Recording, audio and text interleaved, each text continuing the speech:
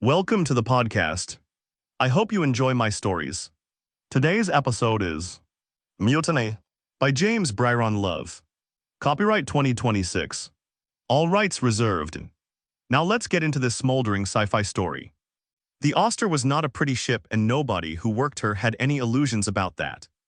She was a mid-range salvage and recovery vessel, 30 years old if she was a day, and every one of those years had left a mark somewhere on her hull or her corridors or her equipment bays where something had been patched rather than replaced, because the company accountants back on Meridian Station had decided that patching was sufficient, and the people actually living aboard her could manage with sufficient. The crew had learned to live with sufficient the way people learn to live with a bad knee or a leaking roof, which is to say they complained about it constantly and adapted to it completely, and would have been genuinely disoriented if anything had ever actually been fixed. She was rated for a crew of 24 and was currently running 18, which meant certain compartments stayed locked and certain duties got doubled up, and certain people on certain watches were responsible for covering stations that ideally would have had their own dedicated personnel. Renova Extraction had submitted the paperwork for a full complement 3 times in the past 18 months, and each time, the request had come back approved in principle and unfunded in practice, which was Renova's way of saying yes without committing to anything, which was in turn Renova's way of doing most things. The crew had stopped expecting differently. Expectation on a Renova vessel was a luxury with a poor return on investment, and most of them had learned that early enough to stop wasting energy on it. The ship had a smell that newcomers noticed and veterans had long since stopped registering, a combination of recycled air and machine oil, and the particular staleness that accumulates in enclosed spaces where the ventilation is adequate but not generous. The corridors were narrow in the way that working vessels are narrow, built for function rather than comfort, with conduit runs and pipe bundles bracketed along the upper walls, and the kind of industrial lighting that illuminates everything evenly and flatteringly for nothing. The common areas were slightly better, a deliberate concession to the reality that people living in close quarters for months at a time needed somewhere that didn't feel entirely like the inside of a machine. But the concession was modest, and the furniture showed the history of every crew that had used it before this one. Captain Cassian Thorne was standing in the corridor outside the engine room at 6:15 in the ship's morning, holding a ceramic mug of coffee that had gone cold 20 minutes ago, listening to a sound coming from behind the bulkhead that he did not like the tenor of. It was a low, intermittent vibration, more felt than heard, the kind of mechanical complaint that could mean a dozen different things and only 2 or 3 of them were acceptable. He had been standing there for about 4 minutes, long enough for 2 crew members to pass him in the corridor and read his expression and decide they had somewhere else to be. He was 54 years old and looked it in some ways and didn't in others. The years had thickened him slightly through the shoulders and put lines in his face that hadn't been there a decade ago, but he moved with the unhurried economy of someone who had long since stopped wasting effort on motion that didn't accomplish anything. And when he stood still, he stood completely still in a way that some people found reassuring and others found unsettling depending on what they needed from him. He was not a tall man, but he occupied space in the manner of someone who had never felt the need to take up more than he required, which paradoxically made the space he did occupy feel considered and deliberate. Elias Cross came out of the engine room wiping his hands on a rag that was doing more redistributing than cleaning, and he looked at Thorne the way engineers always look at captains when something is wrong, which is the look of a man deciding how much truth the situation actually requires. "It's the secondary coolant coupling," he said, "the one on the port exchanger. I've got it stabilized, but stabilized is about the best I can tell you right now." "How long has it been doing that?" Thorne said. "A few days. I wanted to be sure before I brought it to you." "You wanted to be sure," Thorne said, and his voice carried neither anger nor particular warmth, just the flat weight of a man absorbing information and filing it carefully. "And now you're sure." "Sure enough. It's not going to fail on us today and probably not tomorrow, but somewhere between here and the Callan waypoint, I'd want to have that coupling replaced rather than just monitored. The vibration signature has been changing and not in a direction I like." Thorne drank the cold coffee and looked at the bulkhead as though he could see through it to the part in question. He had been captain of the Auster for 3 years, and in that time he had developed what the crew privately called his wall look, the particular stillness that came over him when he was thinking through a problem that had more wrong answers than right ones. "Write it up and get it to Merck. He'll flag it to the company when we hit the waypoints." The company's going to tell us to run it through to Callan and replace it there, Cross said. Probably, Thorne said. Write it up anyways. And if it goes while we're still in deep transit, Cross said, and it was not quite a question. Thorne looked at him directly then, and Cross had the experience of someone who has asked something and immediately understood from the other person's expression that the question did not require an answer because the answer was already known to both of them, and saying it out loud would not improve the situation in any meaningful way. Monitor it every 4 hours, Thorne said. Document every readings. If it drops below the threshold you'll determine, you come to me directly, not to Merrick, not to the log first, directly to me whatever time it is. Understood, Cross said. And Cross, Thorne said, already turning back toward the bridge. Next time something starts sounding wrong, you bring it to me in days, not after days. Cross watched him go and shook his head in the specific way of a man who has worked for worse and knows it, and takes no particular comfort from the knowing. The Auster was 4 days out of Prentice Dock on a contracted run that was technically listed as materials recovery in the shipping manifest, which was accurate as far as it went and deliberately vague about how far it went. The company, Renova Extraction, had built its entire business model on the gap between what was technically legal and what was actively prosecutable, and they had been operating in that gap long enough that most of their crews had stopped noticing where one ended and the other began. You picked up what you were told to pick up, you delivered it where you were told to deliver it, and you did not spend too much time reading the fine print on the cargo documentation, because the fine print had been written by lawyers whose entire professional purpose was to make the fine print unreadable by anyone who might have cause to object to it. The current cargo was listed as decommissioned mining equipment recovered from the Harsel Belt, and that was probably even true of most of it. The rest of it was in 3 sealed containers in Bay 2 that nobody on the crew was authorized to open, and which had been loaded by Renova personnel at Prentice during mandatory crew stand-down, an arrangement that was not unusual for a Renova contract, and which the crew had learned to treat with the same studied curiosity they brought to most aspects of this job. Soren Miller had mentioned over dinner the first night out that the containers had a particular kind of lock on them that he recognized from his time doing customs inspection work, and the table had gone briefly quiet, and then someone had changed the subject and Miller had not raised it again, because that was how things worked on the Auster and on every ship like her. Which was to say that you noticed what you noticed, and you kept it to yourself, and you trusted that everyone else at the table was doing the same. Silas Merrick was on the bridge when Thorne came in, standing at the navigation console with a handheld and the particular posture of a man who has been waiting to have a conversation, and has spent the waiting time rehearsing it. He was 43 years old, and had the lean, careful look of someone who had survived a succession of bad situations by paying close attention to the details that other people found tedious. He was good at his job, genuinely good, and he knew it, and the knowing of it had curdled slightly over the years into something that was not quite arrogance, but was close enough to it that the distinction mattered considerably more to Merrick than it did to anyone else on the ship. Cross-talk to you, Merrick said. Just now, Thorne said, settling into the command chair with the ease of long habit. I've already flagged it to Renova. They want us to continue to Callan before any repairs. Thorne looked at him with the particular quality of attention he reserved for moments when someone had done something he had not asked them to do. I just told Cross to write it up and send it to you. I anticipated, Merrick said, and there was something in the word that sat slightly wrong, a precision to it that was either efficiency or something else depending on how you chose to read Silas Merrick on a given morning. We're behind the delivery window already. Renova doesn't want another delay on their books. Renova's books are not the primary concern when we're talking about a coolant coupling failure in deep transit, Thorne said. I told them that. They want to continue to Callan's. Thorne set his mug down on the console beside him and looked out at the star field through the forward viewport for a moment, the long dark between Prentice and the waypoint that held nothing of interest, and offered no opinions on coolant couplings or company delivery windows. Then we continue to Callan, he said, and Cross monitors it every 4 hours and documents every reading, and if it degrades past the threshold he determines, we stop and we fix it regardless of what Renova wants on their books. And if Renova disputes the stop, Merrick said, then Renova can come out here and fix it themselves, Thorne said, and picked up his mug again and the conversation was finished.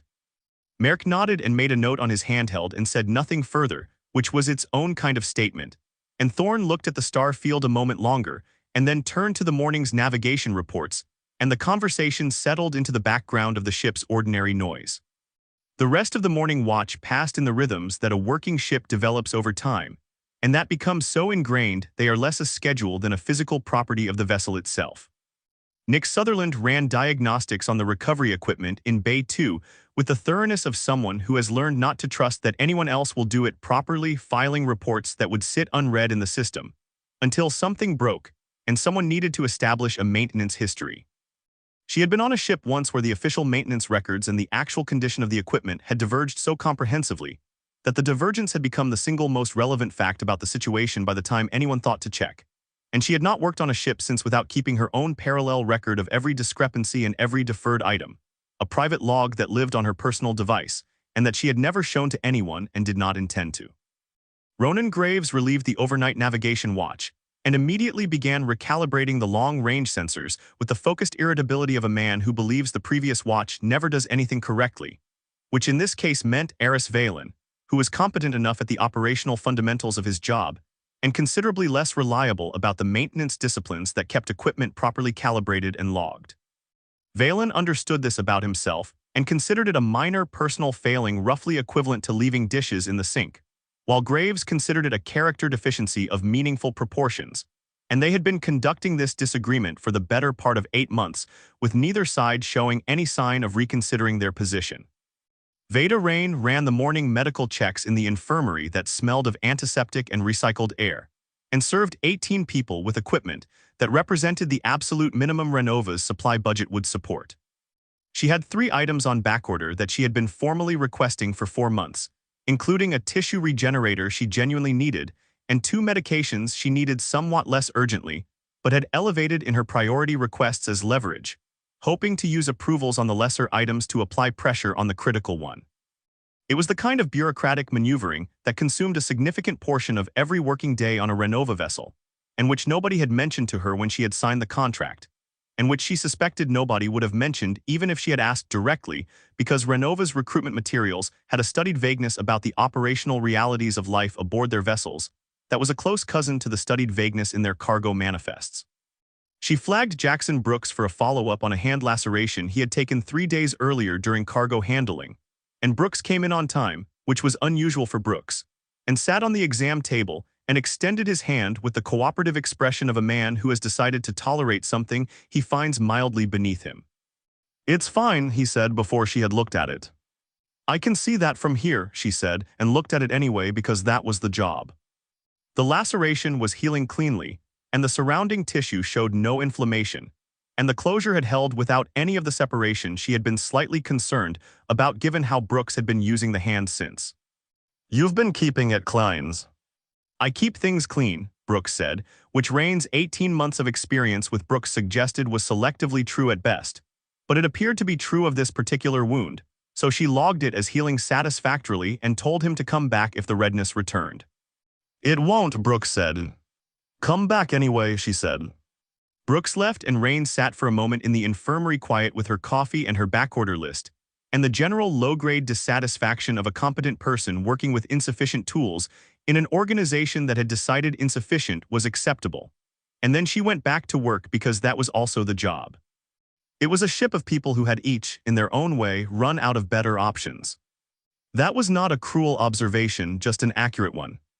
Commercial salvage work at the margins of the shipping lanes was not the kind of career that people arrived at through deliberate planning and favorable circumstances.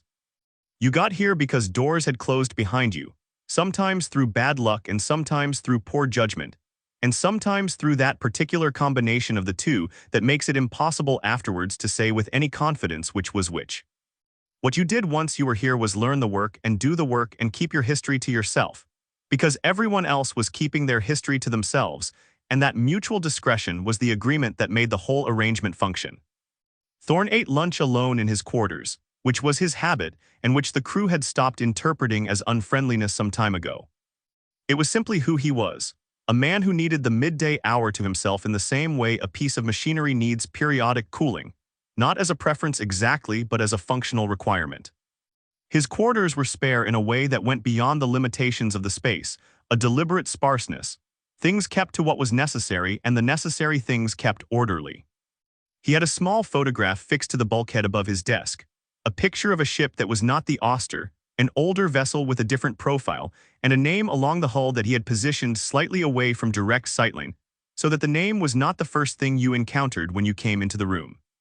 He looked at it briefly while he ate and then looked away and finished his lunch, and answered a message from Renova's operations desk about the delivery window in language that was professionally neutral, and said nothing he had not already said to Merrick that morning. Callum Pike passed him in the corridor after lunch, moving toward the cargo bays with a tablet under his arm and the expression of a man navigating toward a purpose he is reasonably confident about. Pike was among the quieter members of the crew, which on a ship where quiet was already the prevailing register meant he was effectively invisible for large portions of the day. He had been aboard longer than almost anyone else on the Auster and had never offered any explanation for that continuity, and Thorne had never requested one, and the absence of that conversation was one of many silences between them that had calcified over time into something that functioned like understanding without quite being it. "Pike," Thorne said. Pike stopped and turned with the unhurried patience of a man who is never startled. "Captain, tie-downs in Bay 3. When did you last check them?" "Yesterday afternoon," Pike said, and then after the small pause that was characteristic of him, the pause that always made it unclear whether he was remembering or deciding, "I'll check them again." "Appreciate it," Thorne said, and continued on, and Pike watched him go for a moment with an expression that resisted easy reading, which was the case with most of Pike's expressions, and then he turned and went to Bay 3 and checked the tie-downs and found 2 of them that had worked loose and needed retentioning. He retentioned them and logged it and said nothing about it to anyone, which was also characteristic. The afternoon passed and the evening watch came on, and the Auster settled into the particular quality of quiet that deep transit produces in a working crew. Not silence exactly, but a lowering of the ship's collective activity to its essential minimum. The drives running and the monitors running, and the people not on watch finding their various ways of occupying the hours. In the common area off the crew quarters, Lyra Halloway and Marin Drain had been engaged for 2 days in a card game of accumulating complexity, its original rules long since buried under layers of side arrangements and running tallies that had developed their own internal logic. Herataro was reading at the far end of the same table and offering periodic commentary on the game that neither player had solicited, and both acknowledged with the equanimity of people who have shared close quarters long enough that unsolicited commentary has become part of the ambient texture of existence. Kira Sterling was on the bridge for the first part of the evening watch, running the routine monitoring that deep transit requires, and that requires very little of the person running it beyond presence and the capacity for intermittent attention. She was better at the job than her official rating indicated, one of several people on the Auster whose actual capability exceeded what was on paper, people who had arrived here not through any deficiency of skill, but through the circumstances that skill alone had proven insufficient to overcome. Sterling had her version of that story and kept it in the same place everyone else kept theirs. Merrick came onto the bridge at 2000, which was not unusual, and stood at the navigation display studying readings that did not warrant the duration of his study, which was marginally unusual, and then said without turning, "We're going to be reassigned at Callan." Sterling looked up from her console. "Reassigned how?" "New contract." Renova flagged it this morning after I spoke with them about the coupling situation. Completely different run, different destination. He paused with the specific quality of someone who has more information than they are presenting and is making a considered decision about how much of it to release. "Better money." "How much better?" Sterling said. "Significantly," Merrick said, and the word carried the precise weight of a figure that would cause people to stop asking follow-up questions, and for a moment it did exactly that. Sterling looked at him for slightly longer than the exchange required, something moving briefly across her face that lived between suspicion and calculation without settling cleanly into either, and then she turned back to her console. "Does the captain know?" she said. "Not yet," Merrick said. "I wanted to understand the full parameters before bringing it to him." Sterling said nothing to that. She turned it over once in her mind and left it where it landed, because the parameters was an interesting construction from a first officer whose function was to carry information to the captain rather than to shape it first and present a curated version second. And she noted that the way she noted things that seemed worth keeping, quietly and without drawing attention to the noting of it. Merrick left the bridge a few minutes later, and Sterling sat alone with the quiet of the watch and the unchanging dark of the transit lane and the low, steady readings on her console that reported nothing wrong with anything aboard the Auster. And she thought about significantly better money on a Renova contract and what that phrase had meant in her experience and in the experience of people she had worked with and what it tended to look like on the other side of the job it was attached to. And none of what she thought made her feel particularly easy about the waypoint ahead or what was waiting for them there. Callan Waypoint was nobody's idea of a destination. It existed because the shipping lanes needed it to exist, a mid-transit service platform bolted together from 3 generations of modular sections that had never quite been designed to connect to each other. And the result was a structure that looked from the outside like something that had survived a collision and decided to call it architecture. It serviced maybe 40 vessels a month, had a permanent staff of 11, a bar that was technically called the Meridian Lounge and that everyone called the Drain, and a repair facility that could handle most things if you weren't in a hurry and didn't ask too many questions about where the replacement parts had originated. The Auster docked at 3:40 ship time, which meant most of the crew came off a full sleep cycle to find themselves already berthed, and the repair crew already aboard and Cross already deep in a disagreement with the lead technician about the correct procedure for the coupling replacement. The disagreement was professional in tone and absolute in substance, and had apparently been running for 20 minutes before anyone else was awake. Thorne heard it from the corridor outside the engine room and stood there with his coffee, which was hot this time, listening to the specific register of 2 engineers who respect each other's competence and disagree completely about its application. "I'm telling you the housing needs to come out first," Cross was saying, his voice carrying the flat certainty of someone who has already done the math and is simply waiting for the other person to catch up. "And I'm telling you that's 3 hours of work you don't need to do," the technician said. His name was Brought, according to his coverall patch, and he had the patient tone of a man who has had this exact conversation many times with many engineers on many ships, and has long since stopped finding it interesting. "We do it inline all the times." "Not on this configuration you don't," Cross said. "Son, I've been working this class of exchanger since before you had your certification," Brought said. "Then you've been doing it wrong since before I had my certification," Cross said, with a pleasantness that made the words land harder than if he had shouted them. Thorne drank his coffee and walked away. Cross would win because Cross was correct, and Brought would come around because he was a professional, and the coupling would get replaced properly, and the documentation would reflect a clean repair, and that was the only outcome that actually mattered. Some problems you supervised, and some you simply allowed to reach their natural conclusion without your involvement making them worse. The crew took Callan in shifts, some staying aboard to oversee the repair work and others heading onto the platform for the particular kind of restoration that manifests when people have been in close quarters for 4 days and suddenly have access to a bar and the mild novelty of a different set of walls to look at. Ronan Graves went directly to the drain at what most people would consider an unreasonable hour, and found it already occupied by 2 crew members from a freight hauler, berthed 2 slips down, and a woman from the platform staff who was off rotation and drinking with the purposeful efficiency of someone maximizing limited time. Graves ordered something amber that came in a glass that was not entirely clean and did not comment on it, because Callan was not the kind of place where you commented on the glasses, and settled onto a bar stool with the particular exhale of a man arriving somewhere he has been looking forward to without admitting it. He was not miserable aboard ship.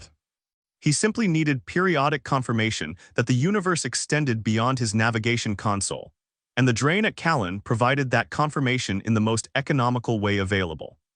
He sat and drank and listened to the freight crew at the far end of the bar arguing about a routing decision with the intensity of people who had been arguing about it for several days already, and he found their argument soothing in the way that other people's problems are always somewhat soothing, and he ordered a second drink before the first one was entirely finished, because he was off watch, and off ship and nobody was going to tell him otherwise.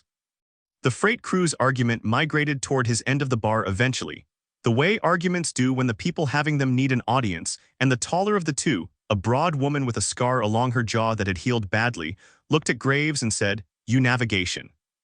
"I am," Graves said. "We're arguing about the Selen corridor approach vector," she said.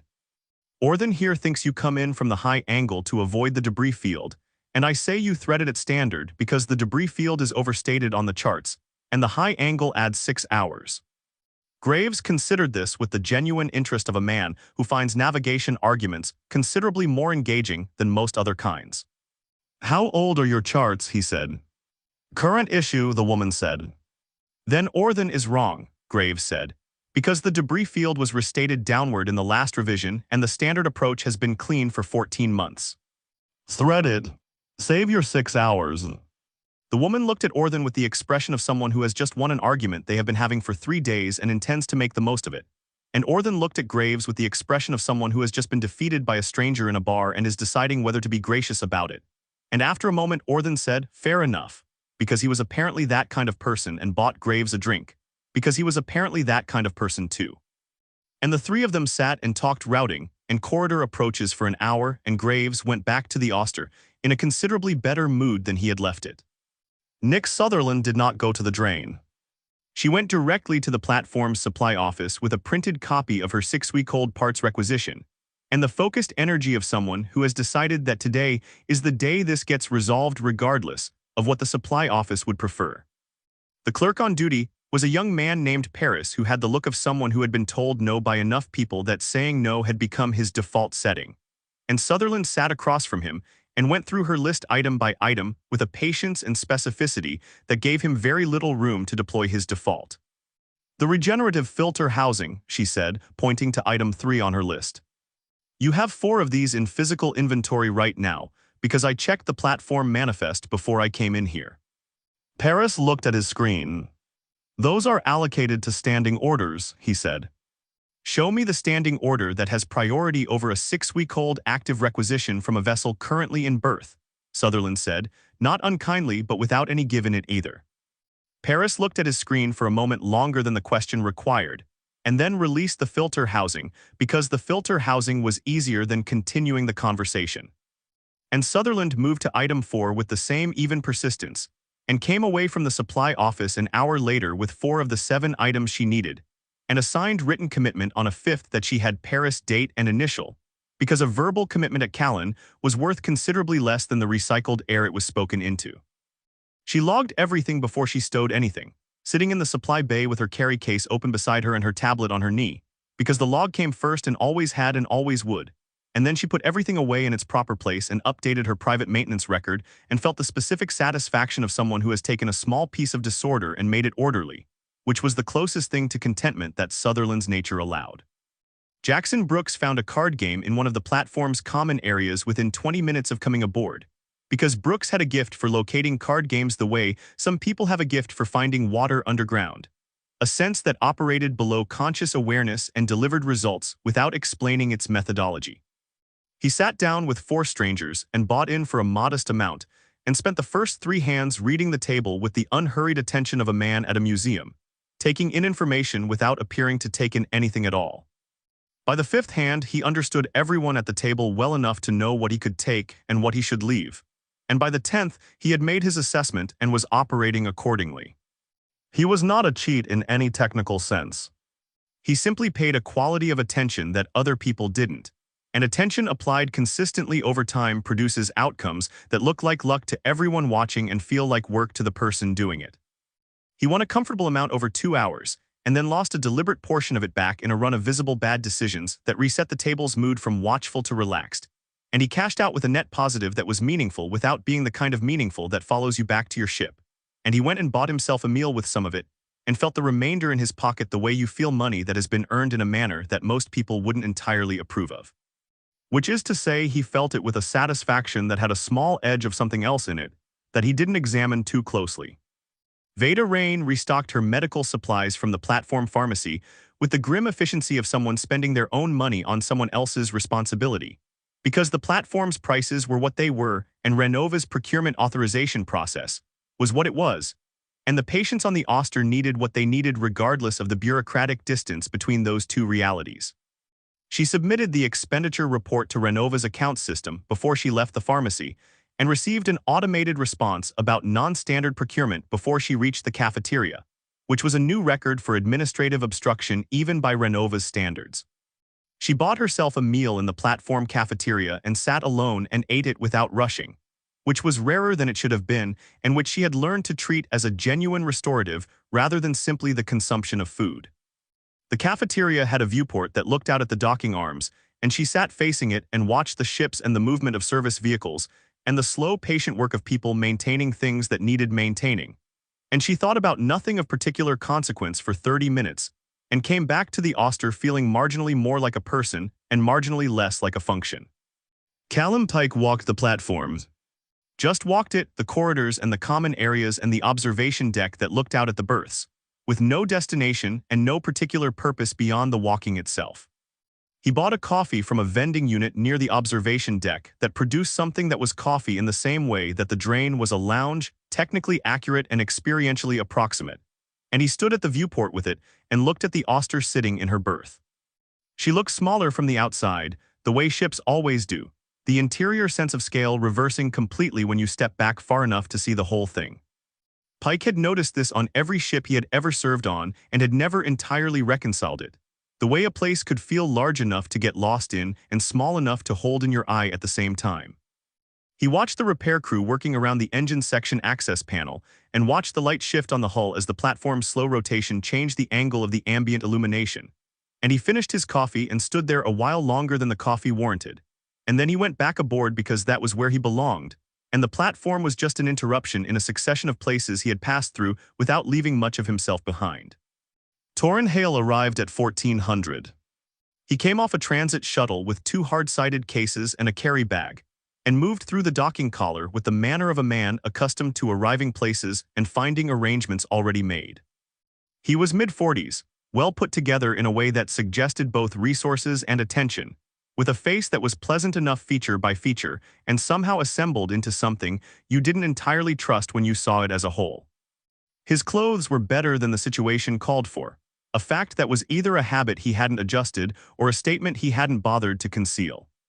Merck was waiting at the collar and greeted him with a handshake and a familiarity that ran about 20 degrees warmer than a first meeting between professionals typically produces.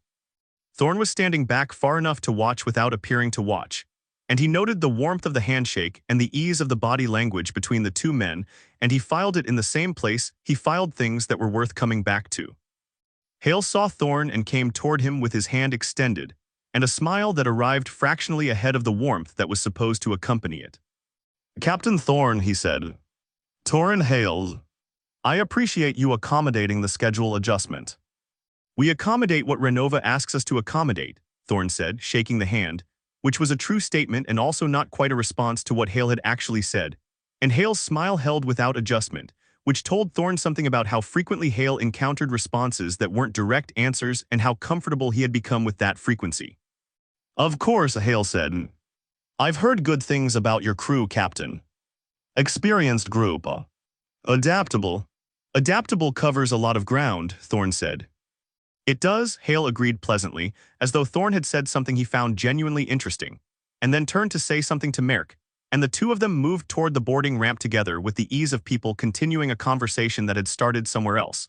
And Thorne watched them go and thought about the word anticipated and the warmth of handshakes between men who were supposedly strangers. The contract briefing happened in the Auster's conference room at 1600, the 3 of them around a table that was slightly too small for the conversation, with Hale running a display off his personal tablet and the screen showing coordinates and approach data and a salvage assessment document that was impressively thorough about certain things and carefully incomplete about others. "The target is a derelict vessel," Hale said, pulling up the long-range scan imagery on the display.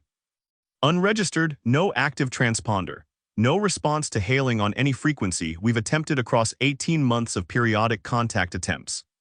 She's been sitting at these coordinates for at least that long based on our first confirmed detection, possibly considerably longer." Thorne looked at the imagery. The resolution was limited, but the general profile was visible, and it matched nothing in his considerable mental inventory of vessel classifications. "What class?" he said. "Unknown," Hale said. "Unknown meaning classification pending, or unknown meaning it doesn't correspond to anything registered," Thorne said. Hale paused with the particular quality of someone selecting which true thing to say. "The latter," he said. "Which is a significant part of why the salvage valuation is what it is." "And what is it?" Thorne said. Hale named the figures. Merck's face did not move, which told Thorne he already knew it. Thorne looked at the number for a moment, and then looked back at the scan imagery, and then looked at Hale with the direct attention of a man who has decided to ask the question plainly and see what happens. "What aren't you telling me?" he said. "There's a considerable amount I don't know myself yet," Hale said, which was constructed with such precision that it was almost honest. The kind of answer that is technically accurate and practically evasive and knows exactly what it is doing. "What I can tell you is that Renova's assessment indicates substantial recoverable material, and that your crew's operational profile is well suited to what this job requires." "Our operational profile," Thorne said. "Experienced, practical, comfortable working outside standard parameters," Hale said. Thorne looked at him steadily. Outside standard parameters was doing considerable work in that sentence, and Hale had placed it there with the ease of someone who had used it before, and found it covered ground without committing to specifics. "I'll want full telemetry from every survey Renova has conducted on this vessel," Thorne said. "Not a summary document. Everything. I'll have it transmitted before we depart Callan," Hale said. "And I want time to review it before we set a departure," Thorne said. "We don't leave until I've gone through it." Hale nodded with the agreeableness of someone who has already calculated that this condition costs him nothing significant. "Absolutely, Captain," he said. The briefing wrapped up and Merrick walked Hale to his assigned quarters, which Thorne noticed were the best available on the Auster, a detail that had been arranged before Hale arrived. And Thorne went back to the bridge and sat alone for a while doing nothing in particular, which was his way of thinking through things that didn't yet have enough shape to think about directly. The telemetry arrived at 1940 and Thorne sat with it for 2 hours and found it exactly what he had expected. Comprehensive where it was easy to be comprehensive and thin precisely where the important questions lived. The vessel's external dimensions were thoroughly documented. Its material composition registered as inconclusive on every spectrographic analysis. Its internal layout was described as unmapped. The section covering operational risk assessment was 4 paragraphs long and written in the careful passive language of someone who has been told to include a risk section, and has done so in a way that discharges the obligation without actually communicating anything. Thorne put the tablet down and sat looking at the photograph on his wall for a while, not reading it exactly, just letting it occupy his field of vision while he thought about figures with multiple zeros and vessel classifications that didn't correspond to anything registered, and first officers who greeted company contractors like old acquaintances, and risk assessments written by people whose primary goal was to avoid being blamed for what the risk assessment failed to mention. Then he went to find Cross to confirm the coupling repair had been completed to specification, because Cross would give him a straight answer, and the coupling was a problem with a known solution and some nights that had to be sufficient. Cross was in the engine room writing up his post-repair documentation with the thoroughness he brought to everything, and he looked up when Thorne came in and said, "It's done, and it's done right." Brought came around once he actually looked at the housing configuration. "I assumed he would," Thorne said. "He's not bad," Cross said, which from Cross was a meaningful endorsement. "Just used to a different setup." He looked at Thorne with the attention of someone who notices things about people and generally keeps what he notices to himself. "We good to depart?" "Tomorrow," Thorne said. "Get some sleep." "You too, Captain," Cross said, and then appeared to think better of adding anything further and turned back to his documentation. And Thorne went back to his quarters and sat with the telemetry for another hour without finding anything in it that made him feel better about where they were going. And eventually he put it down and turned off the light and lay in the dark listening to the sounds of the platform around the ship, the distant mechanical activity that never entirely stops on a working waypoint. And thought about a figure with multiple zeros and an unregistered vessel and the particular smoothness of a man who answers questions without answering them. And eventually, because there was nothing else to do about any of it tonight, he slept. The transit from Callan to the salvage coordinates was 11 days, which was long enough for the novelty of Torrin Hale's presence to wear off and the reality of it to settle in like a splinter that keeps working deeper without announcing itself. He ate in the common area with the crew at most meals, pulling up a chair with the ease of a man who has never spent much energy worrying about whether he was wanted at a particular table. And he asked questions the way certain people ask questions, with the patience of someone who already knows some of the answers and is taking the temperature of the rest. On the third evening out of Callan, he sat across from Soren and Jackson and asked Soren how long he had been working salvage. 8 years, Soren said. More or less. And before that, Hale said. his voice carrying the pleasant curiosity of a man at a dinner party rather than a company contractor on a working vessel. Afraid. Customs inspection before that. Soren picked up his coffee and looked at Hale over the rim of it. Before that, things that don't go on forms. Hale smiled the smooth professional smile that arrived on schedule and departed the same way. Renova tends to attract people with varied backgrounds, he said. Jackson didn't look up from his food. Renova tends to attract people who have run out of better options, he said. Which is a different thing. The table went quiet in the way it goes quiet when someone says something true that wasn't meant to be said directly, and then Hale laughed with what sounded like genuine appreciation, and the moment passed, and the conversation moved somewhere else. And Hale finished his meal and took his coffee and left with the unhurried ease he brought to everything. Soren watched him go and then looked at Jackson. He filed that away, Soren said. I know he did, Jackson said, finally looking up. I wanted him to know I knew what he was doing. Doesn't stop him, but it costs him something. Hera looked up from her tablet at the far end of the table. She had the quality that certain quiet people have of absorbing everything in a room while appearing to be elsewhere. He already knew you knew, she said. Men like that always do. Doesn't mean it wasn't worth saying.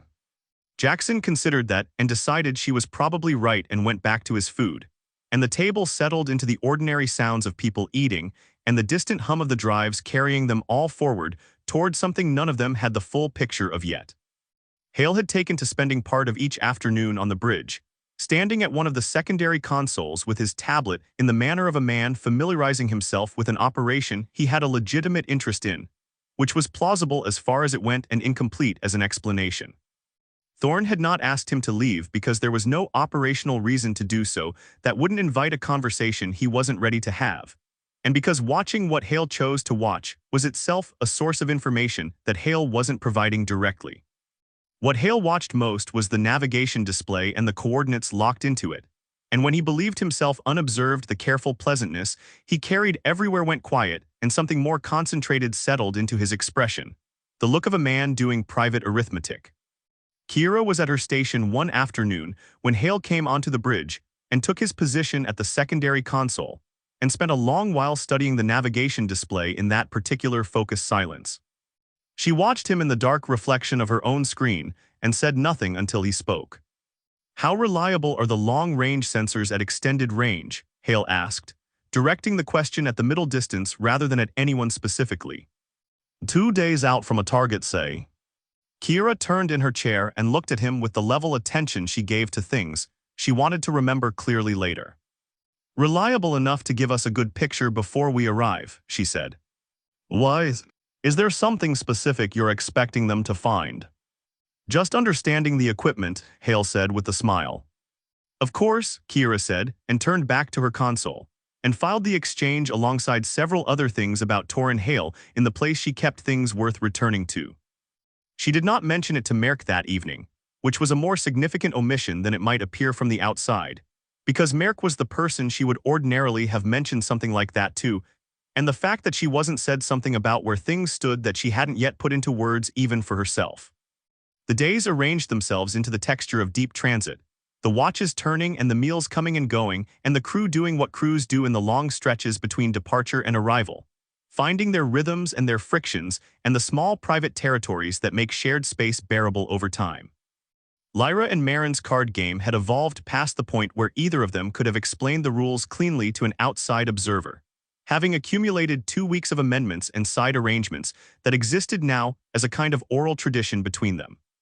Hera had been absorbed into it so gradually that the moment of her transition from uninvited commentator to full participant was impossible to identify in retrospect. You cannot score on a held hand, Marin said one evening, her pen hovering over the notebook that had become the game's official record. We settled that at Callan. We discussed it at Callan, Lyra said, with the precision of someone who has been waiting to make this distinction. Discussion is not settlement. I was present, Hera said without looking up from her cards. It was settled. Marin scores. Lyra looked at them both with the expression of a person outvoted in their own argument. You were reading your tablet, she said to Hera. I was listening while reading my tablet, Hera said. I do that. Marin scores. Lyra pushed the notebook across the table with the resigned air of someone accepting a verdict they intend to revisit under better circumstances. Fine, she said. But the cascade rule is back on the table tomorrow because that one was definitely only a discussion. Marin wrote her score in the notebook with the satisfaction of a woman who has won something and intends to let it show. And the game continued into the evening with the comfortable absorption of people who have built something small and functional inside a larger situation that is neither. Ronan had been carrying a grudging and entirely private professional respect for Eris since a navigation problem 4 days out of Callan that Eris had resolved with an elegance that Ronan would not have arrived at himself. A lateral solution that cut through a problem Ronan had been approaching from the front. He had logged it without comment and thought about it more than he intended to afterward. He was recalibrating the long-range array one afternoon, the kind of detailed maintenance work he found genuinely satisfying in a way he had long stopped trying to explain to people who didn't understand it, when Eris came in for the watch handover and looked at what Ronan was doing. I ran that calibration yesterday, Eris said. I know, Ronan said, not looking up from the array panel. Eris leaned against the console and crossed his arms, not defensively, but with the patience of a man waiting for information. So you're doing it again because... Drift compensation has been off since Callan, Ronan said. Marginal at normal range, matters at extended. I should have flagged it before your watch yesterday. That's on me, not you. Eris was quiet for a moment, recalibrating something other than sensors. In 8 months of working alongside Ronan, he could count on one hand the number of times Ronan had said that's on me about anything. You could have just fixed it without mentioning it was off, Eris said. I could have, Ronan said.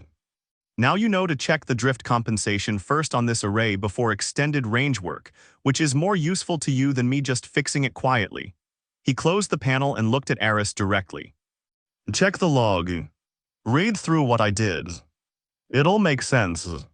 Eris pulled up the calibration log and read through it carefully, and what he found was not a critique disguised as maintenance documentation, but a clear and thorough record of a specific problem and its solution, written in the plain technical language of someone who wanted the next person to understand it completely. He read it twice and then logged into his station and said nothing further, and Ronan went off watch without ceremony, and neither of them mentioned it again, and something between them shifted by a small but durable amount. Veda was finishing her morning inventory in the infirmary when Callum appeared in the doorway, and stood there with the expression of a man who has decided to do something, and is giving himself one last moment to reconsider it. Something wrong, Veda said without turning around. Headaches, Callum said. Few days now. Thought I should say something. She waved him to the exam table, and ran the standard checks with the efficient routine of someone who has done them enough times that her hands work independently of her attention. Blood pressure normal, eyes clear, neurological indicators unremarkable. She looked at the readings and then looked at him. Sleep, she said. Some, he said. How much is some? He considered the question with the particular care of someone deciding how honest to be. 3-4 hours maybe, he said. Not all at once. Veda set her scanner down and looked at him with the attention she reserved for answers that were technically complete and practically insufficient. What's keeping you up, she said. Callum looked at the middle distance for a moment. Just how I get before a job, he said. Always been that way. Nothing specific. Nothing specific, Veda thought, was doing considerable work in that sentence. She gave him something mild for the headaches and told him to come back if the sleep didn't improve, and watched him leave with the careful, unhurried movement of a man who is very practiced at not appearing to carry anything heavy, and she logged it as tension, headache, and stress related, and set a follow-up reminder, and sat for a moment afterward thinking about nothing specific and what it might actually mean. The deeper the transit ran, the more Thorne found himself in the particular sleeplessness that was not about the job ahead. He knew the difference. Operational anxiety had a forward quality to it, the mind running contingencies and preparations with the purposeful energy of something getting ready. This was different. This had the specific gravity of things that were behind him and refused to behave like things that were behind him. And it had been getting worse since Callan in a way that had nothing to do with Callan and everything to do with what Callan had reminded him of. The combination of an unknown contract and a company that answered questions by not answering them, and the particular shape of a situation where the people sending you somewhere knew more about what you were heading into than you did. He had been in that shape before. He had been in it on the Cassian. The photograph on his bulkhead was of the Cassian. She had been a recovery and extraction vessel, slightly larger than the Auster and considerably newer when he had captained her, running a contract route through the outer Harsel into sectors where the oversight was minimal, and the work was hard, and Renova had understood those two conditions as representing an opportunity. Her crew had been 22. He had been her captain for 4 years when the contamination breach happened, long enough to know her sounds and her rhythms the way you know a place you have lived in long enough to stop seeing it clearly. The breach had started in the extraction processing unit on the lower decks. A containment system that Renova's own maintenance schedule had flagged for replacement 8 months earlier, and that Renova's operations budget had deferred twice, first with a projected timeline and then with a revised projected timeline, and then with the silence that follows when an organization has decided that silence is preferable to either fixing the problem or admitting they aren't going to. By the time the alarm reached the breach had already moved through 2 adjacent sections, and the 8 crew members in those sections had already been exposed. And the question in front of Thorne with its 90-second window was whether to seal the compromised sections and save the ship and the 14 people not yet reached, or attempt full evacuation and risk losing everyone. The emergency protocols said seal. They said it without qualification, because the people who had written them had done the mathematics on contamination spread rates against evacuation completion times, and the mathematics was cold and correct, and had been verified by people whose entire professional function was to verify such things. Thorne had reviewed those protocols during his first week as the Cassian's captain, and had returned to them periodically in the 4 years, since with the abstract consideration of someone who understands a tool they hope never to use. He sealed the sections. He entered the command sequence and sealed them, and 8 people died.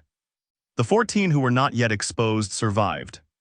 The Cassian made it to the nearest station under her own power. The official inquiry found that Captain Cassian Thorne had failed to attempt evacuation of the compromised sections before implementing emergency isolation, that this failure constituted a dereliction of duty, and that the dereliction had directly contributed to the deaths of 8 crew members. The inquiry did not find that the deferred maintenance had caused the breach. That finding had been present in the preliminary report and was absent from the final one. And when Thorne read the final report, he understood what the removal meant and who it was designed to protect, and he made the decision not to contest it publicly for reasons that had seemed sound at the time, and that he had spent considerable energy not re-examining since. What the inquiry also did not find, because it did not look and Thorne did not offer it, was that 3 of the 8 had not died from the contamination itself. They had died in the 19 minutes between the sealing and the containment of the breach, in the conditions the sealed sections had produced in that interval, and 2 of them had reached the internal comm panel before the end, and 1 of them had spoken to Thorne directly over the bridge speaker, and said something that Thorne had not included in his testimony, and had not included in any account of the incident he had given to anyone since. He was at his desk on the Auster on the 7th night out of Callan, reviewing approach protocols for the salvage operation, when the document mentioned emergency section isolation, and the isolation protocols cited manual override procedures, and the manual override procedures listed the specific command sequence. And then he was back on the Cassian's bridge, and the window was 90 seconds, and the fragments coming in over the comm were contradicting each other, and the question was sitting in front of him the way it had sat in front of him before, patient and enormous and entirely without mercy. He sat at his desk with his hands flat on the surface, and his breathing the controlled, deliberate kind that is a technique rather than simply breathing, until the present reasserted itself over the past, and the Auster sounds came back to him, and the approach protocol document was on the screen in front of him with the cursor sitting motionless in the middle of a sentence. He closed the document and opened it at a different section and read about docking clamp tolerances, until his hands stopped being something he needed to think about. He was still at the desk at 200 when he heard footsteps in the corridor outside. He knew the cadence the way you know things you have never consciously catalogued but recognize at once, the unhurried particular rhythm of someone who moves through ships at night as though the dark is a place they are comfortable in. The footsteps slowed outside his door. There was a pause, long enough to be a decision rather than a hesitation, the distinct quality of someone who has stopped with a purpose and is standing with that purpose for a moment before resolving it. And then the footsteps continued down the corridor and faded into the ambient sounds of the ship. Thorne sat listening to them disappear and thought about the fact that Callum had not knocked, and about what the pause meant, and about the difference between a man who stops outside a door because he is passing by and a man who stops because he is considering something and decides against it, and about 3 hours of sleep and nothing specific keeping him awake, and about 8 years on salvage runs with a man who had been there the first time and had never once said so directly. He went to bed eventually and lay in the dark listening to the ship, and did not sleep for a long time. 3 days later, Thorne was on the bridge for the evening watch when the long-range sensors returned the first data from the salvage coordinates. Ronan was at the navigation console running the standard extended range sweep that he ran at the beginning of every watch with the methodical consistency that was his defining professional characteristic. And he leaned forward and looked at his readings, and then sat back and looked at them again and then said, "Captain," in the specific tone of a man who wants another person to look at something before he decides what he thinks about it. Thorne came to the console and looked at the return. He stood there without speaking for long enough that Ronan glanced at him once, and then looked back at the display. "It's not matching anything in the reference database," Ronan said quietly. "I've run the profile against every registered vessel class and every known debris configuration in this sector. Nothing corresponds. The size alone is..." He paused, looking for the right word and settling on, "It's wrong. The size is wrong for anything that should be out here."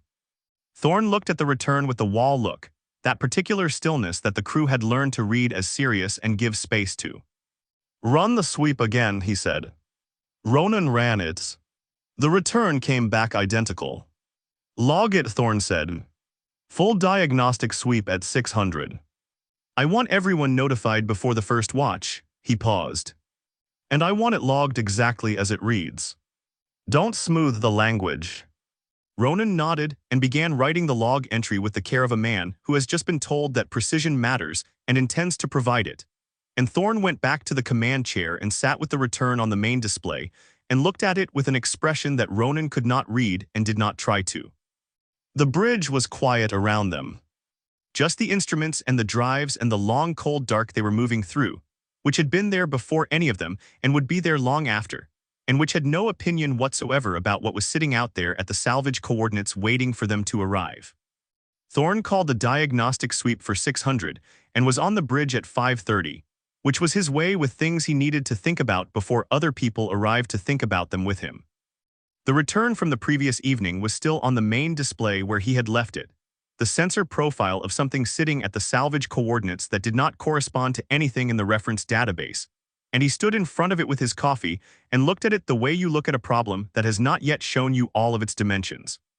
Ronan came in at 5:45, which was early for him but not surprisingly early given what he had logged the night before, and he took his station without ceremony and began setting up the diagnostic parameters with the focused efficiency of a man who has been thinking about a technical problem since he went to bed and is ready to work on it properly.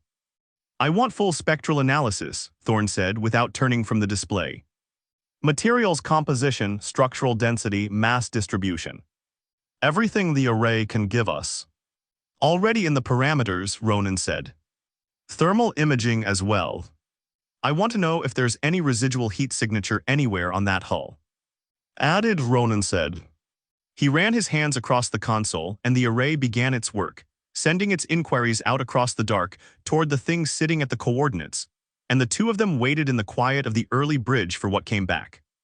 Cross arrived at 5:58 with Sutherland behind him, the two of them having apparently met in the corridor and walked up together, which was not their habit, and suggested that word of the previous evening's return had moved through the ship faster than the official notification Thorne had requested. Cross had his diagnostic kit under one arm and the expression of an engineer who has been told something unusual is happening with equipment and cannot entirely rest until he has seen it himself. "Is it as strange as Ronan's log made it sound?" Cross asked, coming to stand beside Thorne and looking at the display. "The log was accurate," Thorne said. Cross looked at the sensor profile for a moment. "That mass reading can't be right," he said. "The sweep confirmed it twice last night," Ronan said from his station. "Same reading both times." "Run it again when the diagnostic comes back," Cross said, not because he doubted Ronan, but because he was the kind of man who needed to see a thing confirmed in his own presence before he filed it as established fact.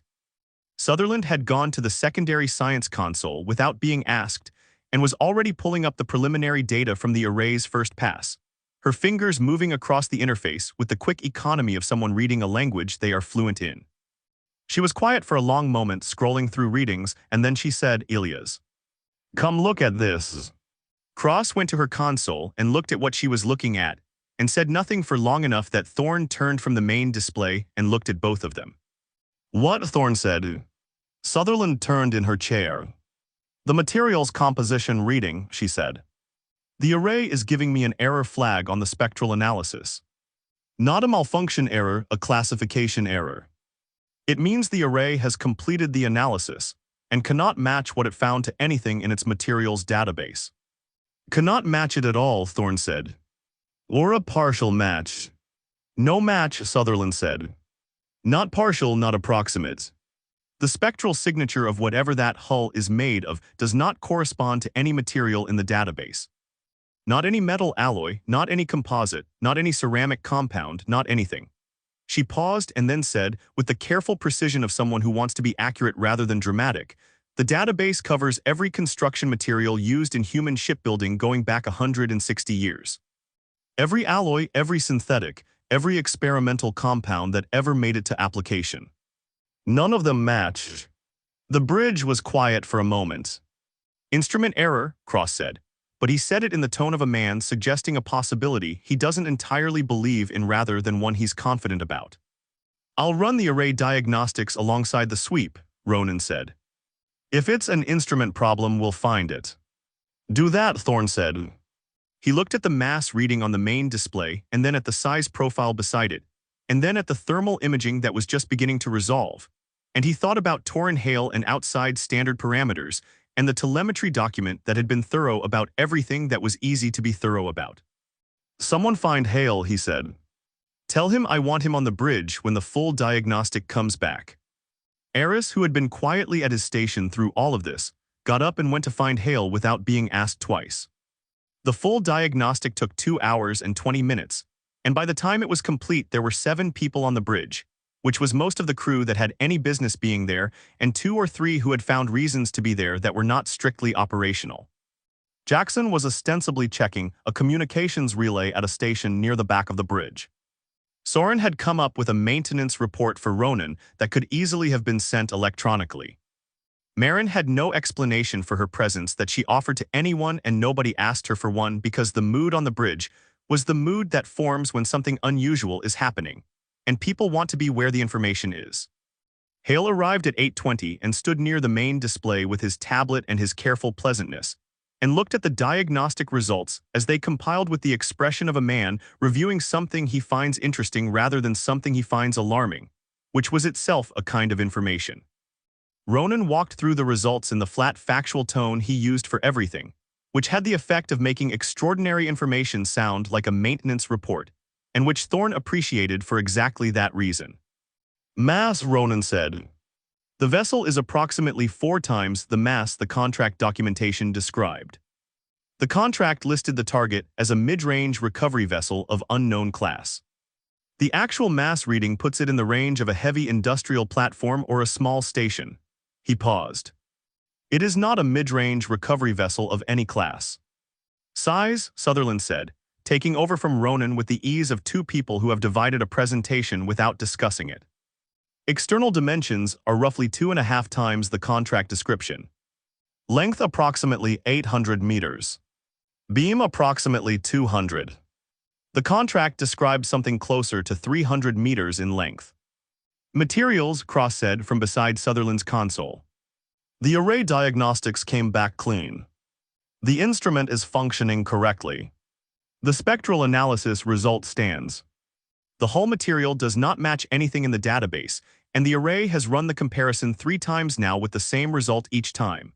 He looked at Hale when he said the next part, not accusingly, but with the directness of an engineer who considers facts to be facts regardless of who is in the room. "Whatever that ship is made of, we have never made anything like it." The bridge absorbed this. Jackson at the back had stopped pretending to check the communications relay. Soren had put down the maintenance report. Marin was looking at the main display with the focused attention of someone doing arithmetic about something that is not arithmetic.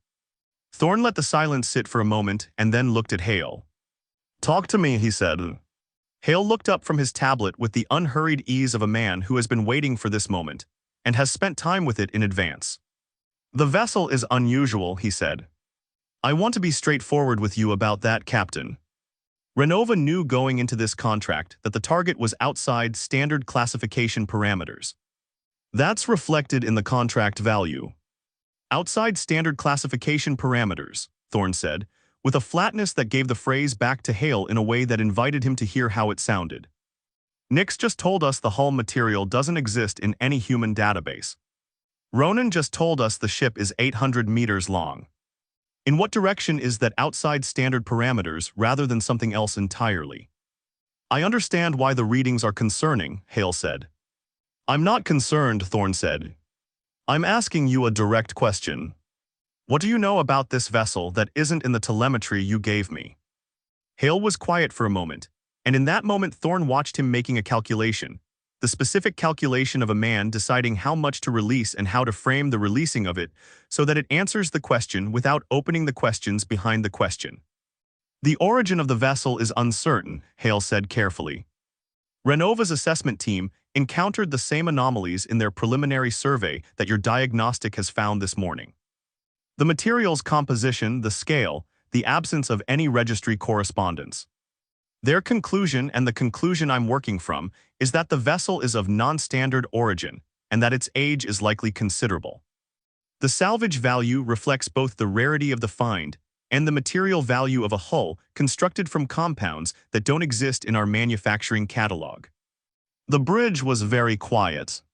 "Non-standard origin," Kira said from her station, in a tone that was not quite a question because the answer was already present in the room. Hale looked at her and said nothing, which was its own kind of answer.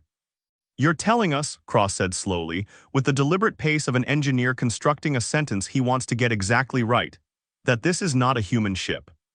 "I'm telling you that Renova's assessment was unable to establish a human origin for the vessel," Hale said, which was a formulation so careful it deserved its own entry in a dictionary of things said to avoid saying things. "That's the same thing," Cross said. "It's a more accurate characterization of what is and isn't known," Hale said. Thorne looked at him for a long moment. He thought about the telemetry document and its 4 paragraphs of risk assessment written in passive voice, and he thought about the figure with multiple zeros that Hale had named at Callan, and he thought about what it costs to send a crew into something you know they don't have complete information about, and what it costs to be the crew that was sent. "I want the full Renova survey data," Thorne said. "Not the summary. Everything they have. Every reading, every photograph, every note from every team member who went near that vessel." "I can request it," Hale said. "You'll transmit it," Thorne said. "Today. Whatever you have access to on your personal system goes to Ronan's station by end of watch. Whatever requires a request to Renova gets requested in the next hour, and I want confirmation it's been sent." Hale nodded with the agreeableness of a man who has calculated that resistance at this particular moment costs more than compliance. "Understood," he said. "Good," Thorne said. "Full crew meeting at 1400. I want everyone there." He looked around the bridge and then back at the main display and the profile of the thing sitting out there in the dark waiting for them, enormous and old and made of something that had no name in any human catalog. "Back to your stations," he said, and the bridge moved back into its working rhythm and Hale drifted toward the back with his tablet, and Thorne stood in front of the display and looked at it and thought about things he kept to himself. The crew meeting was in the main cargo bay because it was the only space on the Auster large enough to hold everyone at once. Thorne stood at the front with Merrick to his left and Hale to his right, and the crew arranged themselves in the informal way of people who have not been given seats and are choosing proximity to other people based on who they trust and who they are less certain about.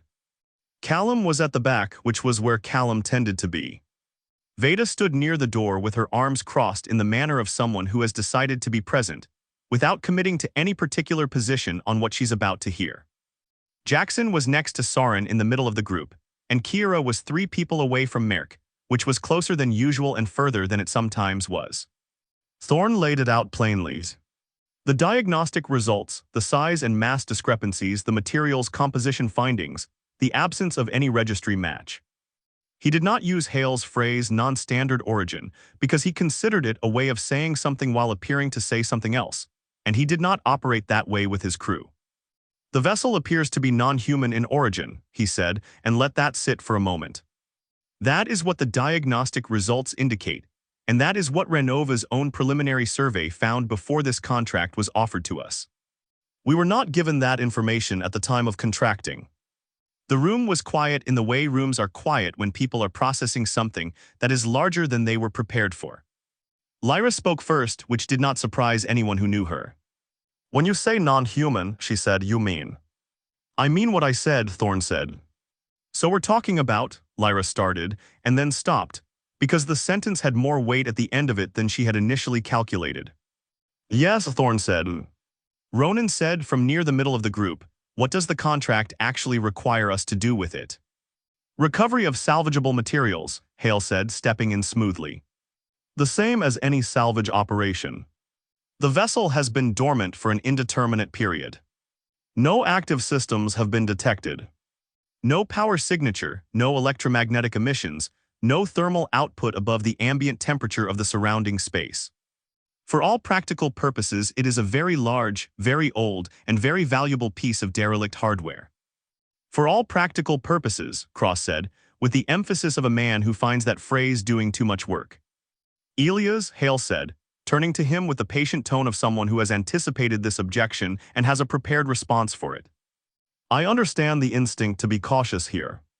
It's the right instinct. But consider what the diagnostic actually showed us. 800 meters of completely inert structure. No powers. No signals.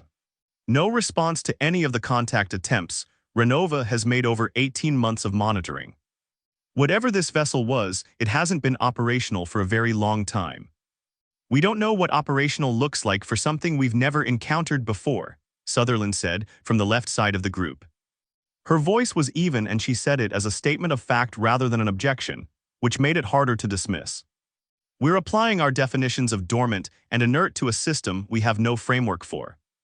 Those definitions might not apply." "That's a reasonable point," Hale said, acknowledging it with the ease of a man who has decided that acknowledging reasonable points costs him nothing as long as he controls what comes next. "Which is why the operation will be conducted with full safety protocols, staged entry, continuous monitoring of the structural environment, and immediate withdrawal procedures if any anomalous readings emerge." Renova's survey team entered the vessel on 3 separate occasions without incident. "How far in did they go?" Thorne asked. Hale paused. "The outer sections," he said. "They did not penetrate to the interior." "So we know the outer sections are stable," Thorne said. "We know nothing about the interiors." "Which is reflected in the contract value," Merck said, and several people in the room looked at him because it was the first thing he had said, and because the way he said it aligned him very clearly with Hale's side of the conversation rather than with the questions being asked by the crew. Thorne noted it with the economy he brought to noting things, without expression, without emphasis, filing it where it would be available when he needed it. Jackson raised his hand in the way of a man who knows that raising hands is not actually required, but does it anyway because he wants what he's about to say to be clearly attributed to him. "The money," he said. "What are we actually talking about?" "Per head." Hale named the per head figure, and the room did the thing that rooms do when a number lands in them that is large enough to visibly change the calculation.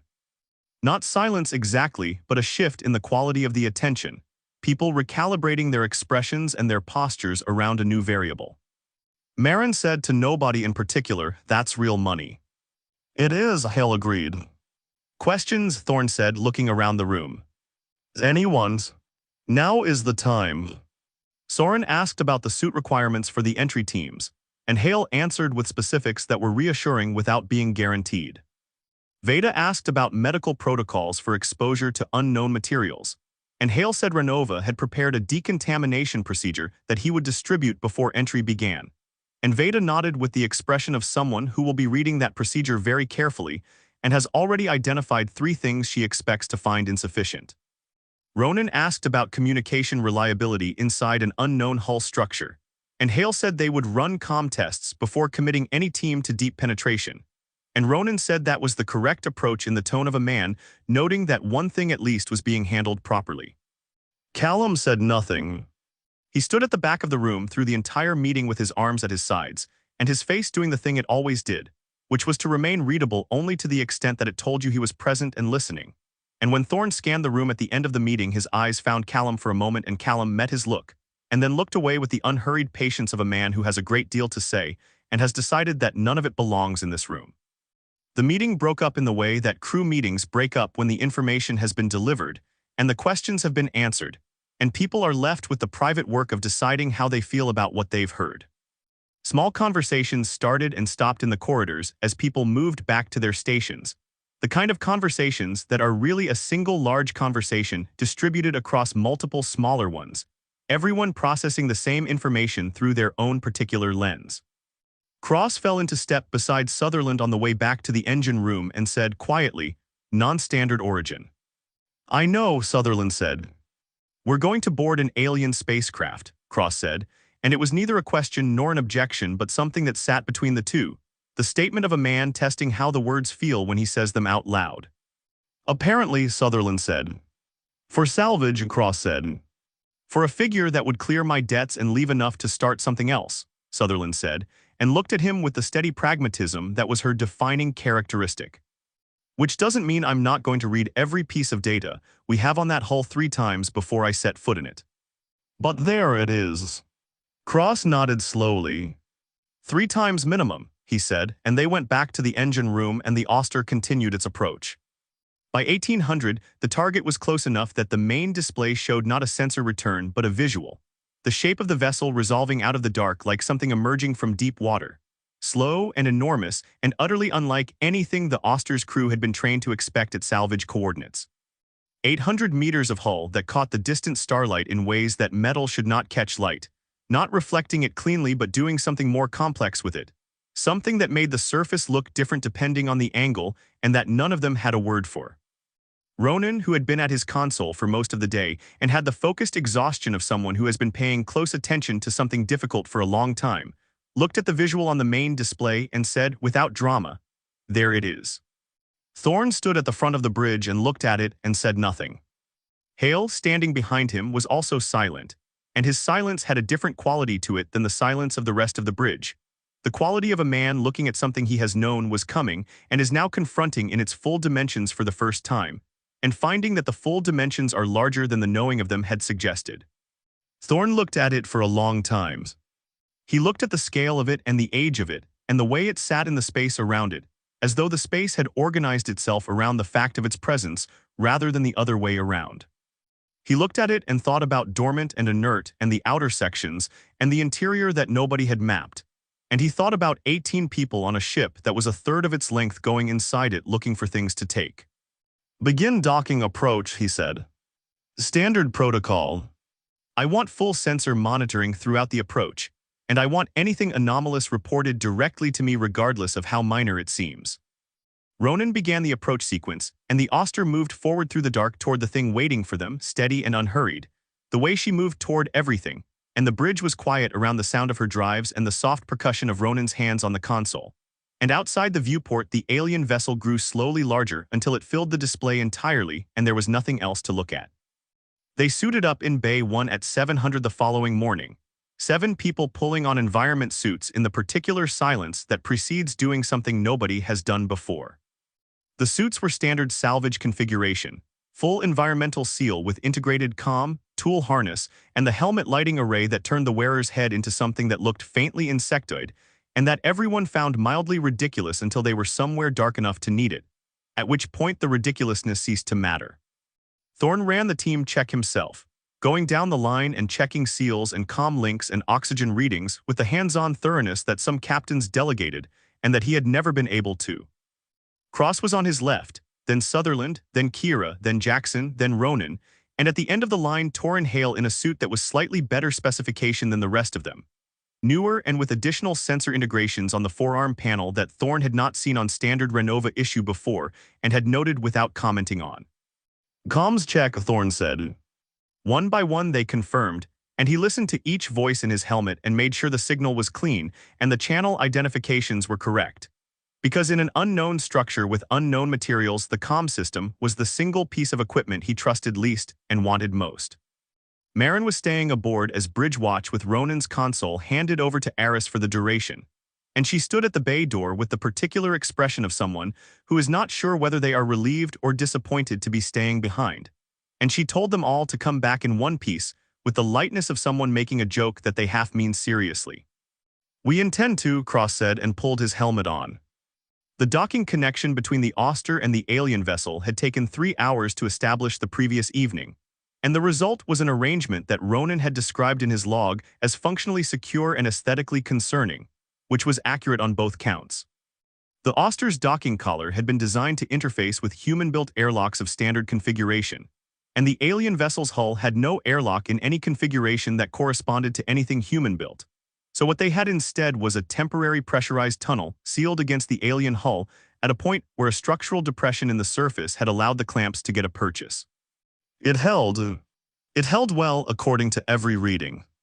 It looked from the inside like something that ought not to work.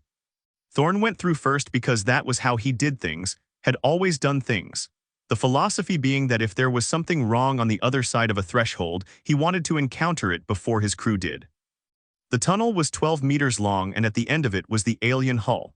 And where the cutting team had worked the previous evening to create an entry point, there was now an opening approximately 2 meters high and 1.5 wide, the edges of the cut still carrying the faint residual glow of the cutting equipment's work. He stepped through into the alien vessel and stopped. The space he was standing in was a corridor, or something that functioned as a corridor, but the dimensions were wrong in a way that took a moment to fully register. It was wide enough for 4 people to walk abreast, and tall enough that his helmet light did not reach the ceiling, and the walls curved inward at the top in a way that was almost an arch and wasn't quite, the geometry sitting in the neighborhood of familiar shapes without committing to any of them. The material of the walls had the same quality as the hull exterior, catching the beam of his helmet light and doing something with it that was more complex than reflection, holding the light briefly before releasing it in a way that made the walls seem faintly luminous for a moment after the beam moved on. He stood there and breathed and looked at it and felt the specific feeling of being somewhere that was not made for him, not hostile exactly, but not made with him in mind either, the way an animal might feel inside a building, present and intact and entirely outside the purpose of the space. "Captain," Cross said from behind him, and Thorne stepped further in to make room for the rest of the team to come through. They came through one by one, and each of them stopped for a moment in the same way Thorne had, absorbing the same information through their own particular filters, and the corridor filled with the sound of people breathing and the soft interference static that the alien material was already producing in their comms, a low periodic hiss that came and went without pattern. "What is that?" Jackson said, meaning the static. "The hull material is interacting with the comm signal," Sutherland said, already running her forearm scanner along the wall with focused attention. "The same spectral anomaly we saw in the diagnostic. It's not blocking the signal, it's just touching it. Like the material is slightly electrically reactive." She looked at her readings and added, "It's not dangerous. It's just strange." "Let's add strange to the list," Jackson said, looking up at the ceiling his helmet light couldn't reach. "Which is getting long." Hale came through last and straightened up and looked down the corridor with an expression that Kira, standing 3 meters to his left, read as recognition. Not the recognition of a man seeing something for the first time that matches a description he has been given, but the subtler recognition of something seen before, the eyes finding what they are looking for rather than searching for what they might find. She looked at him for a moment and then looked away and said nothing and filed it in the place she kept things. "Which direction?" Thorne said, looking at Hale. Hale consulted his tablet, which he had been holding since before they came through and which he had not looked at while absorbing the corridor the way everyone else had, because he had not needed to absorb it. "Left corridor leads toward what the survey mapped as a central structure," he said. "That's where Renova's assessment identified the primary salvage concentration." "How far?" Thorne said. "Approximately 400 meters, Hale said. Then a larger space, possibly a hub or junction of some kind, and from there the survey identified 3 branching sections with high material value." "The survey that only covered the outer sections," Thorne said. "The survey that covered everything accessible from the entry points they established," Hale said, with the patience of a man who has accepted that this particular point will be raised periodically, and has prepared a version of it that acknowledges the limitation without dwelling on it. Thorne looked at him for a moment and then looked at Cross. Alias, take point with me. Nix, I want continuous scanning. Everything. Don't filter for relevance, capture everything and we sort it later. He looked at the rest of them. Stay together. Nobody goes more than 5 meters from the person nearest to them. If something changes, you say it on the comm immediately. I don't care if it seems minor. They moved left down the corridor in a loose group with Thorne and Cross at the front, and Sutherland maintaining her scanning rhythm, and the helmet lights throwing their overlapping beams ahead into a dark that was comprehensive and perfectly complete, the dark of a space that had been sealed for a very long time. The floor had a texture that was not quite smooth and not quite ridged, something between the two that gave the boots a purchase without being designed for boots specifically, and the sound of their footsteps was wrong, not an echo exactly but a reverberation that took slightly too long to resolve, and that came back from directions that didn't quite correspond to the surfaces that should have produced it. The acoustics are off, Ronan said from the middle of the group. He had his own scanner out, a navigation instrument repurposed for spatial mapping, and he was using it to build a continuous layout of where they were going. The sound is bouncing from surfaces that aren't where the geometry says they should be. Internal structure we can't see, Sutherland said, not looking up from her own readings. The walls might not be solid all the way through. Layered construction maybe. Different densities at different depths. Or the material propagates sound differently than anything we've built with, Cross said, running his hand along the wall as he walked and watching his scanner read the surface. I keep getting density fluctuations that don't correspond to a uniform solid. It's like the material is variably dense at a very small scale. Microscopically heterogeneous. In plain language, Jackson said. In plain language, it shouldn't feel as solid as it does when you touch it, Cross said, and Jackson looked at the wall beside him and decided not to touch it.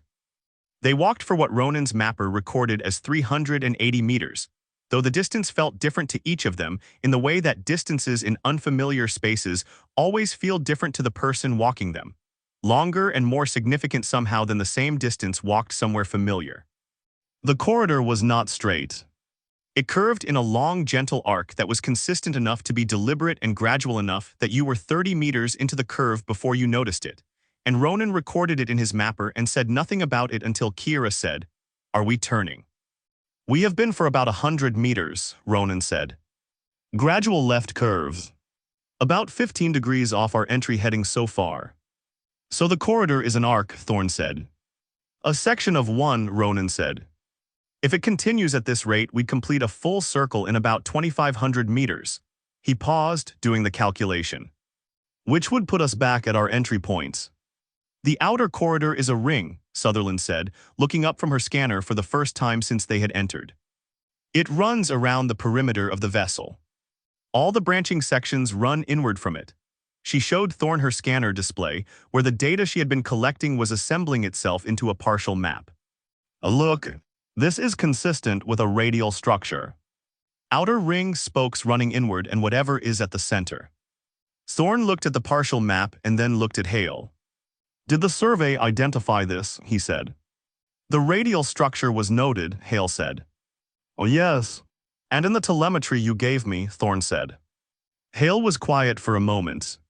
It was in the structural assessment section, he said.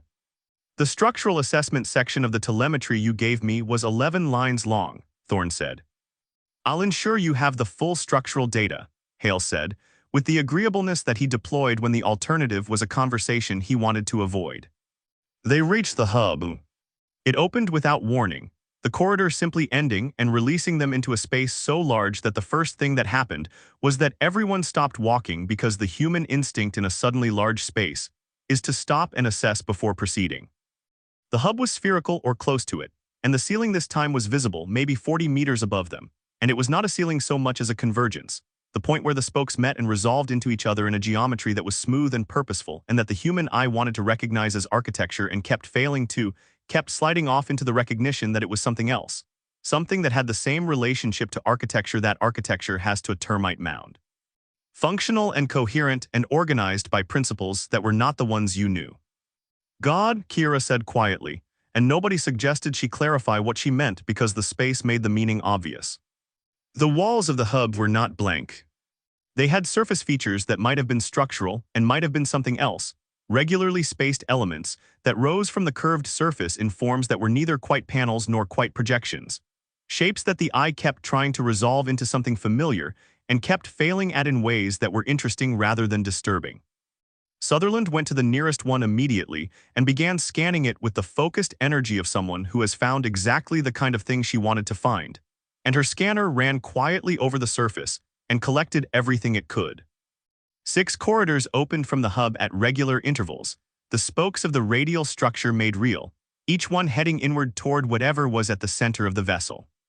They were identical to the outer corridor in construction, the same curved walls and uncertain ceiling and the same floor texture, except that they were wider, built for something that needed more room than the outer sections.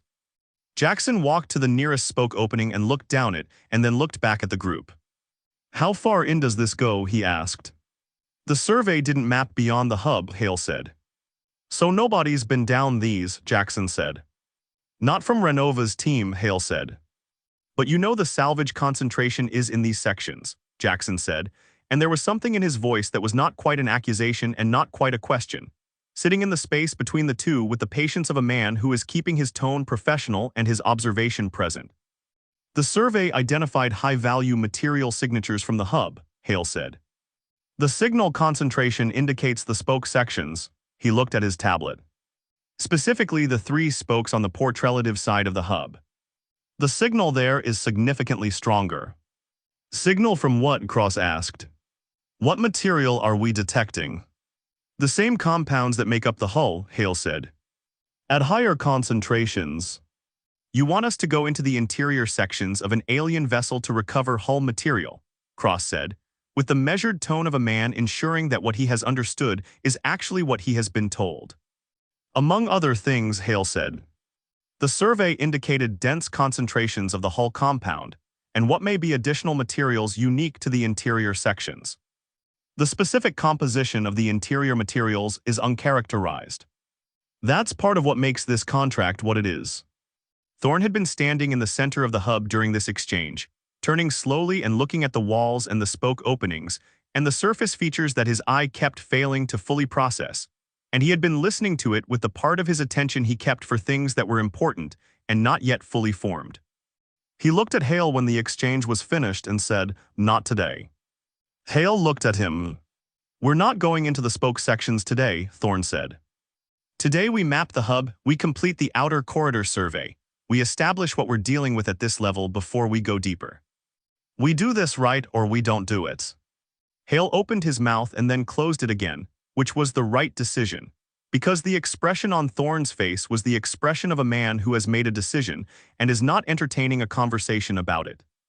"Captain," Hale said after a moment, with a measured reasonableness that was working hard to conceal something else.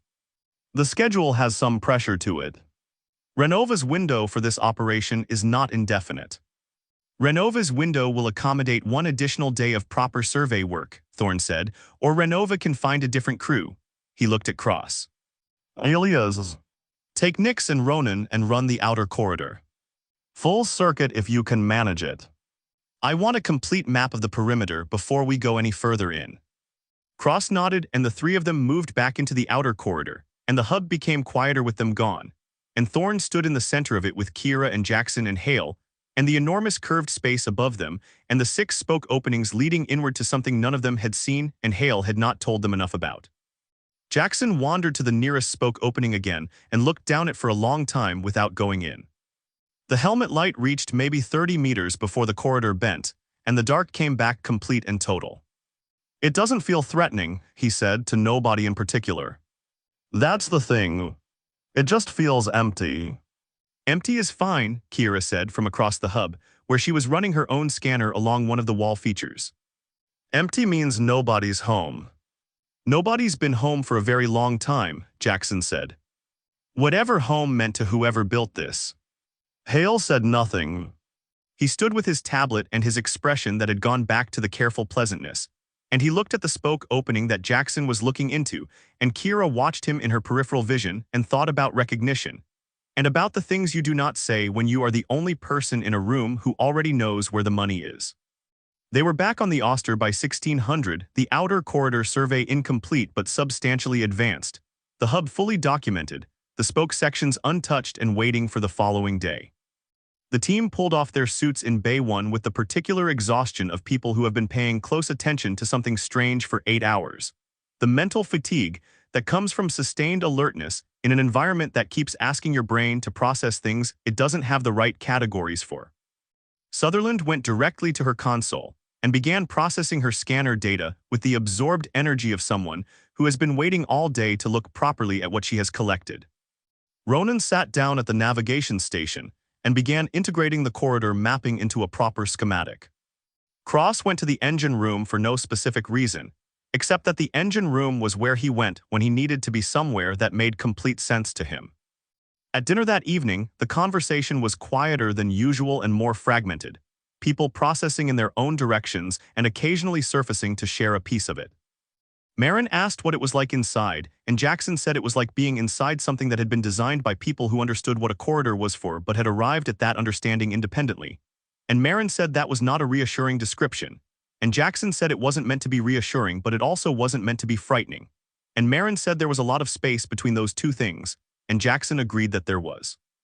Soren asked Kira how the scanner data looked, and Kira said preliminary and incomplete, and that Sutherland would have a better picture by morning. And Soren asked whether she thought the job was doable, and Kira was quiet for a moment, and then said she thought it was strange and that strange and undoable weren't the same thing, and Soren said the money was real regardless of how strange it was. And Kira said yes and ate her food and did not add anything to that because yes was true, and she didn't have anything more certain than yes to offer. Hale ate quickly and left early, and nobody remarked on it. Callum ate in his usual silence and listened to everything and said nothing, and when the meal was finished, he cleared his place and nodded to Thorne on the way out. Just a nod. The small acknowledgement of one person to another that carries whatever weight the two people involved have accumulated between them. And Thorne nodded back and watched him go and sat for a moment with his coffee and the sounds of the crew around him and the knowledge that tomorrow they were going into the spoke sections, and that the spoke sections were where the money was, and also where the survey had not gone, and also where Hale had been directing them from the moment he came aboard. The money was real. That was also true. He sat with both things and finished his coffee and went to write his evening log with the care of a man who has learned that the log is the record that survives everything else, and he chose his words accordingly. The full operation began on the second day with 3 teams running simultaneously, which was Thorne's compromise between the schedule pressure Hale had been applying since the previous evening and the methodical progression that his own judgment required. 3 teams meant 3 sets of eyes on 3 different sections, enough coverage to build a real picture of what they were dealing with, and enough people on the Auster to maintain a proper watch and a proper response capability if something went wrong somewhere. He laid it out at 600 over coffee in the common area. The crew gathered around the table with their mugs and the schematic that Ronan had built from the previous days mapping on the screen at the end of the room. Team 1 is the outer corridor, Thorne said, pointing to the perimeter ring on the schematic. Complete the circuit, document everything, establish the full outer layout. Ronan, that's yours. Take Soren and Aris. Ronan nodded, looking at the schematic with the satisfaction of a man given a task with clear parameters. Team 2 is the hub and the first spoke section, Thorne said. We go in measured. 30 meters full documentation, come back. Then 60. We establish what's in there before we commit to deeper penetration. He looked at Cross. Alias, you're with me. Jackson and Callum. Callum at the far end of the table nodded once without expression. Team 3, Thorne said and looked at Kira. The port side spoke sections. Hale says the signal concentration is strongest there. I want to know what we're looking at before we send recovery equipment in. Kira, you led. Take Nix and Lyra. Kira looked at the schematic and at the 3 portside spokes marked on it and said, understood. Hale will coordinate from the hub, Thorne said. He said it in the tone of a statement rather than a decision open for discussion, and Hale, who was standing at the edge of the group with his tablet, received it with the pleasant neutrality of a man who has gotten most of what he wanted and has decided that the remainder is not worth contesting this morning. Who has the Auster? Marin asked. You and Veda, Thorne said. I want someone with medical training on board throughout. Veda, who had been leaning against the counter with her coffee and the expression of someone who has already anticipated this assignment, said, "Fine. But I want a continuous biometric feed from every suit. If anyone's stress indicators go to threshold, I want to know before they do." "Agreed," Thorne said. "Full biometric monitoring for all teams. Veda has override authority to call a team back if the readings tell her something the team member isn't saying." Nobody objected to that, which was itself a kind of statement about the mood in the room, the tacit acknowledgement that they were going somewhere that might produce responses they wouldn't fully recognize in themselves until someone outside could see the numbers. They went across at 7:30 and split at the hub, 3 teams moving in 3 directions with the particular focused silence of people who have had their briefing and are now inside the task. The hub was the same as the previous day, enormous and curved and patient in the way that spaces are patient when they have been empty for a very long time, and it looked no more familiar on second viewing than it had on first. Familiarity, apparently, was not something this vessel was going to offer. Ronan took his team back into the outer corridor, and they moved with the methodical pace of a survey team that knows what it is doing and is doing it properly. Soren running the materials scanner along the left wall and Eris managing the spatial mapper and Ronan reading both outputs, and building his documentation in real time with the thoroughness that was his defining characteristic. The outer corridor continued its long arc, consistent in construction and proportion with the section they had already mapped, the same curved walls and the same floor texture and the same acoustic wrongness that sent sound back from places it shouldn't come from. At the 300-meter mark, Soren stopped scanning and said, "Ronan." Ronan stopped and looked at him. Soren was holding his scanner up at the wall and looking at the reading with the expression of a man who wants to make sure he is interpreting an instrument correctly before he says what the instrument is telling him. "There's a seam here," Soren said. "In the walls. I almost missed it because the material reads the same on both sides, but the density shifts slightly at this line, and the density shift runs floor to ceiling." Ronan came to look at the scanner reading and then looked at the wall itself. At first glance, it was indistinguishable from every other section of wall they had passed, the same surface qualities and the same faint interaction with the helmet light. But when he looked at the line Soren was pointing to, he could see it, barely, a vertical discontinuity in the surface that was less a visible seam than a place where the surface had a slightly different relationship to the light, a difference so subtle that you would walk past it a dozen times without seeing it if you weren't scanning. "Mark it," Ronan said. "Coordinates and full scanner reading. We don't do anything with it today, we just document it exists." He looked at it for a moment longer. "There may be more of them. Keep the scanner on the walls." There were more of them. By the time they had completed 2/3 of the outer circuit, they had documented 11 of the seams at irregular intervals, each one identical in its subtlety and in the slight density differential the scanner found in it, each one running from floor to as high as the scanner could reach, which was not the ceiling. Ronan documented all of them and said nothing beyond the documentation, and let the question of what they were sit in the log where it could be examined later with more information than they had now. Team 2 went 30 meters into the first spoke section, and it was different from the outer corridor in ways that took a moment to categorize. The walls were the same material, but they had more surface features, the raised elements that they had seen in the hub appearing here at regular intervals along both sides, and they were larger than the hub versions, tall enough that Cross could not have reached the top of them without a ladder. Up close and with the full benefit of his scanner, Cross could see that they were not simply projections from the wall surface, but were integrated into the wall itself, continuous with it, grown from it in the same way that a bone spur grows from a bone, and his scanner could not find a material boundary between the projection and the wall behind it because there wasn't one. "These are structural," Cross said, running his scanner along the base of the nearest element. "They're load bearings. They're part of the wall's structural integrity, not decoration." "Can you tell what load they're bearing?" Thorne asked from 2 meters back. "Not specifically," Cross said. "But the density readings through the wall change significantly between the elements and between them. The elements are denser. Much denser. The wall between them is closer to the outer corridor composition." He stood back and looked at the row of elements running down both sides of the spoke corridor toward the dark at the far end. "It's like ribs," he said. "Like the internal structure of a rib cage. The elements are the ribs and the wall between them is the intercostal material." Callum, standing behind Jackson, looked at the elements and said nothing. He had been saying nothing since they came aboard the alien vessel, which was consistent with his general character but had a slightly different quality here. A silence that was more active than his usual silence.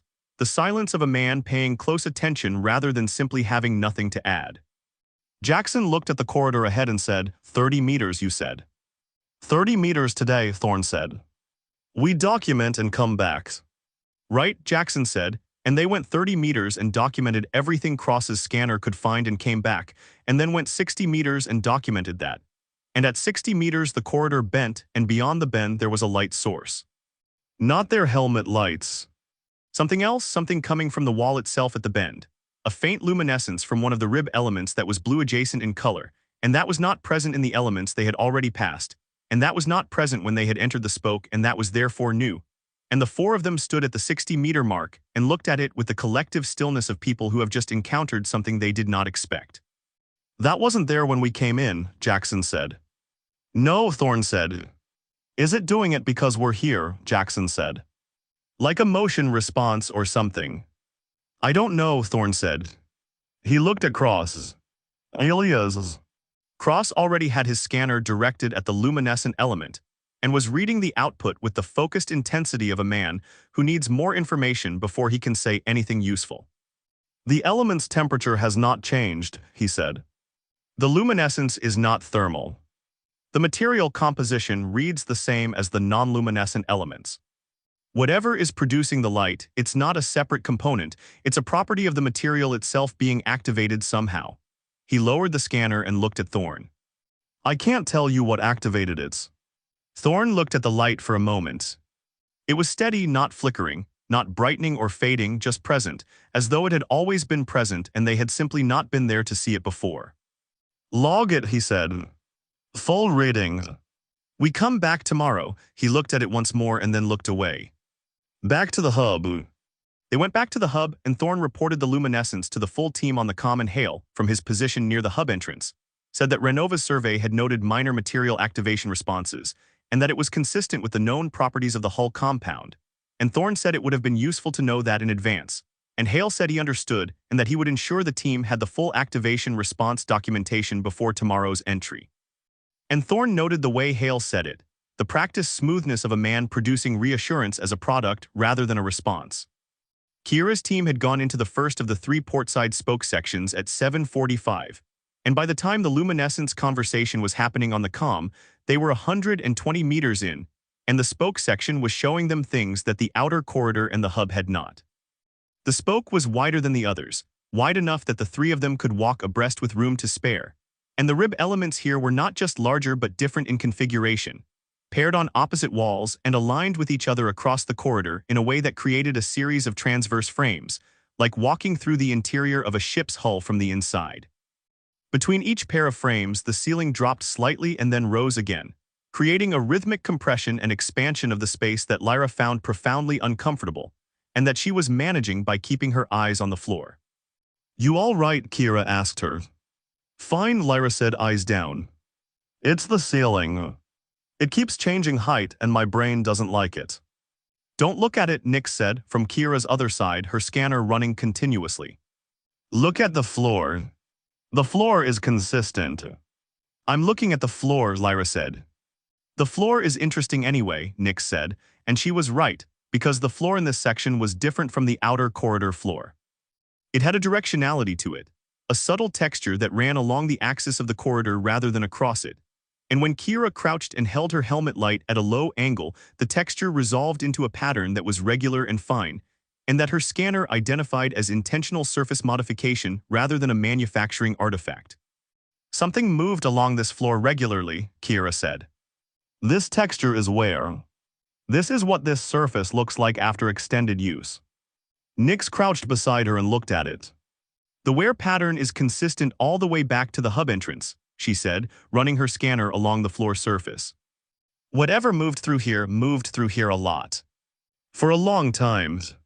Lyra, still looking at the floor, said, Can we not think about what moved through here? We're going to have to think about it eventually, Nyx said, not unkindly.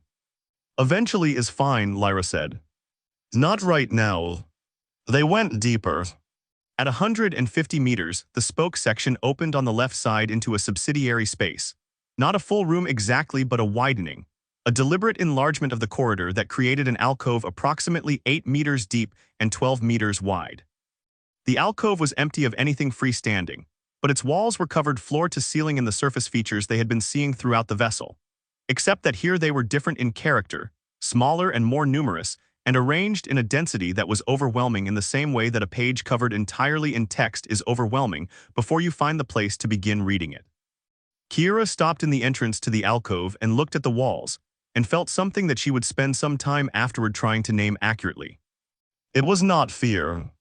It was the feeling that precedes the recognition of something significant, the moment before you understand what you are looking at, when the understanding is present but has not yet resolved into language. She stood in the entrance for a long time and looked at the walls and let the feeling be what it was. "This is different," she said. "Yes," Nick said, already scanning. "This was used differently than the corridor," Kiera said. "The corridor was transit. This was something else. The surface feature density is about 40 times higher than anywhere else we've been," Nick said, reading her scanner. "And the material composition in this section shows trace variations from the standard hull compound. Very small variations but present and consistent throughout the alcove." She looked at Kiera. "Whatever this space was for, it was built differently than everything around it. Built for something specific." Kiera stood in the entrance for another moment, and then made a decision she would later describe differently than it happened. A decision she would characterize at the tribunal as a routine survey entry, and that was in fact something more considered than that. The decision of a woman who has encountered something and wants to understand it and knows that wanting to understand it is not the same as it being safe to pursue. She stepped into the alcove and spent 20 minutes documenting everything her scanner could find and came out with data that Nick said was the most anomalous they had collected, and that none of them had the framework to interpret yet. She would describe the alcove at the tribunal as a storage compartment. She would not mention the feeling in the entrance. She would not mention the 20 minutes. She would not mention that she went back the following day alone for 10 more minutes before the incident made everything that came after about something else entirely. That was later. Now she stepped out of the alcove and looked at Lyra and said, "Okay. Let's keep moving." And Lyra, who had been standing in the corridor with her eyes on the floor and had not looked into the alcove at all, said, "Yes, please," with a feeling that was relief. By 1400, the three teams had generated more data than the ship's systems would fully process before the following morning, and Thorne called a staged withdrawal, team by team, back through the hub and through the tunnel and into the Auster's bay.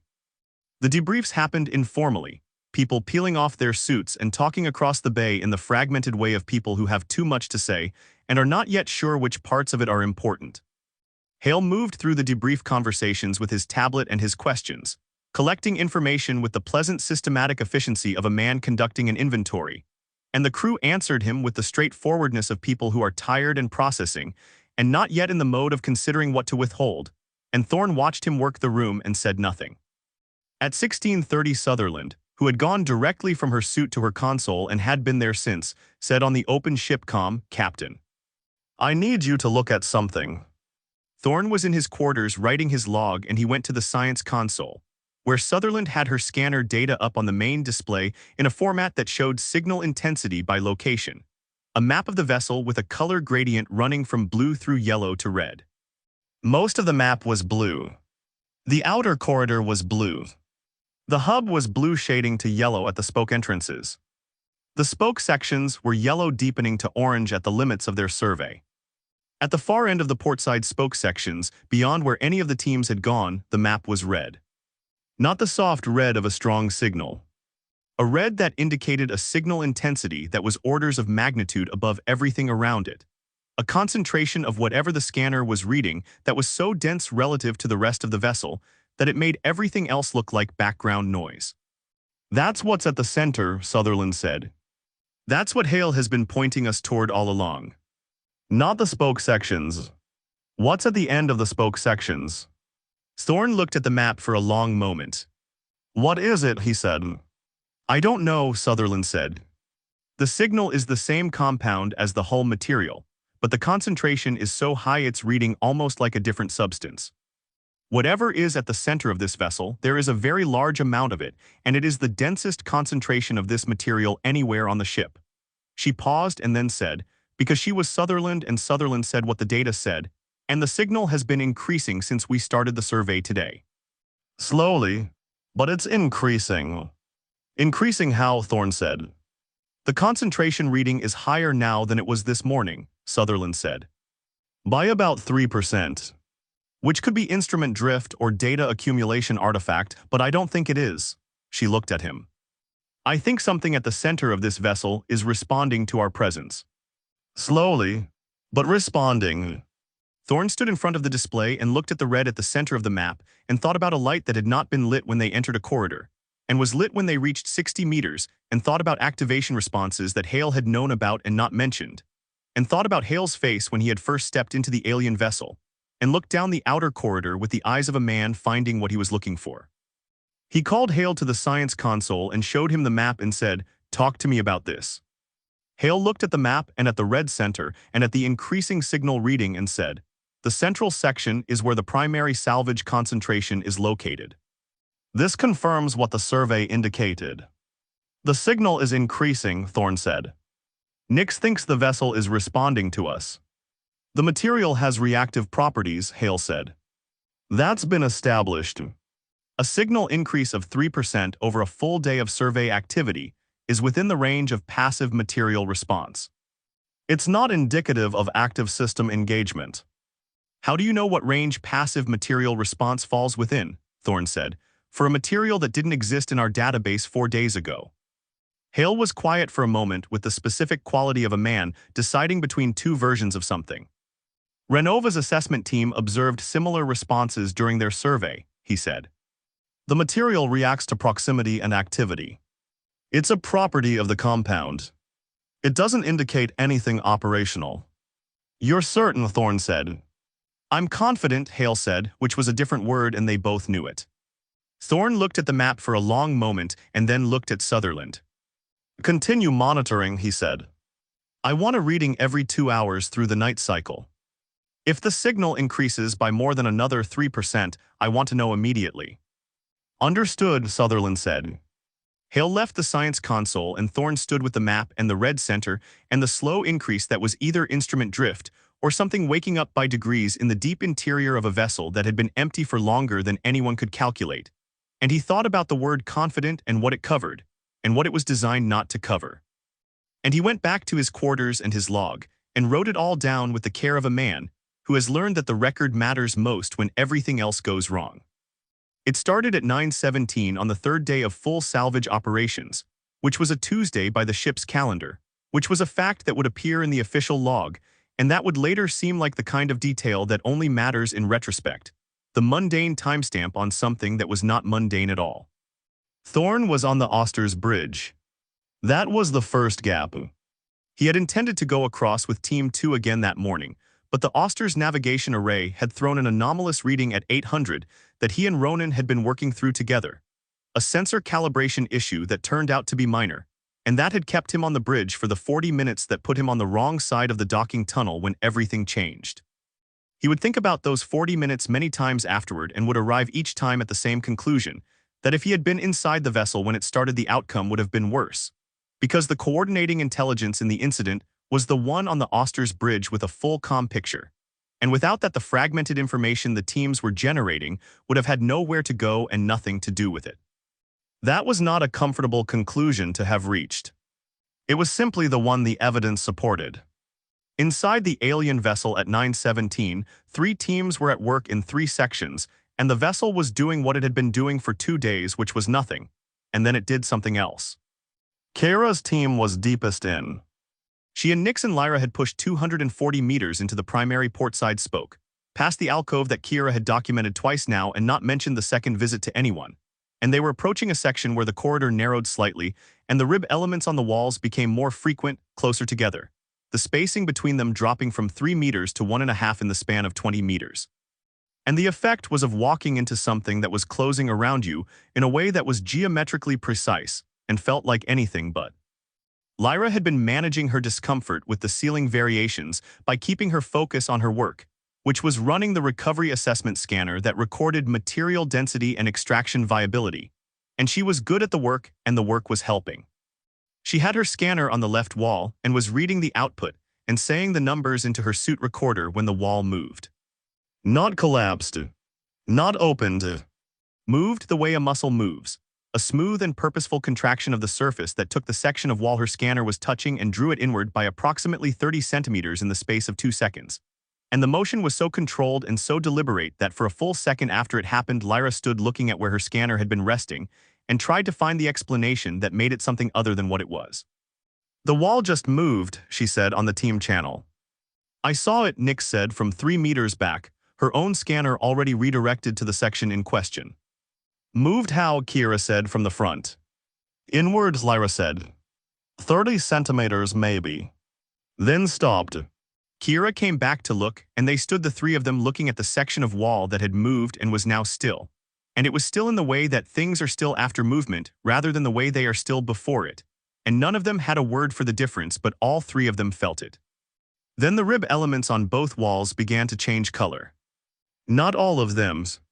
The ones closest to the section that had moved, 4 on each side, shifting from the baseline gray adjacent color that they had been since the first entry to a deep blue that was the same shade as the luminescence Thorne's team had found in the spoke on the first day, deepening quickly through blue to something that had no good name in the spectrum of colors that human eyes were accustomed to reading. Kira, Nick said, with the specific quiet of a person keeping their voice level by conscious effort. I see it, Kira said. All teams, this is Team 3, we have material activation in the primary port spoke. Multiple elements, coordinates 240 meters from hub. All teams report status. The response from Team 2 came back immediately, Jackson's voice, because Jackson was the one with his hand on the comm at that moment. Team 2 is in spoke 1 at 90 meters, no activation visible, we copy your report. The response from Team 1 took 4 seconds longer than it should have, which was the first gap in the information picture that Thorne was beginning to build on the bridge.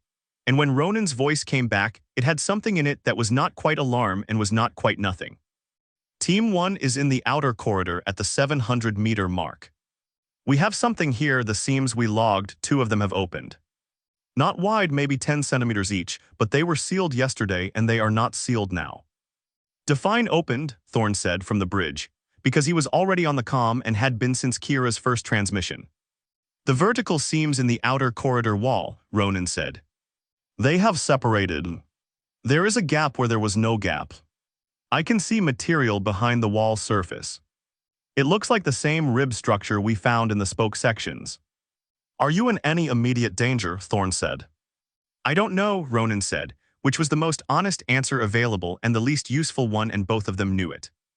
On the bridge, Thorne had Marin pulling up the full biometric feed on the secondary display, and he was looking at 18 sets of readings, and the ones that were elevated were the ones he expected, and the one that was not elevated was Callum's, which was steady in a way that was either the calm of a man with a high stress threshold or the calm of a man who has been somewhere like this before and knows what comes next. All teams, Thorne said, with the controlled authority of a man who has decided that the tone of his voice is the most important thing he can manage right now. This is the captain. Begin withdrawal to the hub. Orderly and together. Nobody runs, nobody separates. Team 3, you are deepest, you move first. Teams 1 and 2 hold position and maintain calm. Captain Kira said the activation is spreading. The elements further back toward the hub are starting to change color. Then move toward the hub now, Thorne said. Kira, move your team. Moving, Kira said. What happened in the next 4 minutes would be reconstructed afterward from suit recorder data and biometric logs and the comm transcript and the accounts of the people who survived it. And the reconstruction would not be complete because some of the suit recorders were not recovered, and some of the accounts contradicted each other, and some of what happened had no witness who was both present and alive to describe it afterward. At 9:21, 4 minutes after Lyra observed the wall movement, the alien vessel did the thing that the vessel did, and it did it all at once and everywhere simultaneously. And the simultaneity was the thing that broke the information picture apart, because there was no sequence to follow and no cascade to trace backward and no single originating event to point to. There was simply the before and then the after with no comprehensible middle. The seams in the outer corridor sealed. Not the 2 that had opened, but all of them. Every seam that Ronan's team had documented across the full surveyed length of the outer corridor. and they did not close back to the barely visible discontinuities they had been. They sealed completely, material flowing across the gaps with the smooth purposefulness of something that had been waiting to do exactly this. And when they sealed, they divided the outer corridor into sections, 8 sections based on the seam distribution that Ronan had logged. And Team 1 was in one of those sections, and the section was sealed, and the section was approximately 40 meters long. Ronan hit the comm at the same moment the seals completed and said, "We're cut off," with the flatness of a man delivering a fact, and then said, "The wall sealed behind us and in front of us. We are in a contained section of the outer corridor." A pause. "Soren and Aris are with me. We are uninjured."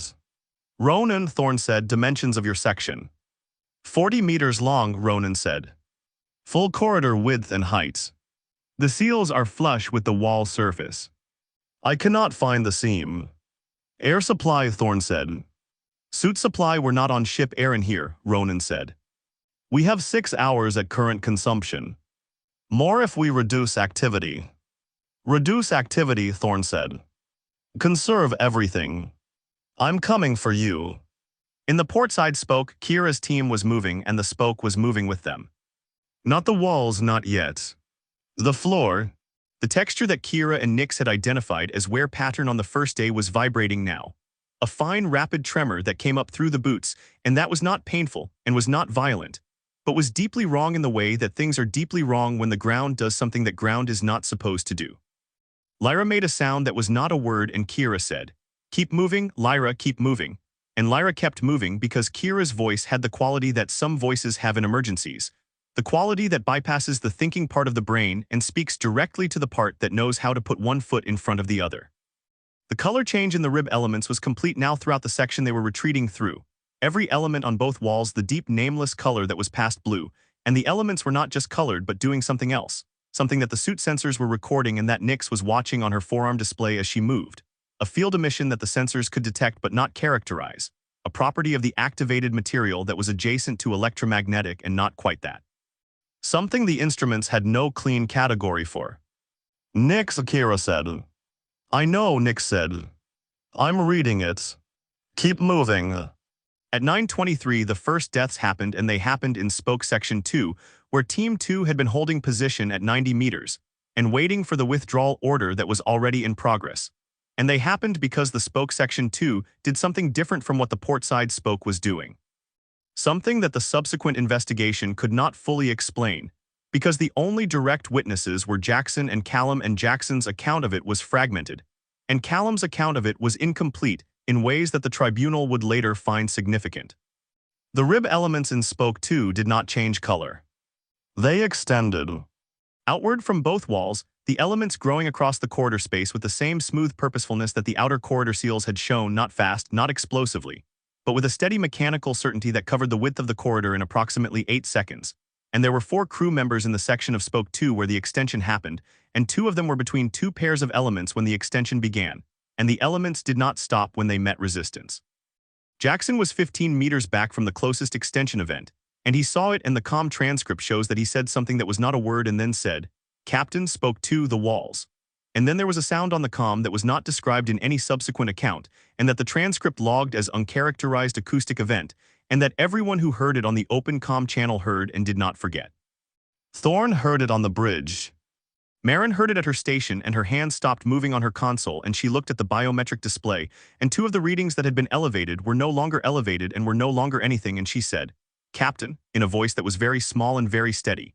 And Thorne looked at the display and saw what she was looking at and said nothing for 2 seconds and then said on the open comm, all teams, this is the captain. Report status now. Everyone reports." The reports came back fragmented and out of order, and some of them came back and some of them did not. Kira reported Team 3 moving and intact, 200 meters from hub and closing. Ronan reported Team 1 sealed and stationary and intact. Jackson reported from Spoke 2 with a voice that was recognizably Jackson's and recognizably not in its ordinary register. The voice of a man who has seen something and is managing the seeing of it by speaking with extreme precision about everything except what he has seen. He said he and Callum were intact and moving toward the hub and that the rest of Team 2 were not. He did not say what the rest of Team 2 were. He did not need to. 4 dead. That was the first wave. That was what Thorne had when he was trying to build his picture. 4 dead in spoke 2, 3 alive and sealed in the outer corridor, 3 moving through the port spoke with the floor vibrating under them and the walls activated around them, and Hale on the alien vessel somewhere between the hub and the spoke entrances, and not responding on the comm with a reliability that made his position in Thorne's picture a gap rather than a data point. Hale, Thorne said on the individual channel. Hale, report your position. A pause of 6 seconds. Hub, Hale said. I'm in the hub. The spoke entrances are beginning to show activation. Get to the tunnel, Thorne said. Now, the salvage, Hale said, and the word sat on the comm channel in the way that a word sits when the person saying it knows immediately that they have said the wrong thing. Get to the tunnel, Thorne said, and his voice had a quality that apparently communicated something to Hale that the content alone did not, because Hale said moving, and the comm registered his suit's motion sensors picking up a running pace. In the port spoke, Kira's team came out of the vibrating floor section at 150 meters, and into a section that was still. And the stillness was more alarming than the vibration had been because there was no logic to where one ended and the other began. And the activated elements on the walls were behind them now, but the color had not faded, and the field emission Nix was reading on her forearm scanner had not decreased, and was in fact stronger here than it had been further in.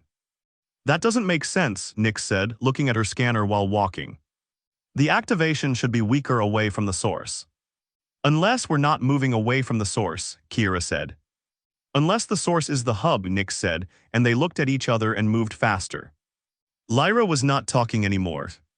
She was walking with the focused efficiency of someone who has reduced her entire operational purpose to forward motion and is not spending any processing capacity on anything else.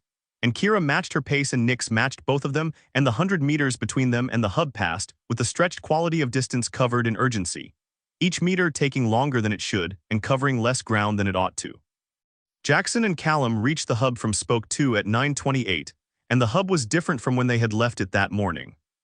The surface features on the curved walls were all activated, every one of them the deep nameless color, and the field emission that Nix had been tracking in the spoke was here too, stronger, present in the air in a way that the suit sensors were recording with increasing urgency on the forearm displays. The hub was not dangerous in any way the suits could measure. The suits had no instruments for what the hub had become. It was simply a space that had changed character completely, and that communicated the change through something that was not any of the physical properties the suits were designed to monitor. Something that registered in the people moving through it as a pressure that was not pressure. A sense of opposition that had no physical correlate. The instinctive reading of an environment that has decided it wants you to leave. Jackson later described this to Thorne as the feeling of being somewhere that had realized you were there. Callum did not describe it at all. They moved through the hub and into the tunnel, and 30 seconds behind them Kira's team came out of the port spoke and crossed the hub with the same feeling and went into the tunnel. And Hale was in the tunnel ahead of all of them, moving faster than Thorne had ever seen him move, the careful pleasantness entirely gone and something more fundamental in its place. And none of them spoke to each other in the tunnel because the tunnel required all of them to move quickly and the moving required everything they had. On the bridge, Thorne was working 3 problems simultaneously. He was tracking the teams in the vessel through their suit signals and the comm. He was working through the outer corridor seal problem with Ronan, trying to establish whether the sealed section had any structural weakness that could be exploited from the inside or the outside. And he was managing the information gap that had opened in the middle of his picture the moment the incident started, the gap between what he was being told and what he needed to know, and it was the gap that was doing the most damage. He knew 4 people were dead. He knew their names because the biometric display had shown him exactly when the reading stopped, and he had matched the reading identifiers to the crew list with the awful efficiency of a man who has been waiting for bad news and knows how to process it when it arrives. He knew 3 people were sealed in the outer corridor with 6 hours of air. He knew the teams in the spoke sections were in motion, and the motion signals indicated they were moving toward extraction. What he did not know was the rate of progression of whatever the vessel was doing. He did not know whether the outer corridor seals were permanent or temporary, or whether they would continue and divide the sealed section further. He did not know what the field emission Nix was reading in her suit sensors indicated in terms of biological risk, whether exposure to it over time had consequences the suit sensors weren't designed to detect. He did not know whether the vessel had finished doing what it was doing, or whether 917 had been the beginning of something rather than the whole of it. He did not know because nobody had told him and the telemetry had not covered it, and Hale had said passive material response. Whether the thing at the center of the vessel, the dense red concentration on Sutherland's signal map, had anything to do with what was happening, or whether it was the most relevant fact in the entire situation. That was the picture he was working from. That was what he had. Marin said from her station, the teams in the spoke sections are in the tunnel. Biometrics for all three: Kira, Nix, Lyra. All present. Jackson and Callum, Thorne said. In the tunnel, Marin said. Ahead of the others. They're almost at the collars. Hale, Thorne said. In the tunnel, Marin said. First in, he'll be at the collar in about 40 seconds. Ronan, Thorne said. Still sealed, Marin said, and her voice was steady in the way that people's voices are steady when being steady is the most useful thing they can offer. All three biometrics present and within normal range. Thorne looked at the main display and the sensor return of the alien vessel filling it, 800 meters of something that had been dormant and was dormant no longer. And he thought about 3 people in a sealed section of the outer corridor, and 6 hours of air and the seals that had no visible seam and could not be found, let alone opened from the inside. And he thought about the tools available to him and the time available to him and the information available to him. And he began building the problem that he would be still building when the next thing happened, and the decision arrived and everything else followed from it. The teams came through the collar and into Bay 1 in a cluster, helmets off before the bay was fully pressurized because the bay was pressurized enough, and waiting was not something any of them were doing. Jackson sat on the bay floor with his back against the wall and said nothing. Lyra sat beside him and also said nothing. Nix went directly to her forearm scanner and pulled the data from it with the focused purpose of someone for whom processing information is also a way of managing what the information is about.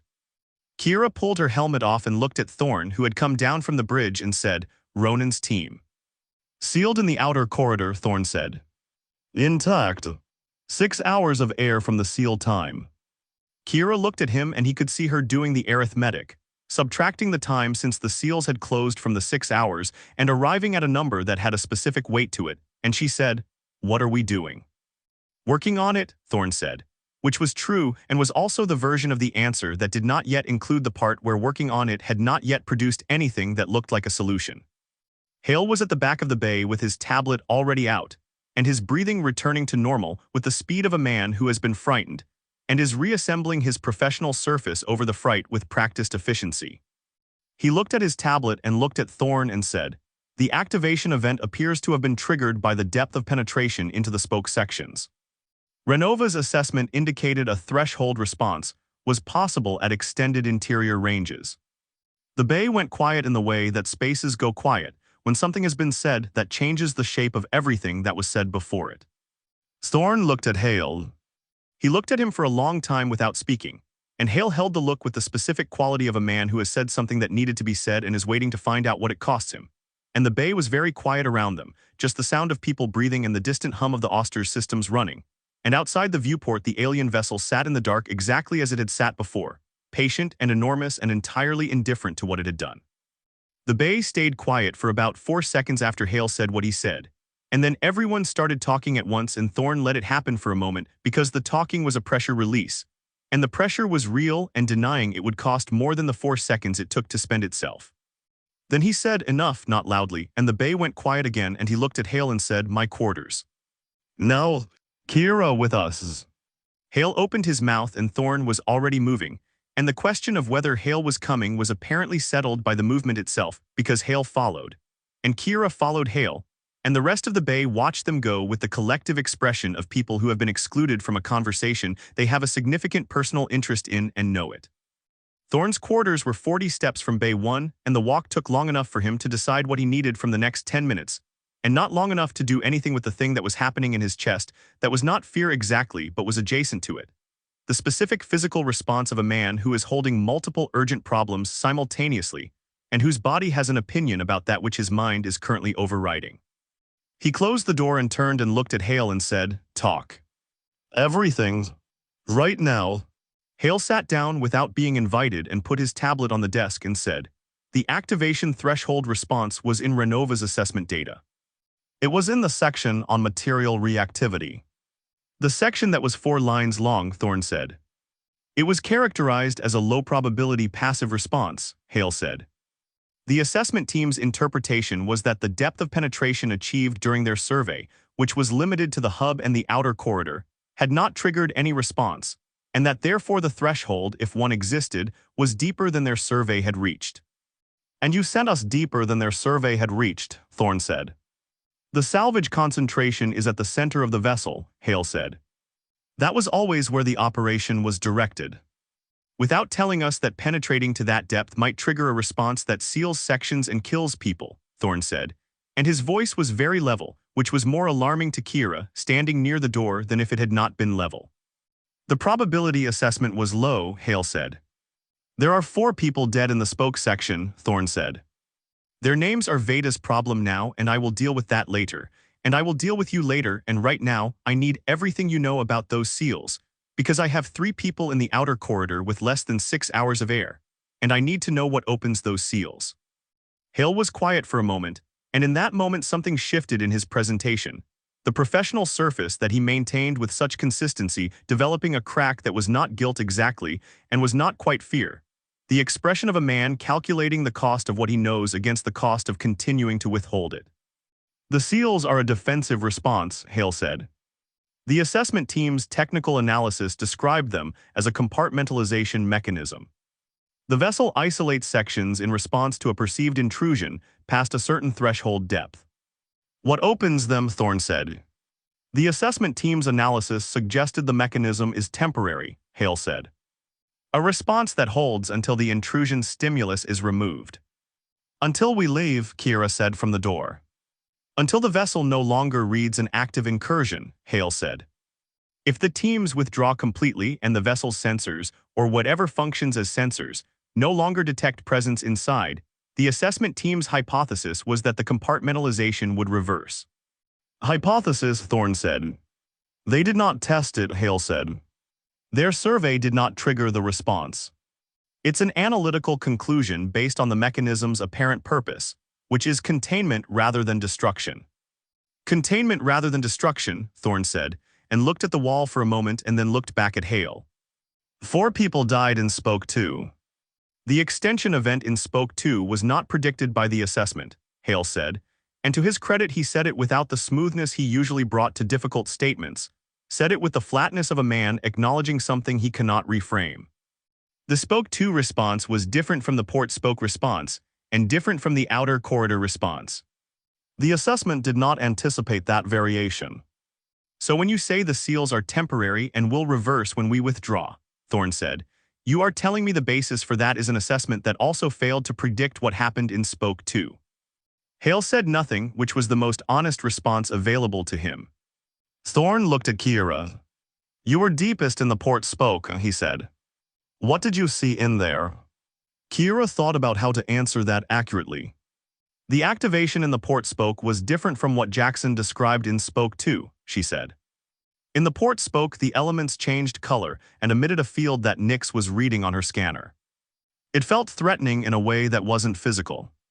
But nothing came out of the walls," she paused. "In Spoke 2, the elements extended physically. That's a different order of response. Different trigger or different section," Thorne said. "I don't know," Kira said. "Nyx might have a theory when she's had time with her scanner data." "I don't have time," Thorne said, and looked at the bulkhead above his desk rather than the photograph beside it. The empty bulkhead that had nothing on it except the paint that was slightly less faded where something had once hung and been removed. He stood there for a moment with his back to both of them, and then he turned around and said, "Here is what I know. Ronan, Soren, and Eris are in a sealed section with approximately 5 hours and 40 minutes of air remaining from this moment. The hypothesis from Renova's incomplete assessment is that the seals reverse when we withdraw. We do not know if that hypothesis is correct. We do not know how quickly the reversal would occur if it is correct. We do not know if 5 hours and 40 minutes is enough time for the reversal to complete, and for 3 people to get from the outer corridor to the Auster." He looked at Hale. "What else do you have? Any other analysis, any other data, anything at all?" Hale looked at his tablet and then looked up and said, "There is one other element of the assessment. with the specific quality of a man who has been holding something and has decided the holding of it is no longer a viable position. The central concentration. The high-density signal at the center of the vessel. What about it? Thorne said. The assessment team's analysis identified it as the primary mechanism hub, Hale said. The source of the compartmentalization response. If the central mechanism is the origin of the defensive response, then the assessment team hypothesized that disrupting the central mechanism would disable the response. The room absorbed this. Disrupting it how? Kira said. The assessment was not specific about methodology, Hale said. The hypothesis was theoretical. But you're telling me that if we could reach the central section and disrupt whatever is there, the seals might open, Thorne said. It's a hypothesis, Hale said, with significant uncertainty. So we have two hypotheses, Thorne said. One, we withdraw completely and wait for the seals to reverse on their own, hoping the reversal happens within 5 hours and 40 minutes. Two, we send a team to the central section to disrupt the mechanism, knowing that the port spoke response was manageable and the spoke 2 response was not, and not knowing which of those we'd encounter going deeper. He looked at Hale. Is there anything else? No, Hale said. Get out, Thorne said. Stay on the ship. Don't touch anything. Hale left and Thorne stood in the middle of his quarters with Kira, and the two of them were quiet for a moment with the specific quiet of people who have just received the full dimensions of a problem and are now alone with it. What do you think? Thorne said. The question surprised her. Not its existence, but its directness, the fact that he was asking rather than telling, and she understood that he was asking because she had been deepest inside, and because she was the only other person in the room, and because he was a man who used available information rather than only the information that came from people he was supposed to consult. The withdrawal hypothesis is cleaner, she said. If it works without additional risk to anyone still alive. But it depends on timing we can't verify and a mechanism we don't understand working in the way an incomplete assessment predicted it would work. She looked at him. 5 hours and 40 minutes is not a long window if the reversal is slow. And the disruption hypothesis sends people back into a vessel that has just killed 4 of our crew, Thorne said. Through a section that didn't do what Spoke 2 did, Kira said. The port spoke response was different. It was manageable. If the path to the center runs through the port spoke. We don't know that it does, Thorne said. The schematic Ronan built from the outer corridor mapping puts the outer corridor seals dividing it into 8 sections.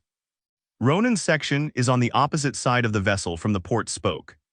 Even if we could reach the center through the port spoke, I don't know what that does for a seal that's on the far side. The mechanism is the source, Kira said. If disabling the source disables all of the response, it doesn't matter where the seal is relative to where we enter. If, Thorne said. Yes, Kira said. If. They stood with that for a moment. There is a third option, Thorne said, and his voice had shifted slightly, the way a voice shifts when it is arriving at something the speaker has already reached and is now presenting for examination. External breach. We cut through the outer corridor wall from outside at the location of Ronan's section. Kira thought about it. The hull material, she said.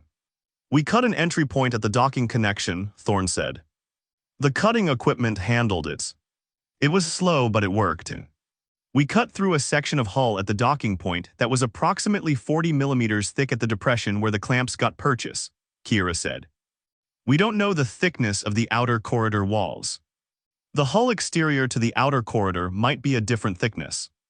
And we'd be cutting blind because our scanner data for that section of hull is from the outside only and doesn't tell us wall thickness. Estimate, Thorne said. I can't, Kira said. I don't have the data. Nix might be able to extrapolate from her scanner readings, but it would be a rough estimate. Time, Thorne said. If the wall is comparable thickness to the entry point, 4 to 6 hours, Kira said. If it's thicker, longer. They have 5 hours and 40 minutes, Thorne said. Kira said nothing because there was nothing to add to that. Thorne walked to his desk and stood behind it and looked at the surface of it for a moment, not reading anything on it, just looking at a surface while his mind worked through the geometry of what he had. 3 people in a sealed section. 5 hours 40 minutes of air.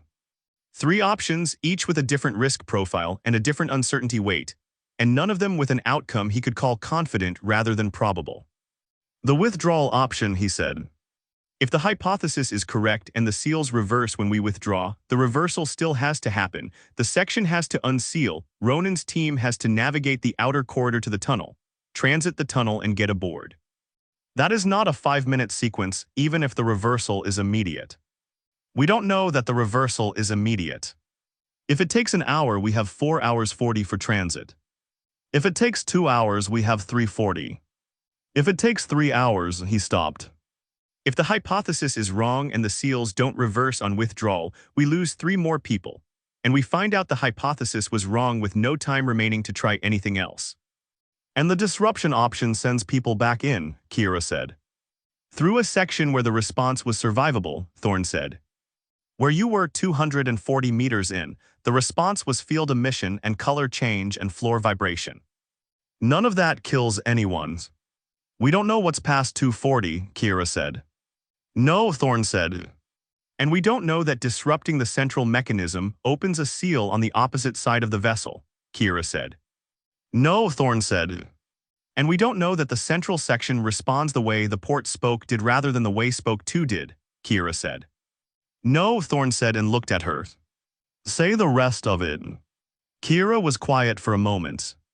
If you send a team back in through the port spoke and they encounter a spoke 2 type response, you lose more people. You would be making a decision that kills more people on the basis of incomplete information, in pursuit of an outcome that the incomplete information suggests is possible but cannot confirm. Yes, Thorne said. And if you withdraw and the hypothesis is wrong, Kira said, you lose Ronan and Soren and Eris on the basis of incomplete information from the same source. Yes, Thorne said. There is no option here that doesn't run on incomplete information. The question is which incomplete information I trust more. Kira looked at him. The withdrawal hypothesis comes from an assessment that failed to predict spoke 2, she said. The disruption hypothesis comes from the same assessment. I know, Thorne said. The port spoke response was survivable at 240 meters, Kira said slowly, working through it in real time. We don't know what's past 240. But we know the response at 240 was survivable. The withdrawal hypothesis has no comparable data point. It's purely theoretical. The external breach, Thorne said. Walk me through why it doesn't work. We might not have the time, Kira said. If the wall thickness is greater than the entry point thickness, and we have no data to say it isn't, we run out of time before we break through. And if we're cutting and we don't break through in time, we've spent the 5 hours 40 on something that didn't work, and we've also withdrawn, which was the other option. So the external breach forecloses the withdrawal option, Thorne said. If we commit to it and it doesn't work in time, yes, Kira said. Thorne was quiet for a long time. Long enough that Kira counted the seconds without meaning to and reached 37 before he spoke. The port spoke response was manageable, he said. The section from the hub to 240 was manageable. If that pattern holds to the center, the team gets in and either the disruption works or it doesn't, and they come back out. The response in that section has already been survived once today. By a team that was moving away from the center, Kira said. Not toward it. I know, Thorne said. The response may intensify toward the center, Kira said. I know, Thorne said. I need to know if you'll lead the team. The question landed with the weight of something that had been coming, and that she had known was coming, and that still landed with weight when it arrived. She looked at him and thought about 240 meters of manageable response, and the red concentration on Sutherland's map, and the alcove she had gone back to alone, and the feeling in its entrance that she had not described to anyone, the feeling that had not been threatening and had not been safe and had been something else. Something that she thought now might have been relevant information that she had kept to herself for reasons she was not entirely certain of. Yes, she said. I'll ask for volunteers, Thorne said. Nobody goes back in who doesn't choose to. All right, Kira said. And if I can't get volunteers, Thorne said and stopped. He looked at her directly. If I can't get volunteers, I withdraw and we wait on the seals, and I am accountable for that outcome whatever it is. Kira nodded. That, she thought, was the cleanest thing he had said in the last 20 minutes, the one statement that had no uncertainty in it, the the one thing he knew for certain in a room full of things he didn't. He called the crew to the common area and he laid it out the same way he had laid it out to her, the same options with the same uncertainties attached to each of them, and he did not soften the spoke to deaths, and he did not oversell the disruption hypothesis, and he did not hide the possibility that the port spoke response might be different going deeper than coming back. He said what he knew and what he didn't know and what each option cost and what each option might save, and then he said he was looking for people willing to go back in. The silence that followed was the silence of people doing serious arithmetic about serious stakes with their own lives as one of the variables. Jackson said yes first, which surprised several people and surprised nobody who actually knew Jackson, because Jackson's public character was a man who looked after himself and his private character was something else. The thing underneath the card games and the careful self-interest, and the thing underneath said yes before the public character had finished calculating. Nix said yes because Nix had the scanner data, and the scanner data was her responsibility, and going back in was the logical extension of that responsibility, and she was a person who followed logical extensions. Callum said yes and said nothing else with it, and Thorne looked at him for a moment and nodded once. Lyra said yes and then said, "I'm probably going to be looking at the floor the whole time." And Jackson said that was fine and the floor was interesting anyway. And it was the only moment in the conversation that had anything like lightness in it, and it was brief. They went in at 11:03, 1 hour and 14 minutes after the incident began, with 4 hours and 26 minutes of air remaining on Ronan's team's suit supply. The calculation was present in everyone's mind, and nobody said it out loud. The hub was different when they came back through. The activation that had been building through the morning was complete now, every surface feature on the hub walls the deep nameless color, the field emission that Nix was reading on her scanner strong enough that the reading was off the top of the scale she had been using, and she had to switch to a different range to capture it, which told her something about the magnitude of what had been building while they were gone. The hub was not loud, and it was not violent, and it was profoundly wrong in the way that a space is wrong when it has decided to be something other than what it was when you left it. Thorne was on the comm from the bridge, his voice a constant low presence in all their helmets, and the regularity of it was its own kind of anchor, the knowledge that someone outside the vessel had the whole picture and was tracking all of it and would not stop tracking it. "Hub clear," Kira said. "Moving to port spoke entrance." "Copy," Thorne said. "Ronan's you copy." "Copy," Ronan said from the sealed section, his voice steady and slightly compressed in the way of a man managing his air consumption consciously. "We're here. We're fine. Take your time and do it right." "We'll do it right," Thorne said. "Conserve everything." The port spoke entrance was activated at a level they hadn't seen in the morning, the frame of the entrance itself the deep color and the field emission at the threshold strong enough that Nix stopped before going through and ran a full reading and said, "It's higher than this morning, but it's not in a range that the suit sensors flag as biologically hazardous." "The suit sensors might not have the right categories," Kira said. "That's also true," Nix said and stepped through, and the others followed, and the spoke was different from the morning in the way that the hub was different.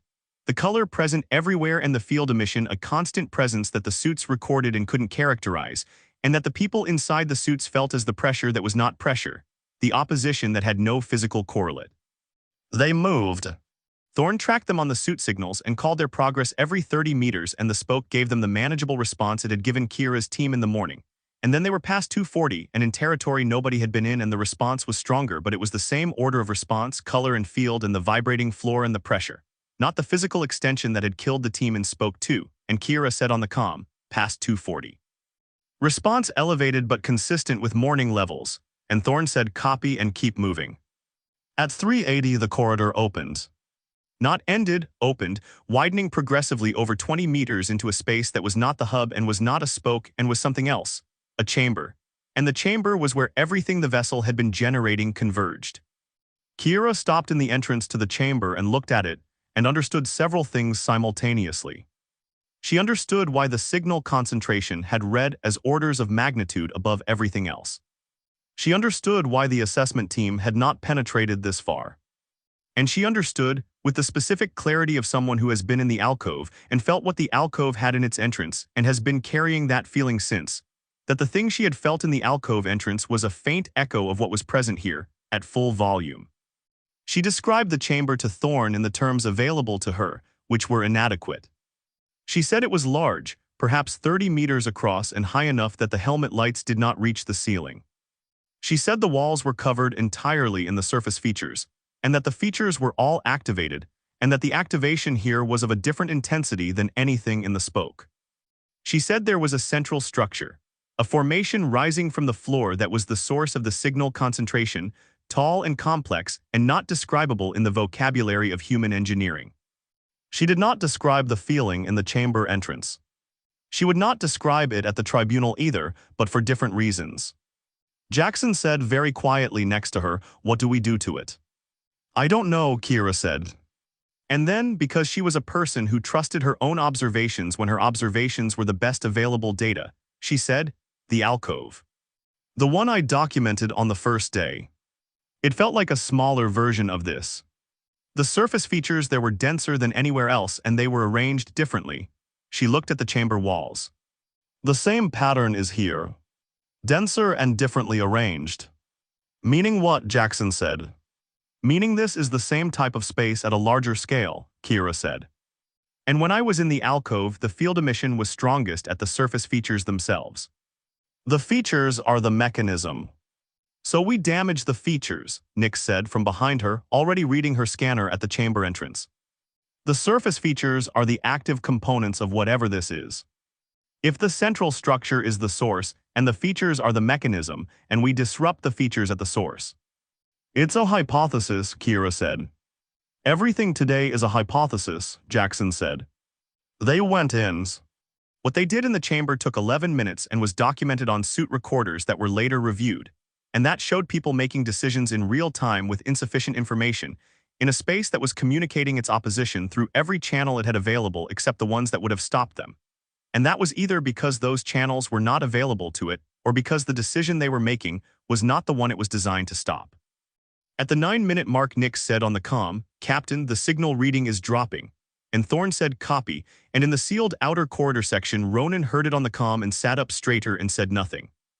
At 11 minutes, the chamber's field emission dropped to a level that Nick's scanner categorized as residual rather than active, and the color in the surface features began to fade, the deep nameless color retreating through blue and back toward the baseline gray adjacent that the vessel wore when it was doing nothing. At 13 minutes, Ronan said on the comm, with the careful voice of a man who will not allow himself to hope too completely until he has evidence, "The seal behind us. The seam is visible again." "Can you open it?" Thorne said. A pause of 30 seconds. "Yes," Ronan said. "Yes, it opened. We're moving."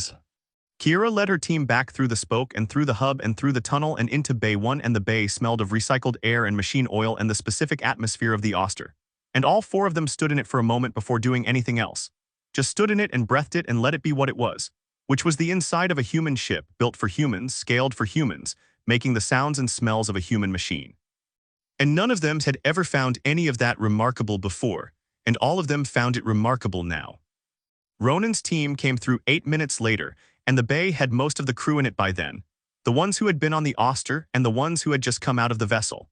And the reunion was quiet in the way that reunions are quiet when the relief is too large for the noise that would ordinarily accompany it.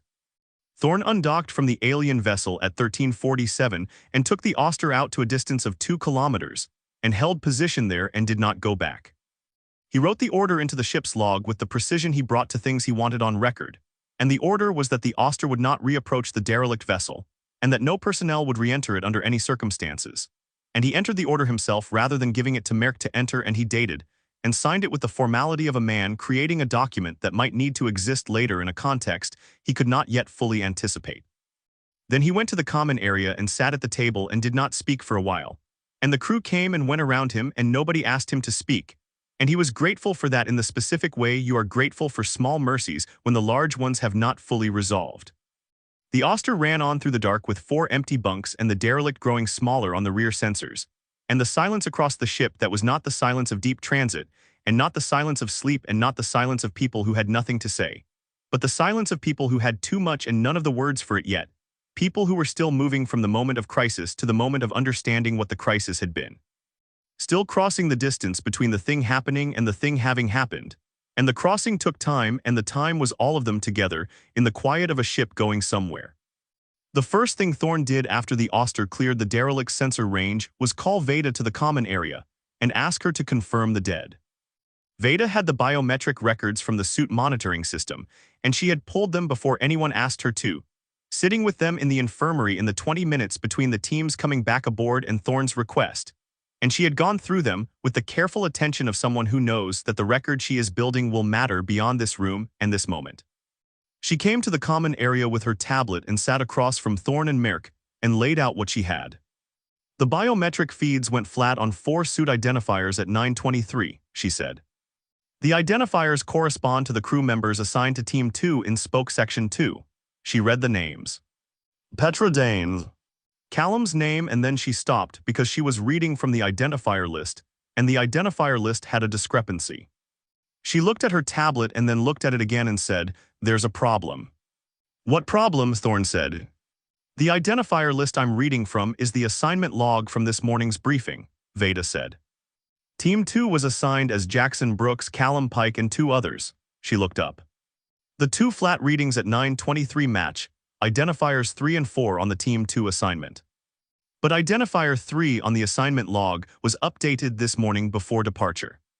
Soren Miller was moved from Team 1 to Team 2 at 6:45, and Aris Valen was moved from Team 2 to Team 1. Merc looked up from his own tablet. "I authorized that change," he said. Soren asked to swap. He wanted the interior worked. "So Soren's identifier should be in Team 2, Thorne said. "Yes," Veda said. "But the flat reading at 9:23 for Team 2 identifier 3 matches the old Team 1 identifier, which was Soren's original assignment." She set her tablet on the table. "The system may have logged the identifier swap incorrectly. Or the suit labeling was wrong. Or Soren was wearing a suit that was assigned to someone else, which happens when people grab suits in the morning without checking the assignment. So we don't know who the 2 flat readings belong to," Thorne said. "I know the readings belong to the people in Spoke Section 2 when the extension event happened," Veda said. "I don't know with complete certainty which 2 people those were, because the identifier record has a discrepancy I can't resolve from the biometric data alone." The table was quiet for a moment. "Who came back?" Merc said. "Jackson and Callum came out of Spoke 2, Veda said. "That's confirmed. They came through the bay together and both biometrics were live." "So the dead are the 2 Team 2 members who were not Jackson and not Callum," Merc said. "That's the logical conclusion," Veda said. "But the identifier discrepancy means I can't confirm from the biometric record alone which specific individuals those were. I need the suit recorders from the Spoke section, and I need to cross-reference the identifier logs, and I need to talk to Jackson." She paused. "He was there. He saw it. He can tell me who was with him." "Not tonight," Thorne said. Veda looked at him. "Not tonight," Thorne said again. "Give him until morning. He'll tell us what he saw when he can tell it." Veda nodded and made a note on her tablet and said, "There are also the 2 additional deaths to account for. The earlier biometric events." "What earlier events?" Merc said. "At 9:19, Veda said, consulting her records. 2 minutes before the Spoke 2 event. 2 biometric feeds went flat in the portside Spoke section.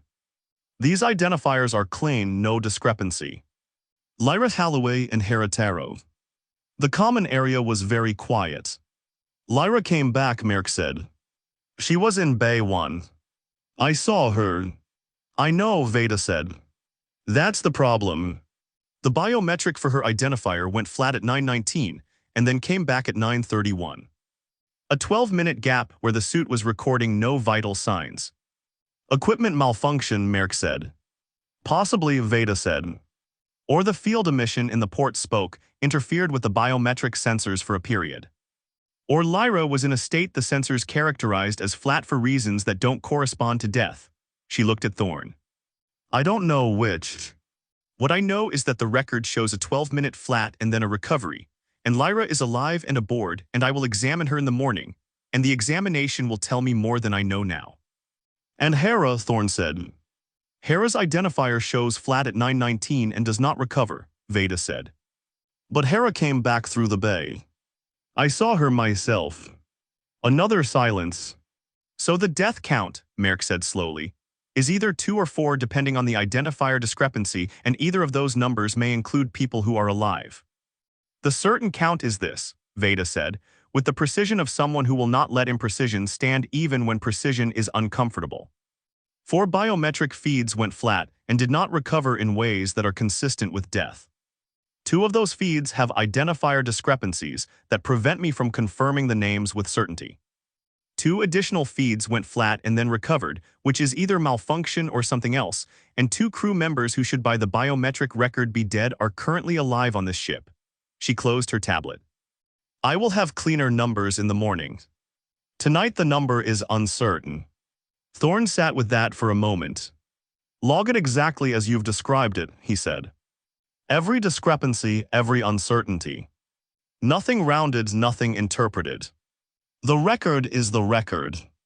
Veda left and Merck looked at Thorne and said, 4 dead is what I'll report to Renova. You'll report what Veda's record says, Thorne said. Which is that the count is uncertain and will be confirmed in the morning. Merck looked at him for a moment and then made a note on his tablet and said nothing further. Hale did not appear for dinner. His door had been closed since he had left Thorne's quarters during the briefing, and it was still closed at 1800 when the rest of the crew came to the common area and moved around each other in the careful way of people sharing space while processing things they are not yet ready to share. Marin heated food that most people ate without tasting.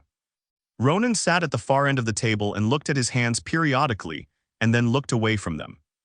Eris, who had been one of the 3 in the sealed outer corridor section and who had said almost nothing since coming back aboard, ate quickly and left without looking at anyone directly. And Soren, across the table from the empty chair that had been Eris's, watched him go and then looked at his own food for a long time before eating any of it. Callum was not at dinner. He had gone to his bunk after the bay and had not come out, and nobody knocked on his door, because there are times when the thing a person needs is to be left in the dark with what they saw and nobody demanding they come out of it on anyone else's schedule. Jackson was at the table.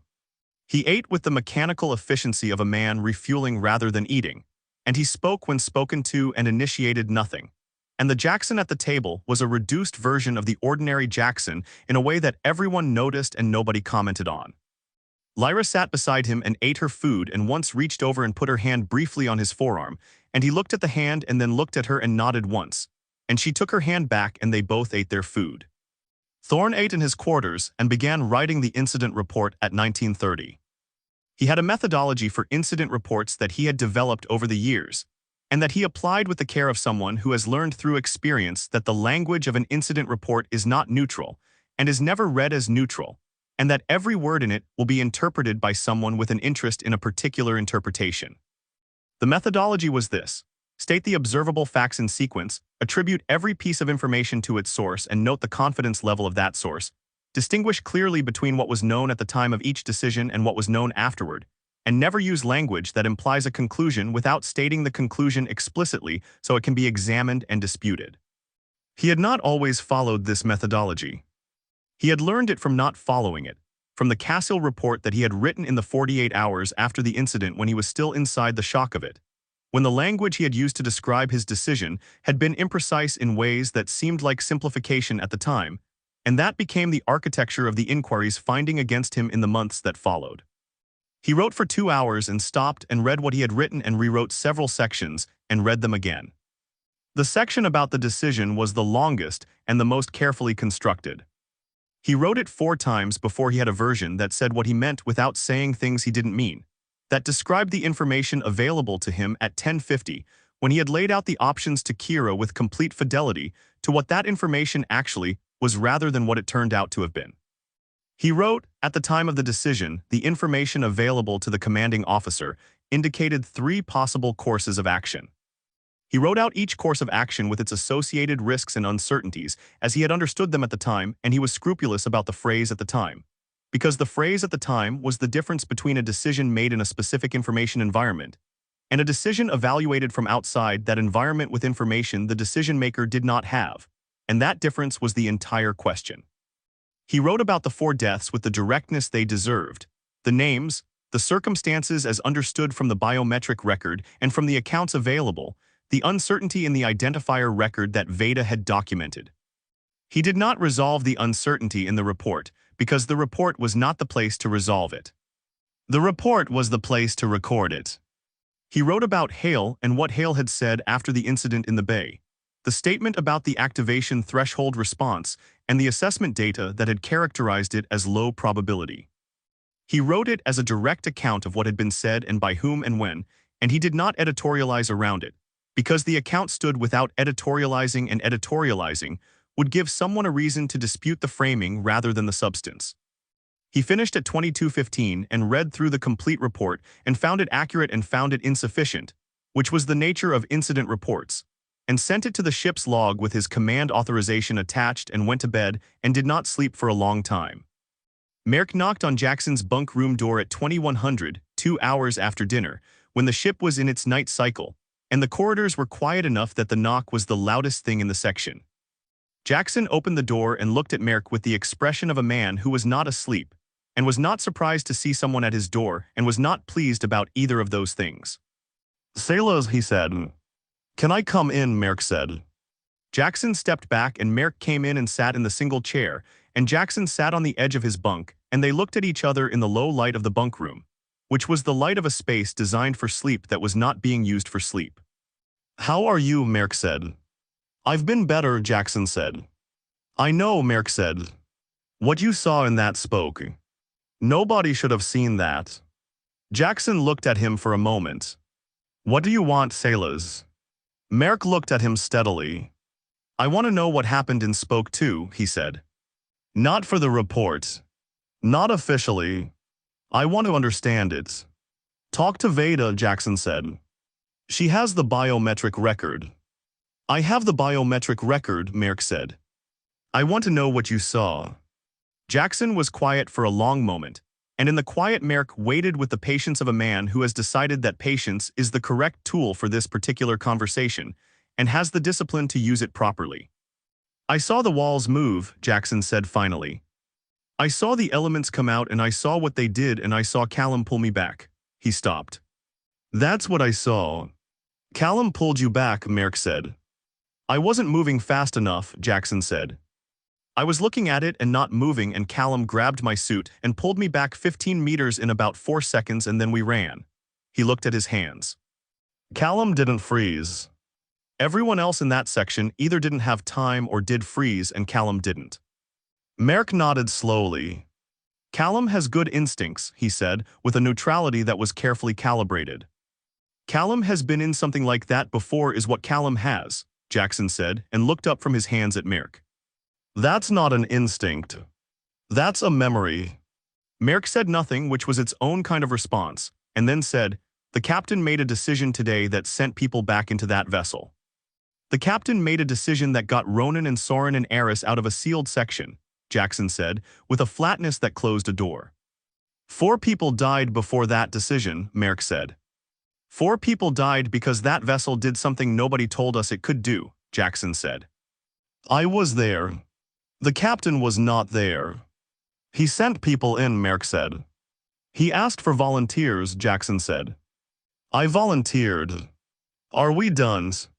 Merrick stood and looked at Jackson for a moment with the expression of a man who has collected what he came for and is filing it alongside other things he has collected, and he said, "Get some sleep," and left, and Jackson sat on the edge of his bunk in the low light for a long time after the door closed. Merrick knocked on Nix's door at 21:40, and Nix opened it already dressed and with her tablet in her hand, which meant she had been working, which was consistent with Nix in most situations and especially consistent with Nix after a day that had generated the volume of scanner data that this one had. "Silas," she said without inflection. "I wanted to check in," Merrick said. "Today was difficult." "Yes," Nix said. "Can I come in?" Merrick said. Nix considered this for a moment with the directness of a woman who does not feel social pressure as acutely as most people, and therefore responds to it less automatically. "What do you need?" she said. "I'm trying to understand what happened today," Merrick said. "From people who were inside." "Read the incident report," Nix said. "The captain will have filed it by now." "I want your account," Merrick said. "What you observed." Nix looked at him for a moment. She was a woman who trusted her instruments more than most things, and her instruments had been telling her things all day that she was still processing, And the processing was important, and this conversation was an interruption of it. And she decided to be brief so she could return to what mattered. I observed a field emission response in the portside spoke that increased with depth, she said. I observed the same emission in the hub and at elevated levels in the chamber. I observed the emission decrease when the team disrupted the surface features in the chamber. I have all of it on my scanner and I am currently analyzing it. She looked at him steadily. What specifically do you want to know? The captain's decision to send people back in, Merck said. From your perspective, was it the right call? Nix was quiet for a moment. The captain laid out the options and the uncertainties and asked for volunteers, she said. I volunteered because my scanner data was the best available information about the interior conditions, and I was therefore the most useful person to include in the team. She paused. Whether it was the right call is a question that requires knowing what would have happened if we hadn't gone back in, which we don't know. What I know is that Ronan and Soren and Eris came out of a sealed section alive. And 4 people died before the decision was made, Merck said, using the same phrasing he had used with Jackson, and Nix heard the repetition and noted it the same way she noted things on her scanner, as data that had a pattern to it. 4 people died when the vessel's defensive systems activated, Nix said. That is what the record will show, she looked at him. Is there something specific you are trying to establish, Silas? Merck held her look for a moment and then said, I'm trying to understand whether the captain's decisions today cost lives that didn't need to be lost. Then you should talk to the captain, Nix said, and stepped back and closed her door, not with hostility but with the finality of a conversation that had reached its natural end. And Merck stood in the corridor for a moment and then walked toward the crew quarters where the light was still on under Lyra's door. And the corridor was quiet around him and the Auster ran on through the dark, carrying everyone forward whether they were ready or not. Thorne was still awake at 100, not at his desk but in his bunk, lying in the dark with the sounds of the ship around him and the incident report filed and the dead counted to the best of current ability, and the living distributed through their bunks in whatever relationship with sleep they could manage tonight. He was thinking about the report and about the words he had chosen and about the words he had not chosen, specifically the ones he had not chosen in the section about Hale and what Hale had known and when he had known it. Because he had written that section 4 times and each version had been accurate, and each version had also been, in its way, a decision about what the record would look like and what the record would do. He had been in this position before. Not identical, not the same facts and the same people in the same ship, but the same fundamental position, the position of a man who has survived something and is now building the account of it and knows that the account will outlast the event and will be read by people who were not there, and will be the only version of events that most of those people will ever have access to. He had built that account badly once, and the badly built account had become the architecture of something that had cost him everything he had built in the legitimate world, and he had told himself since then that he would not build it badly again, and tonight he had not built it badly, and he was lying in the dark wondering if not building it badly was the same as building it well, and whether building it well was the same as building it honestly. And whether honestly was a word that covered everything it needed to cover in this particular situation. He did not reach a conclusion before sleep took him, which was at approximately 1:40, and when it took him it was complete and without dreams. The sleep of a body that has been running at full capacity for 18 hours and has simply run out of capacity. And the Auster moved on through the dark and Hale's door stayed closed and Merrick's light stayed on for another hour. And in the morning Veda would talk to Jackson, and the count would be as confirmed as it was going to get, and the number would be 4 and the number would be contested anyway. And all of that was still ahead of them, waiting with the patience of things that do not need to hurry because they know you are coming toward them whether you choose to or not. The tribunal was called on the 4th day out from the salvage coordinates, which gave the crew 3 days of the particular atmosphere that forms on a small ship when everyone knows something is coming, and nobody is talking about it directly. The 3 days had a texture to them that was different from the aftermath silence of the first day, less raw and more considered, the silence of people who have moved from shock into position, who have decided where they stand and are now standing there quietly and waiting for the standing to mean something. Merrick had spent those 3 days in the conversations that Nix had noticed the pattern of, and that Jackson had ended early, and that several other crew members had participated in to varying degrees of willingness. He had been methodical about it in the way he was methodical about everything, working through the crew in an order that suggested a plan rather than a process. And by the 3rd day the crew had divided in the way that crews divide when something serious is in the air, not cleanly, not into 2 neat camps with clear borders, but into the gradations of position that real disagreement produces. People who were with Merrick and people who were with Thorne, and people who were not sure and people who were sure but didn't want to be the ones who said so first. Thorne had spent the 3 days running the ship and writing supplementary notes to his incident report, and not talking to anyone about what was coming in the way that Merrick was talking to people, which was either dignity or strategy or both depending on how you read him, and which the crew read in as many ways as there were crew members to read it. He ate his meals in the common area rather than his quarters during those 3 days, which was a change from his ordinary habit and which several people noticed without commenting on. He did not appear to be performing accessibility. He appeared to be a man who had decided that eating alone in his quarters was a kind of hiding and that he was not going to hide, and the distinction between those two things was visible to anyone who was paying attention. Kira was paying attention. She ate across from him on the second evening, and they talked about the ship's fuel consumption and the route back to Prentice, and said nothing about the tribunal or the incident or the 4 dead or the contested count or anything that was actually present in the room. And the conversation was both completely mundane and entirely loaded, and they both knew it and neither of them acknowledged it. And when the meal was done, they went their separate ways, and Kira sat in her bunk for an hour afterward thinking about the alcove and the 20 minutes she had spent in it, and the 10 additional minutes she had not reported, and what those minutes would mean if they became part of the record. She had not decided what she was going to say when Merrick called her. She was still not decided on the morning of the 4th day when the notice came under her door. On the morning of the 4th day, Merrick slid a printed notice under every bunk room door on the ship, which was a formality that nobody had asked for and that communicated more than its content, the act of printing and sliding being its own statement about the seriousness of what was being initiated.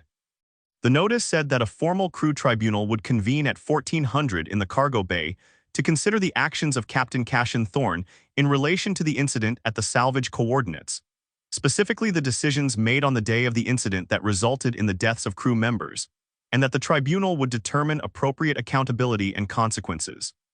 Thorne read his copy at 700 over coffee and set it on his desk, and finished his coffee and went to the bridge and ran the morning watch. He did not tell anyone what he thought about it.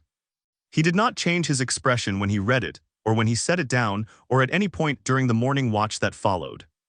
Eris, who was on the bridge with him for the first 2 hours of the watch, said afterward that the captain had been exactly as he always was, which was either the mark of a man with extraordinary self-possession, or the mark of a man who had known this was coming long enough to have finished being surprised by it.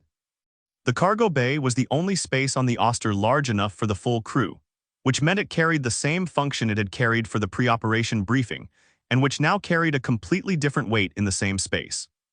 Merrick had arranged it during the morning watch, moving crates and equipment to create a cleared central area with 2 positions facing each other across approximately 4 meters of open floor, a chair on one side for the person being questioned and a standing position on the other for Merrick, and the rest of the space arranged for the crew to sit or stand as they chose around the perimeter. It was not a courtroom and did not pretend to be one, but it had the bones of an adversarial proceeding arranged in the bones of a neutral space, and the combination created an atmosphere that was both improvised and entirely serious.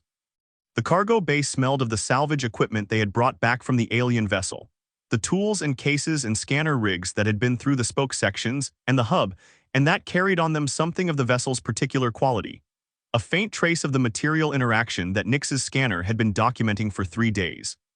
And several people who came into the bay for the tribunal noticed it and said nothing about it because there was nothing useful to say, and because the smell was a reminder that nobody in the room needed a reminder of.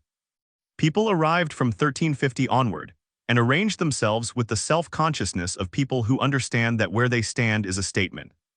Jackson and Nix took positions on the left side of the bay near the equipment racks, which put them at an angle that committed them to neither side, and which both of them had probably chosen for exactly that reason. Ronan stood near the door with Sauron and Aris, the 3 of them together in the way of people whose recent shared experience has created a temporary solidarity that transcends their ordinary relationships with each other. They were alive because of what had been decided in this room 4 days earlier, and they knew it, and they also knew that the decision that had saved them had come after the decision that had gotten 4 people killed, and the 2 facts sat together in an uncomfortable proximity that none of them had finished resolving. Lyra and Marin were near the center of the right side, Lyra with the expression of someone who has decided to be present without having decided what being present means yet, and Marin with the expression of someone who has decided and is waiting for the moment to matter. Lyra had been quieter than usual since the incident in a way that went beyond the general quiet of the ship, a specific inwardness that Veda had noted during the follow-up examination, and that she had logged as consistent with acute stress response, and that she was monitoring without intervening, because intervention required a clearer picture of what she was intervening in than she currently had. Callum was at the back. He was always at the back. Kira was on the left, closer to Merrick's position than to Thorne's, which was a geography that several people noticed, and that meant something different to each of them depending on what they knew and what they had concluded from what they knew. She had positioned herself there without entirely deciding to. The way people position themselves in rooms when their inner state has made a decision, their conscious mind hasn't fully ratified yet, and she noticed where she was standing about 3 minutes after she had arrived there and did not move. Hale stood near the cargo bay entrance with his tablet and the expression of a man attending a proceeding in which he has a significant interest and no official role, which was accurate on both counts. He had been visible again since the second day after the incident, emerging from his quarters with the careful pleasantness reassembled but not quite at full operational capacity, slightly diminished, like a piece of equipment running on reduced power that is doing its best to present at full specification. Several crew members had looked at him when he came into the cargo bay and looked away again with the specific economy of people who have a great deal to say to someone, and have decided that this is not the time or the place for any of it. Veda stood at the right side of the bay near the medical kit she had brought out of habit or preparedness. She would not have been able to say which, and she watched the room arrange itself with the clinical attention that was her default mode in situations with elevated stakes, reading biometrics without instruments, the way doctors learn to do when the instruments aren't available. Looking at postures and breathing rates, and the particular tension that lives in people's hands and shoulders when they are managing something difficult.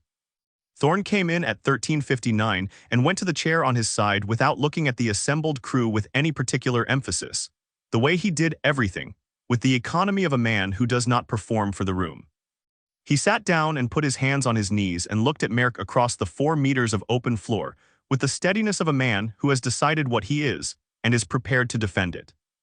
He looked older than he had looked on the bridge that morning, or perhaps the cargo bay light was different from the bridge light, or perhaps it was simply that the context changed what was visible in a face that had always been difficult to read in full. Merrick stood at his position and looked at the assembled crew and then at Thorne and said, "I'm calling this tribunal under the authority of the crew's collective right to hold command accountable for decisions made in the exercise of command authority that result in crew deaths. This is not a legal proceeding, and it doesn't pretend to be one. What it is the crew of this ship exercising the only mechanism available to them to establish accountability for what happened 4 days ago." He paused. 4 people are dead. They were under the command of Captain Cassian Thorne when they died. The question before this tribunal is whether the decisions that led to those deaths represent a failure of command that warrants consequences up to and including removal of command authority. "Up to and including," Ronan said from near the door, and the phrase landed in the room with the weight of its full implication. The weight of what removal of command authority meant on a ship in deep transit with no port in range, and no authority beyond the people in this room to enforce or dispute whatever was decided. "Up to and including," Merrick confirmed. "I want everyone in this room to understand what they're participating in. This is not an after-action review. This is a tribunal. The outcome has consequences." He looked around the room and gave people a moment to understand the full dimensions of what he had just said, and the moment stretched long enough that it became its own kind of pressure, and then he continued. "The process is this. I present the case against the captain. The captain responds. We hear from witnesses who were present during the incident. The tribunal asks questions. At the end, we vote on findings and consequences, and the vote of the majority carries." He paused.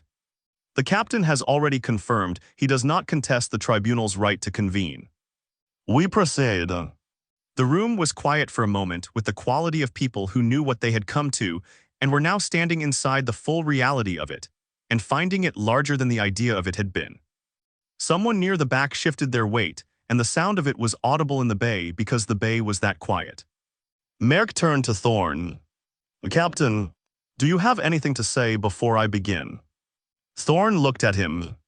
Go ahead, he said. Merrick nodded and turned to address the room rather than Thorne, which was a rhetorical choice that put the assembled crew in the position of jury rather than audience.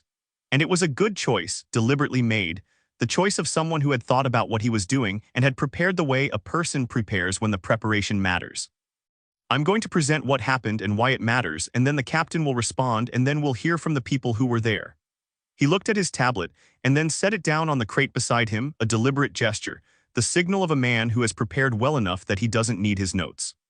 4 days ago, this crew was inside an alien vessel at the direction of Torrin Hale, acting as a representative of Renova Extraction, who contracted us for a salvage operation that was described to us as the recovery of materials from an unregistered derelict. The vessel was not what we were told it was.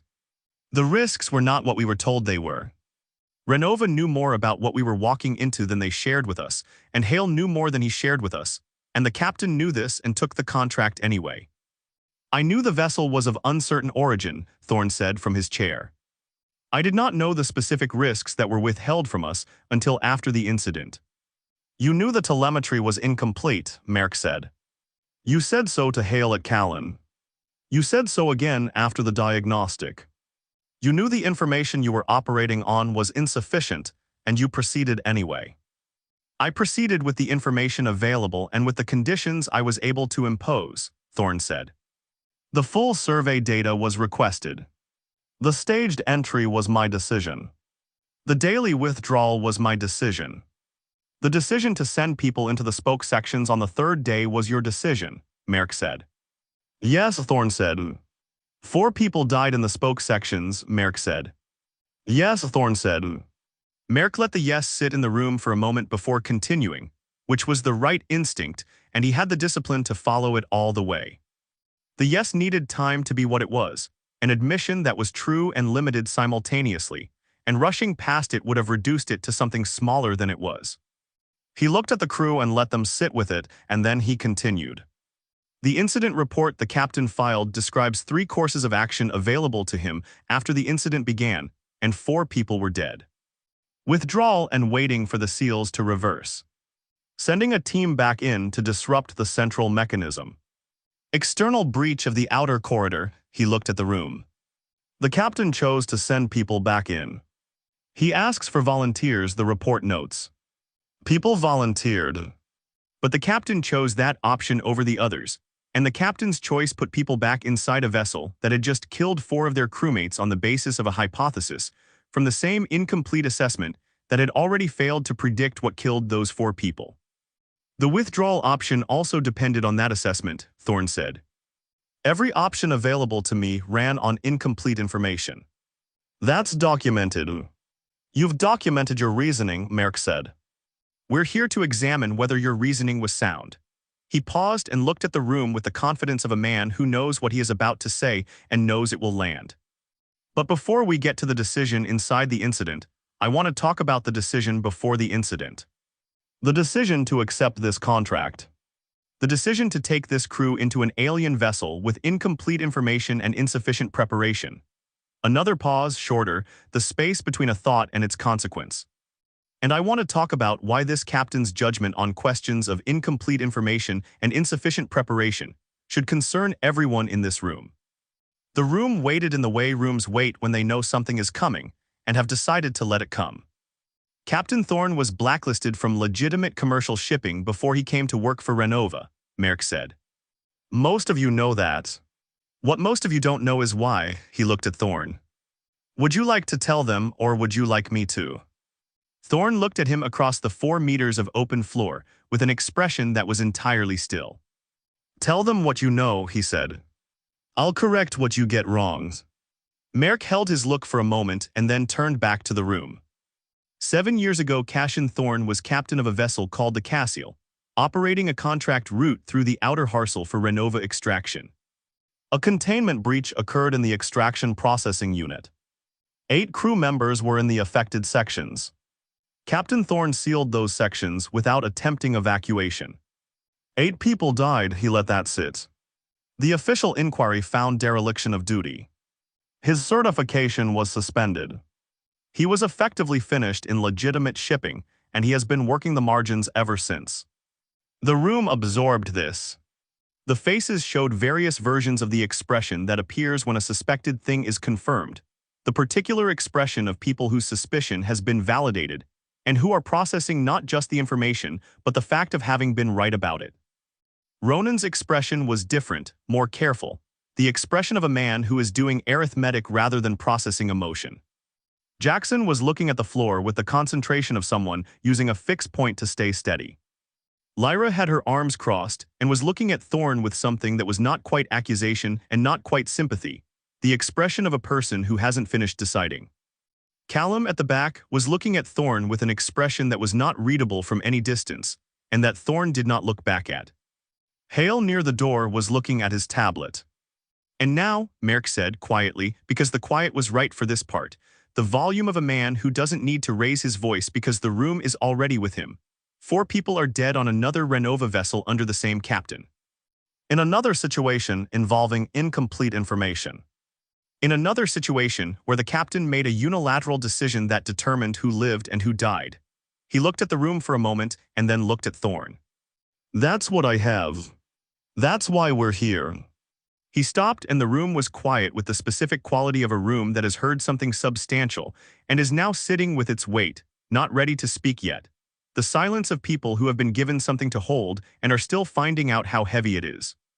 Thorne sat in his chair and looked at Merrick and then looked at the assembled crew, moving his eyes around the room without hurry, taking in each face for a moment, and then moving to the next with the methodical attention of a man conducting an inventory.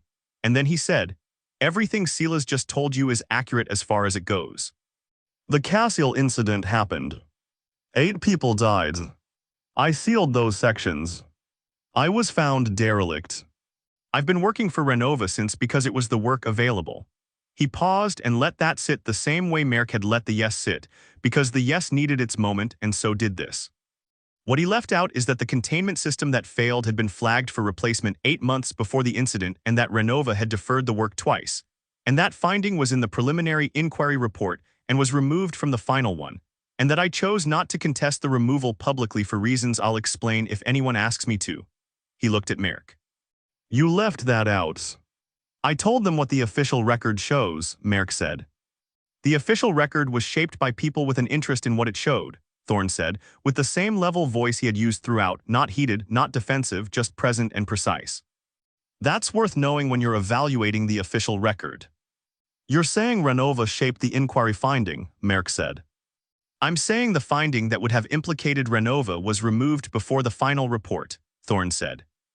I'm not saying anything beyond what I observed, and what any of you can verify if you request the preliminary report and compare it to the final one. The documents exist.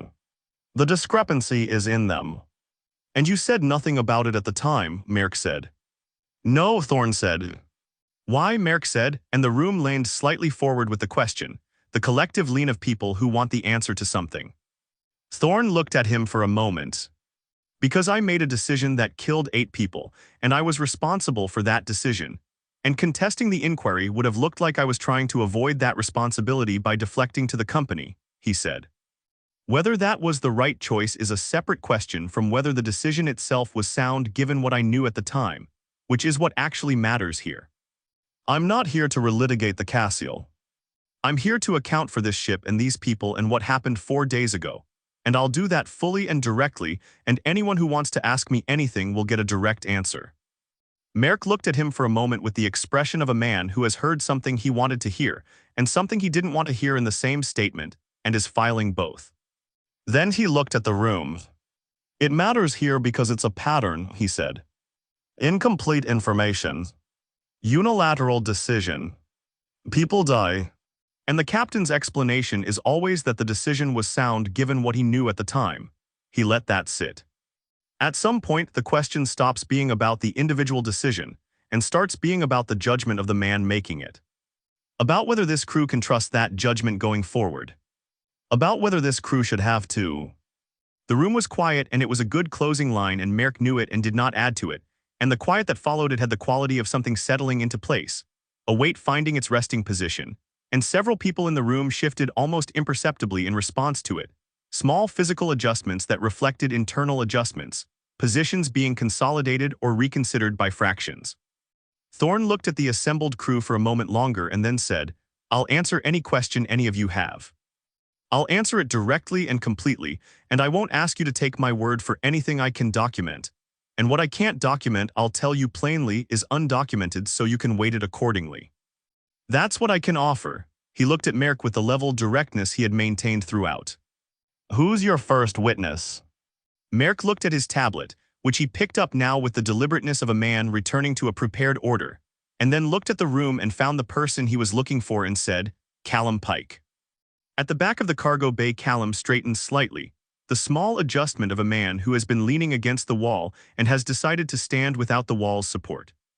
He looked at Merrick and then at Thorne and then at the chair across from Merrick's position, the chair that was 4 meters from the man he had followed from one disaster to another and had never once explained why, and something moved across his face that was gone before it could be named.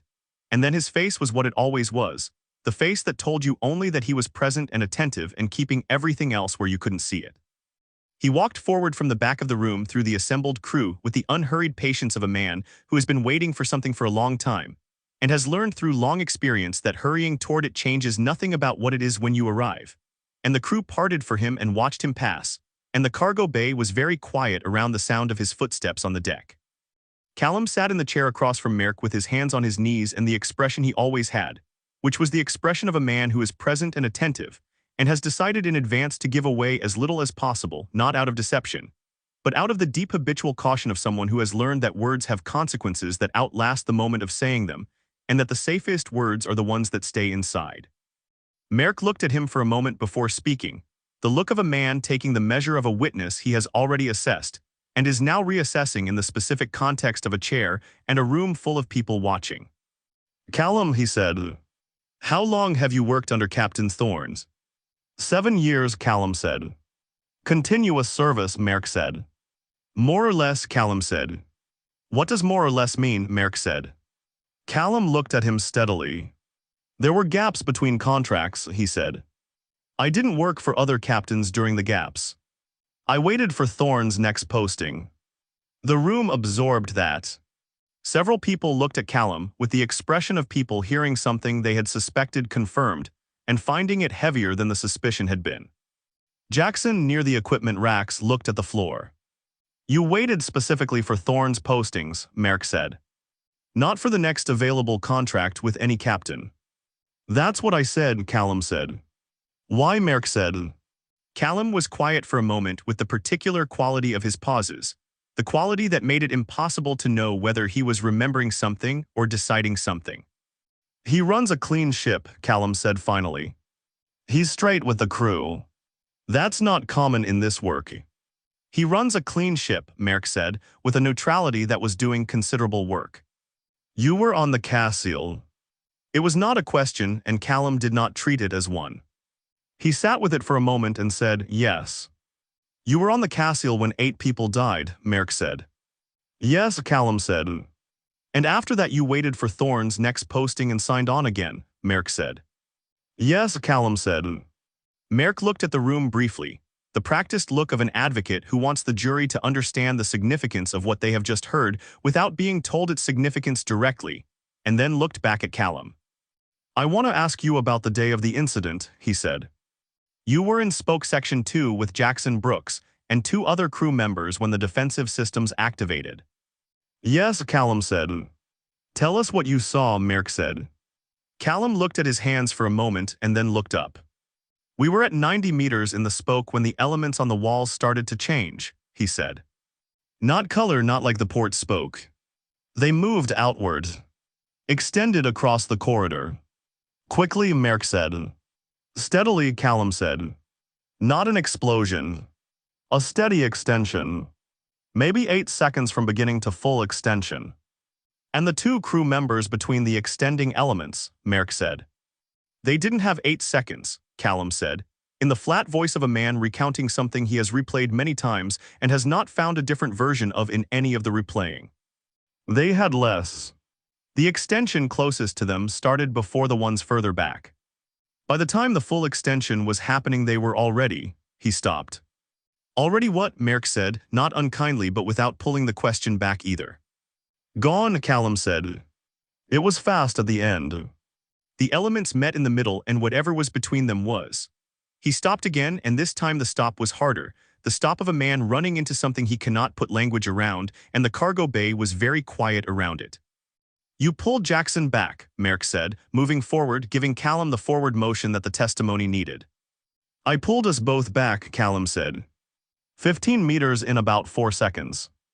Jackson was closer to the extension than I was, and he wasn't moving. I grabbed his suit and moved. Why weren't you closer to the extension? Merrick said. You were assigned to Team 2. You should have been at the same depth as Jackson and the others. Callum looked at him. I was at the back of the group, he said. I was running a tie-down check on the recovery equipment we'd brought in. I was further back than the others. So your position in the group is what saved you, Merrick said.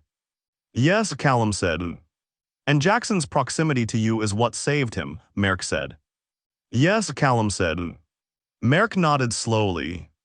Callum, I want to ask you something, and I want you to think carefully before you answer it. He paused in the way of a man who wants the pause to communicate that what follows is important. In your 7 years working under Captain Thorne, has there been any other incident where decisions made by the captain resulted in deaths or near deaths among the crew? Callum was quiet for a long moment. The quiet was long enough that Thorne, in his chair on the other side of the space, looked at Callum directly for the first time during the testimony, and Callum did not look back at him. Define incident, Callum said. A situation, Merrick said carefully, where the captain's decision was a direct contributing factor in someone getting hurt or killed. The Cassian, Callum said. Beyond the Cassian, Merrick said. Callum looked at his hands again. There was a cargo handling situation on the second Renova contract, he said. 3 years ago, a crew member was injured during a recovery operation. Broken arm, some internal bruising. He recovered fully. What was the captain's involvement, Merrick said. The captain authorized the recovery operation under conditions that the crew member later said he'd flagged as marginal, Callum said. Thorne said the conditions were within tolerance. The crew member said they weren't. Who was right, Merrick said. The crew member was injured, Callum said, which was not an answer to the question and was also the most accurate thing available, and several people in the room recognized the precision of it and what it was protecting. So there is a pattern, Merrick said, of the captain assessing risk as manageable and crew members disagreeing with that assessment, and the crew members' assessment turning out to be the more accurate one. There are 2 examples, Callum said. That's not a pattern. That's 2 examples. Over 7 years, Merrick said. Over 7 years there are also contracts completed without incident, Callum said, with a firmness that was the firmest he had been since sitting down, the firmness of a man who has been wobbling on a surface and has found a flat section and is planting his feet on it. There are jobs done properly and safely under conditions that other captains wouldn't have accepted. There are crew members who would have been hurt or worse on other ships who weren't hurt on this one because Thorne makes the calls he makes. But not always, Merrick said. Nobody always, Callum said. Merrick looked at him for a moment and then said, Callum, I want to ask you directly about the Cassian. Not the official findings. Your account. You were there. You survived. What do you think happened? The cargo bay was very quiet. Callum looked at Merrick, and the look went on for long enough that it became its own kind of statement. The look of a man deciding something at a level below the level of words, deciding it in real time in front of an audience that was watching him decide it, and the decision visible in the quality of his stillness before he spoke. I think the containment system failed because it hadn't been maintained, Callum said. And I think Thorne had a 90-second window and no good options, and he made the call the protocols said to make and 8 people died, and the company wrote the inquiry to protect themselves, and Thorne took the finding without contesting it. He paused. That's what I think. And the decision to seal the sections, Merrick said. Do you think that was the right decision? Callum looked at him steadily. I think he made the decision he had the information to make, he said. Whether it was right. He stopped, and the stop was the wrong kind, not the considered stop of a man choosing his words carefully, but the uncertain stop of a man who has reached the edge of what he can say with confidence and is still moving forward anyway. Whether it was right depends on things I don't know, he said. Whether the evacuation was genuinely impossible in the time available. Whether the protocols were calibrated correctly for that specific type of breach. He paused again, and the pause was worse than the one before it. There's an argument that a faster captain might have gotten some of them out before sealing. The cargo bay absorbed this. The words hung in the space with the specific quality of words that have been said and cannot be unsaid, and Callum appeared to hear them the way the room heard them, as something that had landed differently than he had intended, and he said immediately, "That's not what I mean," which was the worst possible response because it confirmed that he had meant something and was now retreating from it, which was worse than having said nothing. "What do you mean?" Merrick said very quietly, the voice of a man who has just been handed something and is holding it carefully so it doesn't break. "I mean the situation was moving fast and nobody had perfect information and I wasn't on the bridge and I don't know what Thorne knew in that moment," Callum said, the words coming out slightly faster than his words usually came, slightly less controlled. The cadence of a man trying to replace something with something else before the room finishes hearing the first thing. "I'm not saying he was slow. I'm saying I don't know what the full picture looked like from where he was, and I don't think any of us do." "But you raised the possibility that a faster captain might have saved some of them," Merrick said. "I raised it as an argument that exists," Callum said. "Not as my conclusions." "You said it," Merrick said. "I said it as a theoretical," Callum said, and his voice had the quality of a man who knows he is losing ground and is losing it faster the more he tries to recover it, the specific quality of a testimony going wrong in real time. Thorne from his chair said, "Sailors, ask him what you actually want to ask him." Merrick looked at Thorne and then back at Callum. "All right," he said. "Callum, do you trust Captain Thorne's judgment with your life?" The question sat in the room in the way that direct questions sit when they have been perfectly constructed. No room on either side of them, no place to stand that is not an answer. Callum looked at Thorne for the first time during his testimony, and Thorne looked back at him, and whatever passed between them in that look was not available to the rest of the room because the rest of the room was watching, and neither of them gave it away. "Yes," Callum said. And then, because Callum was Callum and could not let a clean answer stand when a more accurate but messier one was also true, he said, with reservations. Merrick said nothing because nothing was needed. "What reservations?" Thorne said from his chair, and his voice was even, but it was the even of a man applying control rather than the even of a man who doesn't need to. Callum looked at him. "The reservation that you have been in this position before and people died, and you took a finding that was designed to protect the company and didn't dispute it," he said. And now the words were coming with the terrible clarity of a man who has decided that if he is going to say a thing he will say it properly, all of it, the version that is actually true rather than the version that is safe. "And the reservation that I have followed you from one Renova contract to another for 7 years, and I know why I did it, and I also know that knowing why I did it is not the same as being certain it was right." He stopped and looked at his hands and then looked back at Thorne. "You are the best captain I have worked for. That doesn't mean you are without fault. I don't think it helps anyone for me to pretend it does." The cargo bay was very quiet. Thorne looked at him for a long moment and said, "No. It doesn't help anyone," and then to Merrick anything else. Merrick looked at Callum and appeared to be deciding whether to push further and decided not to, which was the right call, because Callum had said more than Merrick could have extracted by pushing, and pushing now would only give Callum the opportunity to qualify, and the qualifications would dilute what was already in the room. "No," Merrick said. "Thank you, Callum." Callum stood and went back to the wall at the back of the room and leaned against it and looked at the floor, and the cargo bay let out a breath it had been holding for 20 minutes. Merrick called Soren next, which was a tactical choice. The choice of a man who understands that following a complicated witness with a simpler one allows the complicated testimony to settle into the room without competition. Soren came to the chair and sat down with the straightforward manner of a man who has thought about what he is going to say and has decided to say it plainly and is not anticipating complexity. "Soren," Merrick said, "you were in the sealed outer corridor section during the incident." "I was," Soren said. "With Ronan Graves and Aris Valen," Merrick said. "Yes," Soren said. "Tell us about the seal," Merrick said. "What happened when the seams closed?"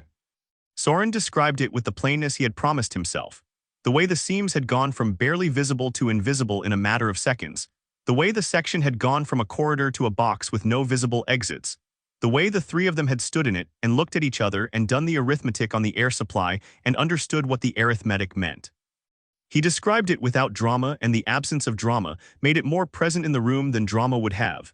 The specific horror of a contained space, and a countdown described in the flat language of a man who has processed the fear of it into fact. "What did you think was going to happen?" Merrick said. Soren looked at him.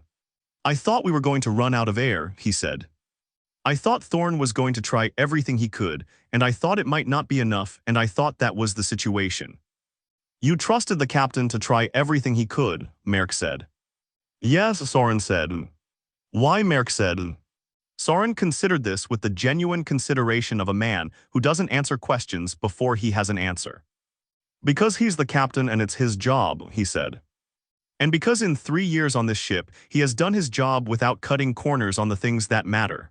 He paused. "And because I didn't have any other options, so trust was what I had." The last part landed with an honesty that was slightly uncomfortable for everyone in the room. The honesty of a man acknowledging that his trust was partly pragmatic and not entirely diminished by that. "The team that came back in to disrupt the mechanism," Merrick said. "That was the decision that opened the seal." "Yes," Soren said. "4 people died before that decision was made," Merrick said, using the phrase for the 3rd time, establishing it as a refrain, a thing the room would hear often enough to carry its weight automatically. "Yes," Soren said. "If the captain had made a different decision earlier," Merrick said, "do you think those 4 people might still be alive?" Soren looked at him for a long moment. "I don't know what decision you mean," he said carefully. "The decision to send teams into the spoke sections on the 3rd day," Merrick said. "If the captain had decided not to go deeper. If he had held the operation at the hub and the outer corridor. Then we wouldn't have the salvage," Soren said. "The salvage," Merrick said. 4 people are dead and you're talking about the salvage."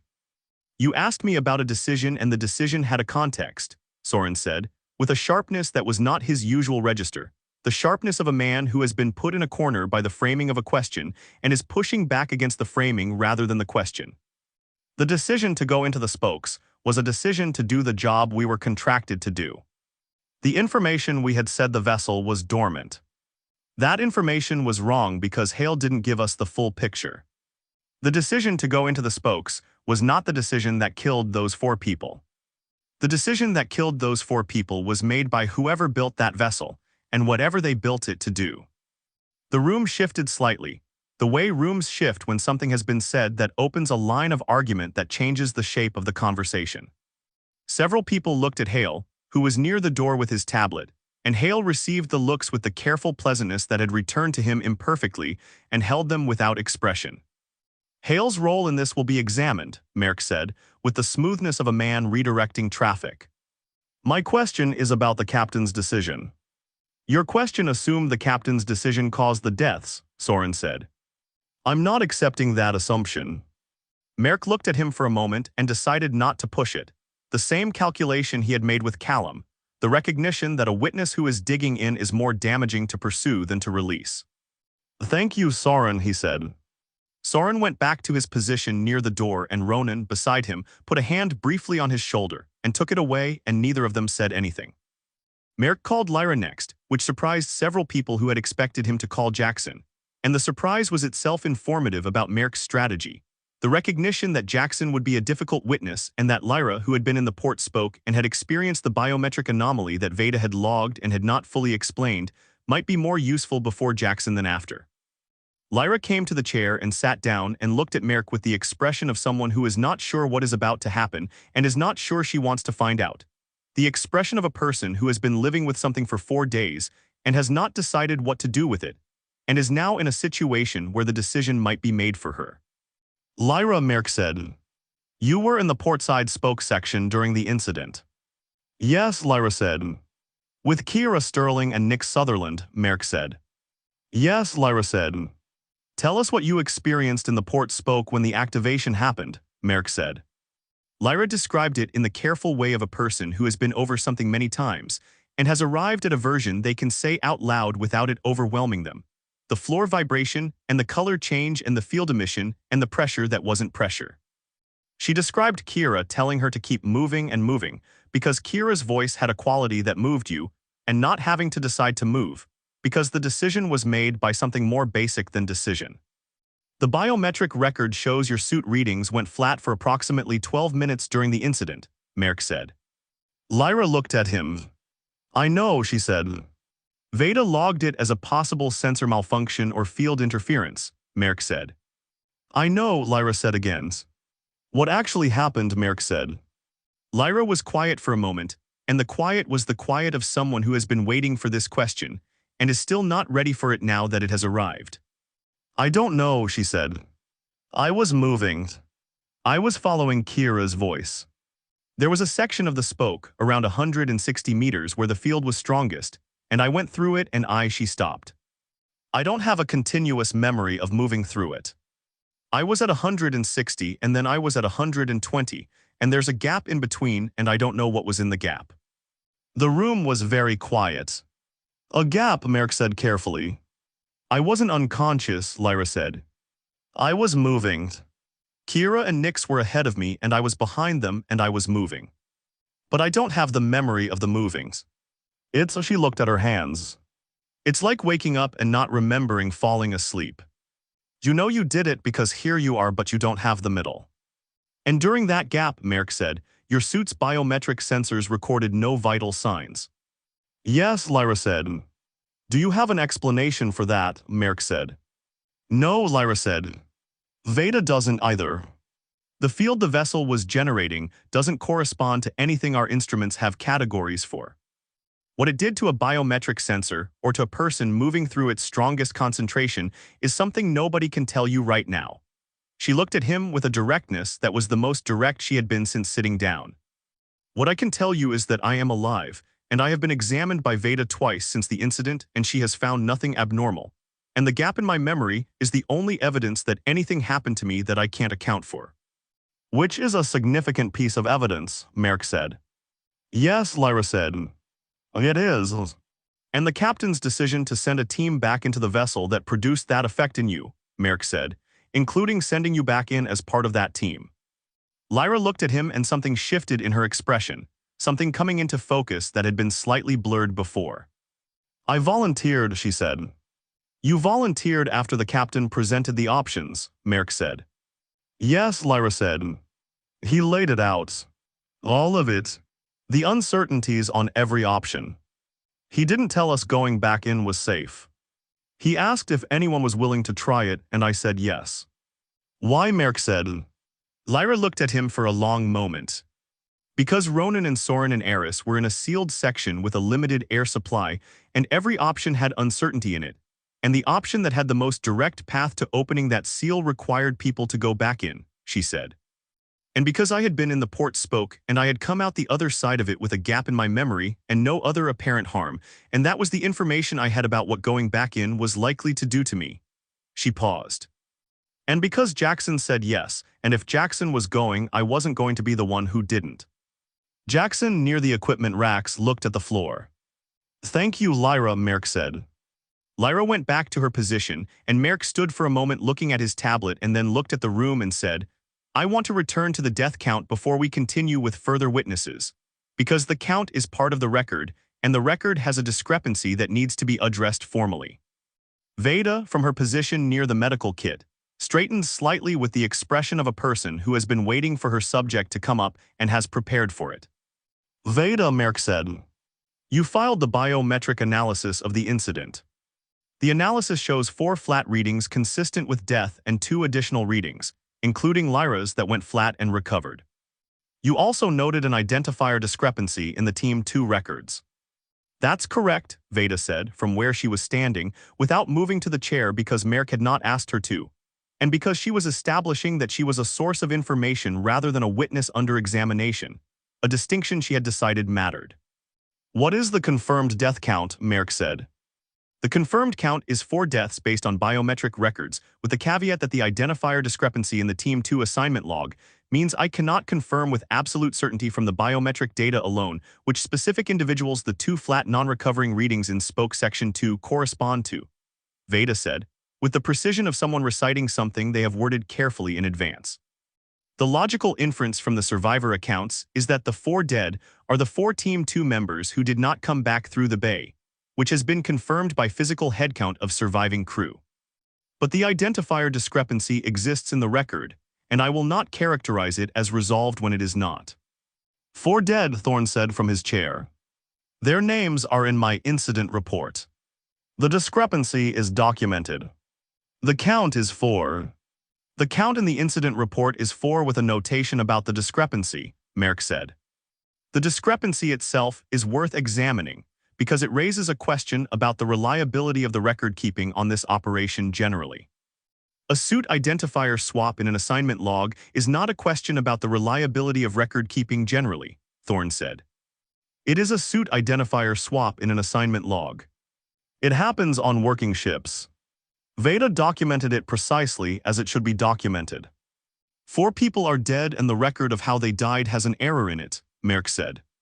The record of who was wearing which suit has a discrepancy, Thorne said. The record of how they died is complete and accurate. Those are different things and conflating them serves a rhetorical purpose rather than an evidentiary one. The room felt the exchange land and settle, the specific quality of 2 people who are arguing at a level above the surface argument, each one knowing exactly what the other is doing and responding to what is underneath rather than what is on top.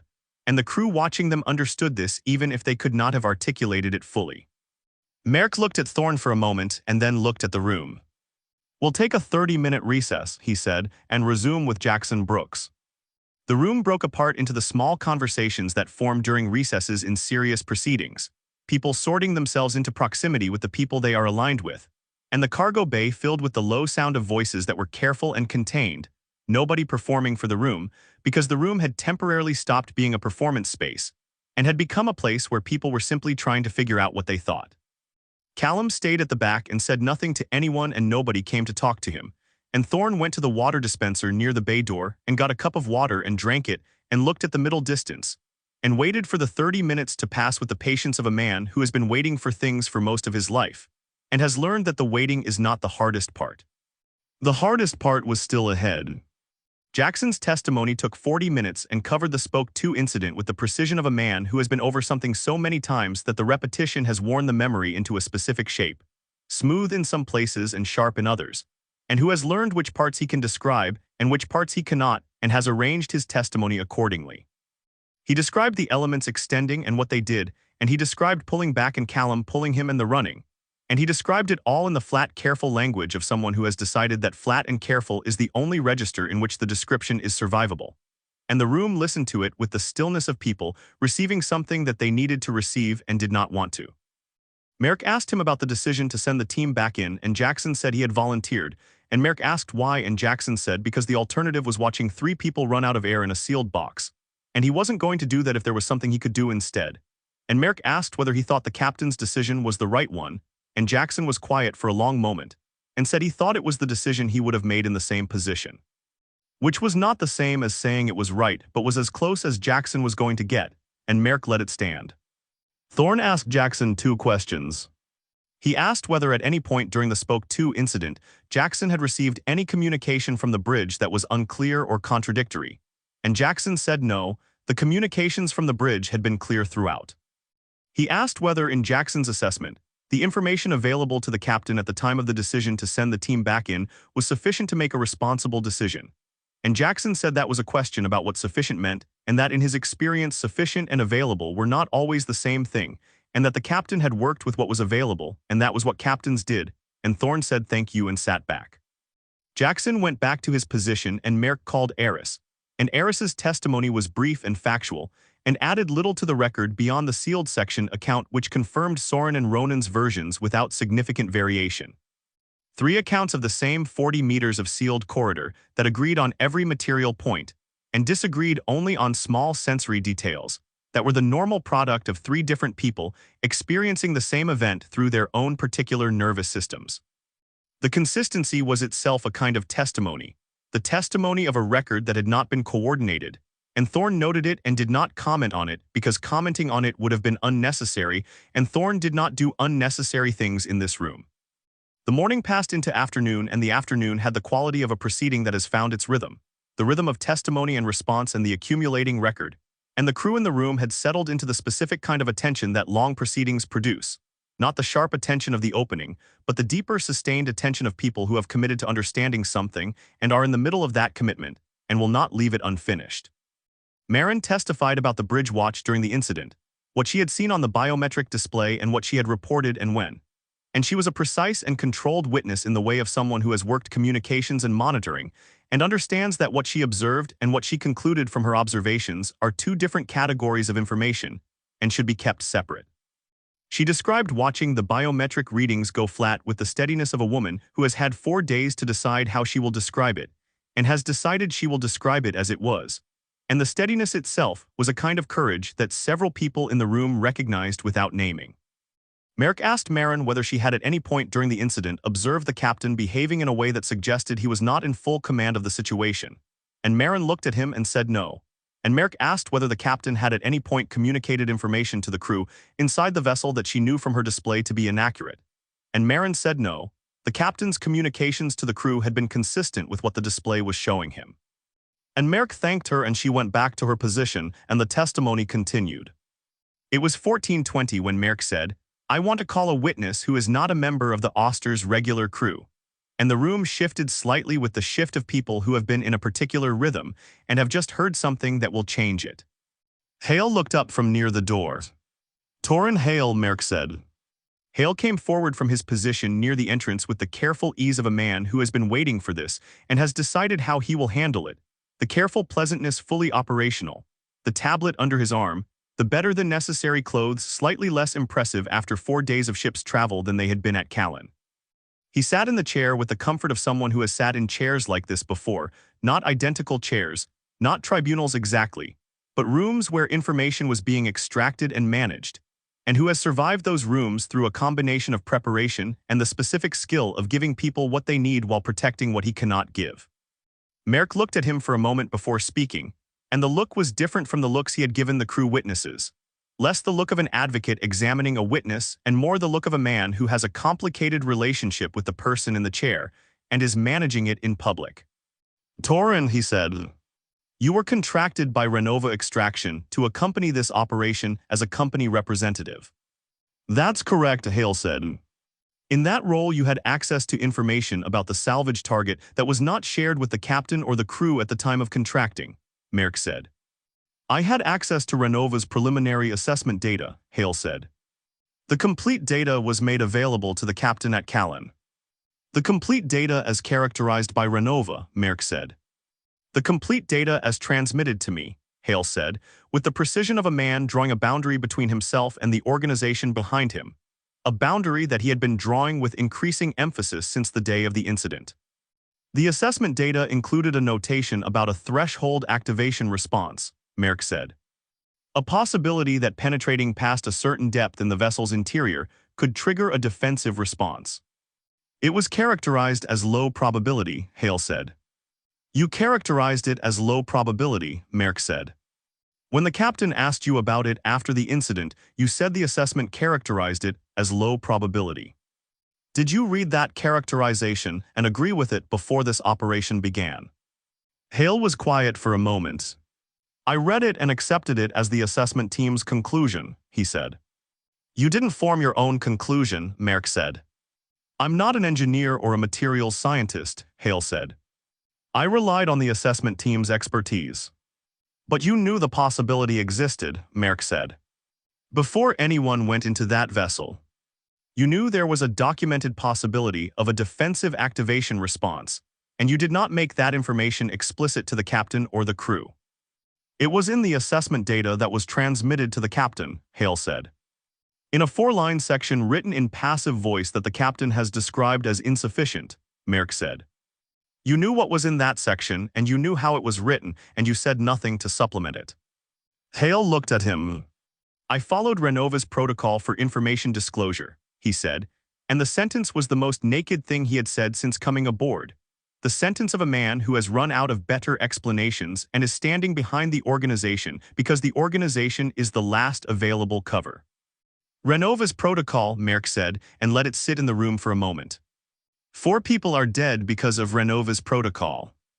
4 people are dead because a vessel that we did not build and do not understand activated a defensive response that was not fully predicted by any analysis available to anyone on this operation," Hale said, with a sharpness that was the most unpleasant he had been since the incident, the sharpness of a man who has absorbed a succession of blows and has decided that one more is one too many. "I understand why it is useful to assign that outcome to a protocol or to a person. It is not accurate. 4 people are dead because they were sent into a vessel under false pretenses," Merrick said. They were sent in with incomplete information, Hale said. Which is a different thing. Incomplete information is the normal condition of this kind of work. Nobody on this crew was promised complete information. "They were promised accurate information," Thorne said from his chair, and his voice was level, but it was not the level of a man who is unmoved. It was the level of a man applying pressure to something that wants to move and not allowing it to, and several people in the room heard the difference. "The telemetry you provided characterized the risk as low probability. That characterization was inaccurate. It was not incomplete. It was wrong." Hale looked at him. "The assessment team believed it was accurate," he said. "The assessment team characterized a threshold response in an alien vessel as low probability based on the fact that a survey that penetrated only the outer sections, and the hub did not trigger one," Thorne said. "That is not a methodology that produces an accurate probability assessment. It is a methodology that produces a number.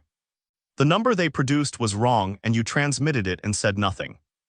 The room was quiet with the specific quality of a room that has just watched 2 people have a real argument, not a rhetorical exchange but an actual confrontation, and is processing the difference.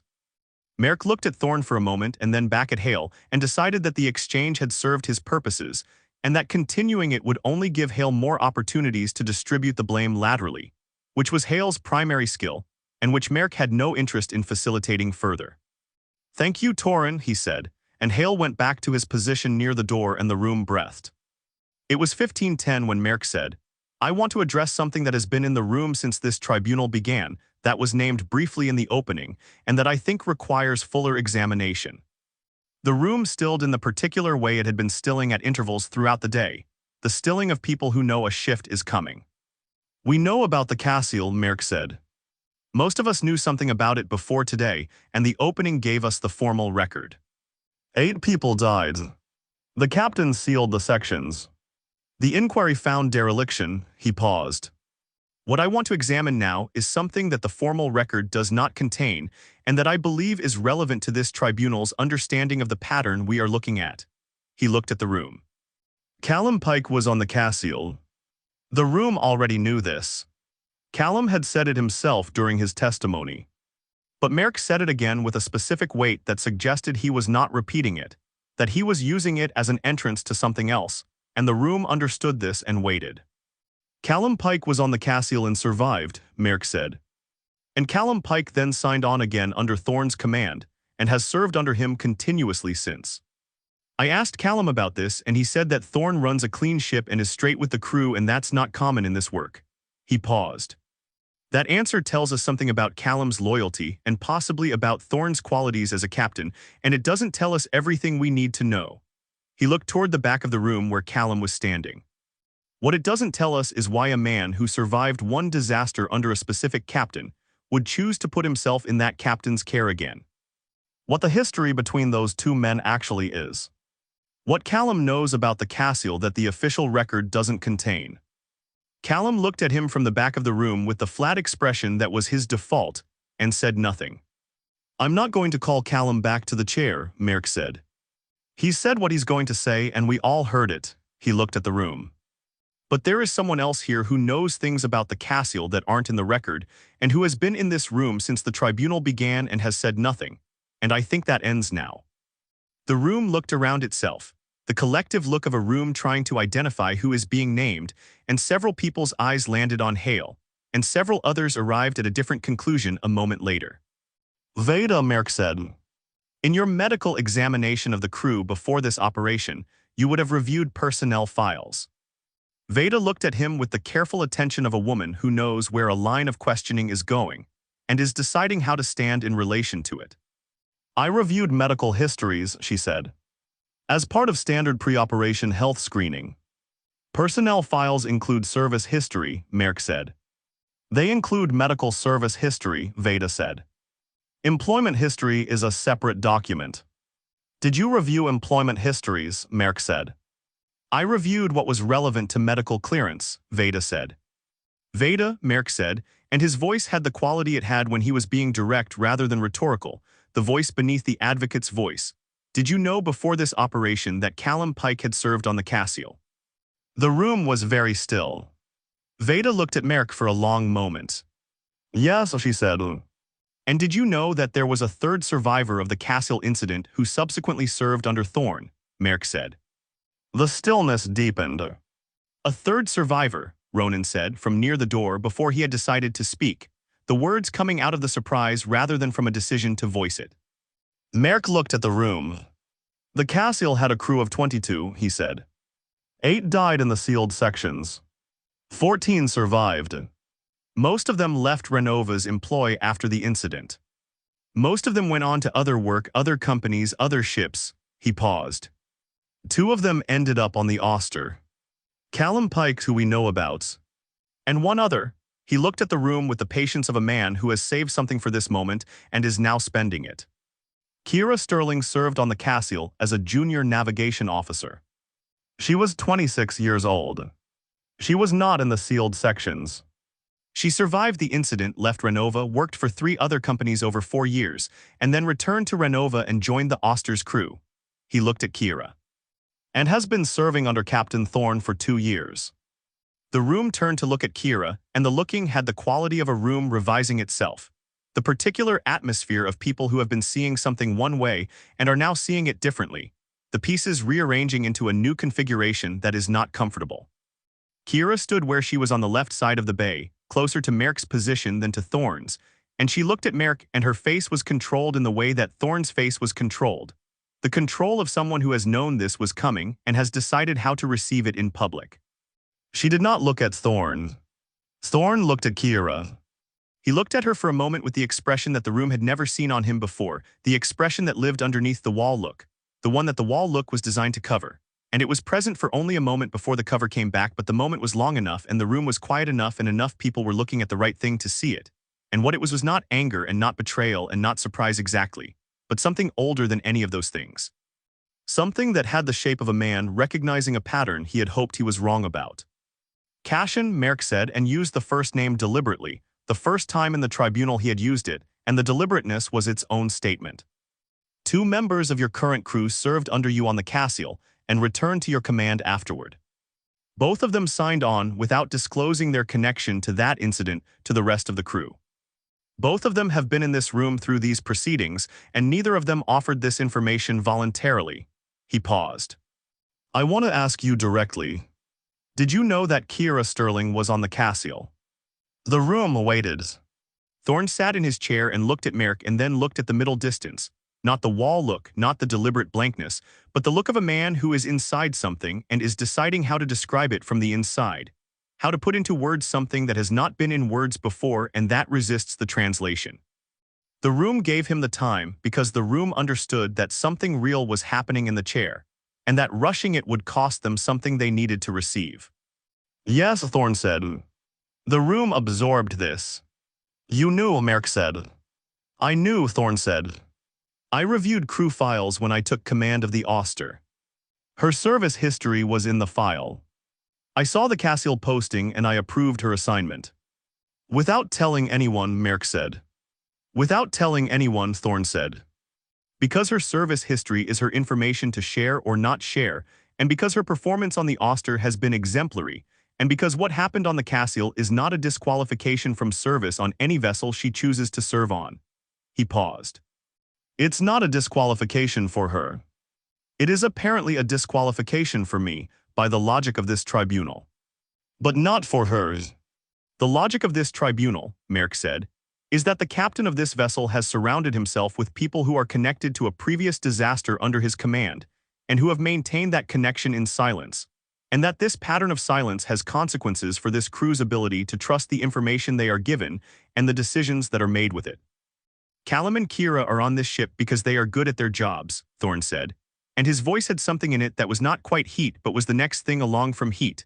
The voice of a man who has held something carefully for a long time and is holding it carefully still, but the holding is visible now in a way it has not been before. Their history with the Cassian is their history. It belongs to them. I did not recruit them because of the Cassian, and I did not keep it from the crew to protect myself. I kept it from the crew because it was not mine to share. But it is yours, Merc said. The Cassian is entirely yours. 8 people died and you were the captain and the decisions were yours, and the 2 people in this room who know what those decisions look like in real time are people you have kept close and kept quiet for 7 years. And now 4 more people are dead, and we are sitting in this room trying to understand what happened, and the 2 people with the most direct knowledge of your decision-making under extreme conditions have been sitting in this room for 3 hours without volunteering what they know. The room was very still. That's not why they're here, Thorne said. How do you know why they're here, Merc said. Thorne looked at him. Ask them, he said. Merc looked at Kira. The room looked at Kira. She stood on the left side of the bay with the controlled expression and the position that was closer to Merc than to Thorne, and she looked back at the room and said nothing for a moment. And then she said, I came back to work for Thorne because he is the best captain I have worked for, and because what happened on the Cassian was not his fault in the way the inquiry found it was his fault, and because I was 26 years old and I made a decision not to say so publicly, and I have spent 3 years on this ship deciding whether I made the right decision and I still don't know. She paused. That's why I'm here. Not because he recruited me into silence. Because I chose to come back and I chose to be silent, and those were my choices and I own them. And what you know about his decision-making on the Cassian, Merc said. Are you prepared to share that with this tribunal? Kira looked at him and then looked at Thorne, and Thorne looked back at her, and neither of them signaled anything to the other. Neither permission nor refusal. Just the mutual look of 2 people who have arrived at a junction and are each going to make their own decision about which way to go. Yes, Kira said, but not as an answer to your question. As my own testimony. On my own terms. Merc looked at her for a moment and then nodded. Tomorrow, he said. We'll hear from you tomorrow. The room broke up at 17:30 with the particular quality of a room that has been changed by what happened in it and knows it has been changed and is not sure yet what the change means. People moved out of the cargo bay in smaller groups than they had arrived in, the groupings different from the morning groupings. The lines of the room's division were drawn in ways that several people were still mapping. Callum was the last one out except for Thorne, who stayed in his chair after everyone else had gone, sitting in the empty cargo bay with the specific quality of a man who needs the space to be empty before he can be himself in it. Callum stopped at the door and looked back at him, and Thorne looked back at him, and the look between them had everything in it that their 7 years of shared silence contained, everything neither of them had said, and everything they had both known was there. Kira, Thorne said. The word was a question and a statement simultaneously. I didn't know she was on the Cassian until 6 months after I came aboard, Callum said. I found her service file by accident in the shared crew system. I didn't say anything to you because I was waiting to see if she'd say it herself. Did you know why she came back? Thorne said. I think she came back for the same reason I did, Callum said. Because we were there, and we know what happened, and the official version of what happened is wrong, and being far away from you doesn't make the wrong version more right. Thorne looked at him for a long time. That's the most you've said to me in 7 years, he said. I know, Callum said. I should have said it sooner. He looked at the chair that had been the witness chair and then back at Thorne. She's going to tell the truth tomorrow. About the Cassian. You know that. Yes, Thorne said. Is that all right? Callum said.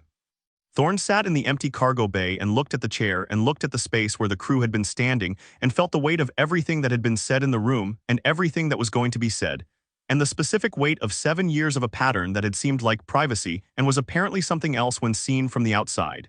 And he said, it's the truth. The truth is all right. The truth is what this has needed from the beginning. Callum nodded once and left, and Thorne sat alone in the cargo bay for a long time, not thinking exactly but not thinking, doing the thing that people do when they have run out of ways to manage what is happening and have decided to simply let it be present. And the ship ran on around him and the empty bay held him, and outside the viewport the dark was what it always was, which was everything and nothing and entirely indifferent to any of it. She came to the chair at 900 the following morning and sat down with the composure of someone who has spent the night deciding who she is going to be in this room and has arrived at an answer she is not entirely certain of, but is committed to trying. She was dressed the same as every other day on the ship, the same work clothes, the same practical arrangement of a person who does not use appearance as a statement, and she sat with her hands in her lap and looked at Merrick and waited. The room had a different quality this morning than it had had on previous days. The revelation of the previous afternoon had done something to the atmosphere that the night had not resolved. The knowledge of Kira's Cassian connection sitting in the room like a piece of furniture that had been moved. Everything slightly different in relation to everything else and nobody entirely comfortable with the new arrangement. People had positioned themselves with more deliberateness than usual, the groupings tighter, the distances between groups slightly larger, the room's division more visible than it had been. Merrick had positioned himself differently too. He was slightly further from the witness chair than he had been with previous witnesses, a small adjustment that communicated a small adjustment in his relationship to what was about to happen, the posture of a man who is about to hear something he has shaped without wanting to appear to have shaped it. Thorne was in his chair and he was looking at Kira, and his expression was the wall look, but the wall look had a quality this morning that it had not had on previous days. A quality that several people in the room noticed, and that Veda, near the medical kit, catalogued with the attention she gave to things that might become significant. Kira, Merrick said. You asked to testify on your own terms, and the tribunal agreed to that. Before I ask you anything, I want to give you that space. Tell us what you want to tell us about the Cassian. Kira looked at the room for a moment, not at Merrick and not at Thorne, but at the assembled crew, the faces she had been working alongside for 2 years and longer. And she took a breath that was the breath of someone beginning something they cannot take back once they have begun it. I was 26 years old, she said. Junior navigation officer, 18 months out of my first posting. The Cassian was my third ship in my first Renova contract, and I took it because the money was better than what I had, and I needed the money, and I told myself the company's reputation was industry gossip, and that every company has a reputation and most of it is exaggerated. She paused. It wasn't exaggerated. She described the Cassian the way people describe places they have tried to forget and cannot, with the particular detail that memory retains when it is trying to preserve something rather than release it. The smell of the ship, and the layout of the bridge and the quality of the light in the corridors. She described the crew the way you describe people you worked alongside before something happened, that divided the world into before and after. She described the morning of the breach, the way she had never described it to anyone because there had never been a room that required it of her before. The alarm came at 8:40, she said. I was on the bridge for the morning watch. Thorne was already there. He'd been there since 600, which was his habit. He was always the first on the bridge in the morning and usually the last off at night. And when the alarm came, he was at the command station and he took the reports as they came in, and I watched him build the picture from the fragments, and I watched him do it faster than I could follow, assembling information from 6 different channels simultaneously, and constructing from it a situation that I could see on my console and that he could see in his head. What? She described the 90 seconds with the accuracy of someone who has replayed them thousands of times. The reports and the contradictions and the clock and the protocols and the moment when Thorne entered the command sequence and the sections sealed. She described what happened after, the 14 survivors and the station arrival and the inquiry team coming aboard. And she described the specific moment when she read the preliminary inquiry report and saw the finding about the deferred maintenance and understood that the finding was accurate and important and was going to disappear. I knew it was going to disappear, she said. Not because anyone told me. Because I understood by then how Renova operated, and because the preliminary report was the only version of events that implicated the company, and the final report is always the one that matters, and the final report is the one Renova's lawyers see before it's published. She looked at her hands. I was 26 and I had a contract, and I told myself it wasn't my place to contest an inquiry finding, and I told myself the captain would dispute it if it was wrong, and when he didn't dispute it, I told myself that meant it wasn't as wrong as I thought it was. But you knew it was wrong, Merrick said. I knew the preliminary finding was accurate and the final finding was not, Kira said. Oh yes. And you said nothing, Merrick said. I said nothing, Kira said. And I left Renova and I worked for 3 other companies and I thought about it for 4 years, and then I came back because I had decided that saying nothing from a distance was not meaningfully different from saying nothing up close, and that if I was going to be complicit in the silence, I might as well be close enough to the truth to know what I was being complicit in. She paused. That is not a good reason. I know it is not a good reason. It is the reason I had. The room was quiet with the quality of people receiving something that is true and uncomfortable, and that they did not entirely expect in the form it has arrived. The decision to seal the sections, Merrick said. In your direct observation, standing on the Cassial's bridge when Thorne made that call. What did you see? Kira looked at him. I saw a captain with 90 seconds and no good options make the decision the protocols required him to make, she said. I saw a man who had been given a broken system and asked to manage a failure that the system's owner had created, and who managed it in the way that saved the most people, and who then accepted a finding that blamed him for managing it that way. She paused. That is what I saw. You saw a man make the only available decision, Merrick said. I saw a man make the decision that the protocols prescribed for that situation, yes, Kira said. Then why, Merrick said carefully, does your testimony of the incident here align so closely with my account of events rather than with the captain's? The room shifted. Kira looked at him and something moved across her face that was quick and controlled, and did not entirely disappear before several people saw it. My testimony aligns with the facts as I observed them, she said. The facts as you observed them, Merrick said, include the conclusion that the captain's decision to send people back into the vessel was the primary cause of additional risk to this crew. The facts as I observed them include that the captain sent a team back into a vessel that had already killed 4 people, Kira said. Which is my characterization, Merrick said. Not the captain's. It's a fact, Kira said. Not a characterization. The captain's account characterizes the decision as the best available option in a situation with no safe choices, Merrick said. Your account characterizes it as an unnecessary risk, taken after unnecessary risk had already killed 4 people. Those are different characterizations of the same set of facts. I've given you my account, Kira said. You've given me an account that tracks with mine, Merrick said. And I want to understand why, given that you just described the captain as a man who made the only available decision on the Cassial, and accepted a false finding without disputing it, your account of this incident reflects something considerably less favorable to him. The room was doing the arithmetic that Merrick had known it would do, the slow, careful addition of proximity and alignment and history, and the sum it was arriving at was visible in the quality of attention several people were directing at Kira, a sharper attention than before, the attention of people who have been presented with a new variable and are integrating it. Nix, near the equipment racks, was looking at Kira with the focused attention she normally reserved for scanner readings, the attention of a person identifying a discrepancy and tracing it to its source. Ronan, near the door, had the expression of a man who has done the arithmetic and arrived at a number he does not like and is checking it again. Jackson was looking at the space between Kira and Merrick, with the expression of a man watching something he had suspected become visible. Kira, Thorne said from his chair, and his voice had the quality it had when he was being direct rather than measured, the quality that appeared rarely and that the people who had worked with him long enough recognized as the voice beneath the captain's voice. How long? The question was incomplete and entirely clear, and the room understood both of those things simultaneously. Kira looked at him.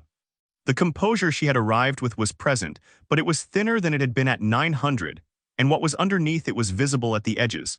The way structural damage is visible at the edges of a surface that is still holding but has been compromised. 8 months, she said. The room absorbed this. 8 months, Thorne said.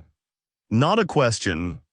The repetition of a man confirming the dimensions of something. Yes, Kira said.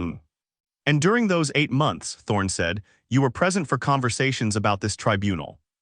Silas didn't plan this tribunal 8 months ago, Kira said, with a sharpness that was the first break in her composure, the sharpness of someone defending something they can hear sounds wrong as they defend it. No, Thorne said. But he has been building toward a position of authority on this ship for longer than 8 months, and the conversations you were present for during those 8 months were part of that building, and your testimony reflects those conversations rather than your direct observation. My testimony reflects what I observed, Kira said. Your testimony of the Cassial reflects what you observed, Thorne said. Your testimony of this incident reflects something else. The difference between the two is visible in this room, and I think you can hear it too. Kira looked at him and the composure was holding, but it was holding the way things hold when they are very close to not holding, the specific tension of a surface at its limit. What I said about the decision to send people back in is accurate, she said. It is accurate as a description of an event, Thorne said. It is not accurate as a characterization of the decision. You know the difference. You just described it to this room in your account of the Cassian. You described a captain making the best available decision with the information he had, and you described the accurate characterization of that decision being replaced in the official record with an inaccurate one that served someone else's interest. He looked at her directly. What would you call what is happening in this room right now? The cargo bay was very quiet. Kira sat with the question, and the room sat with Kira sitting with it, and the silence stretched long enough that it became its own kind of testimony, the testimony of a person in a room full of people who are watching them decide something. I would call it complicated, she said finally. Complicated, Thorne said. Yes, Kira said, and her voice had changed. The flat certainty she had arrived with replaced by something more effortful. The voice of someone who is still saying the things they came to say, but is now aware that the room can hear the effort. Because it is complicated. Because you made a decision that sent people back into a vessel that had already killed 4 of our crew, and 3 people came out of a sealed corridor alive because of it, and neither of those things cancels the other out. And the complication is real regardless of what Silas's account says or what your account says. That is a true thing, Thorne said. That is the most true thing that has been said in this room today. The complication is real. The question is whether your testimony of that complication is yours or someone else's. Kira looked at him and something gave, not completely, not visibly to everyone in the room, but enough that Veda saw it and Nix saw it and Jackson, who had been watching the space between them with the attention of a man reading a card game, saw it. Ask me a specific question, Kira said. About what I observed. Specifically.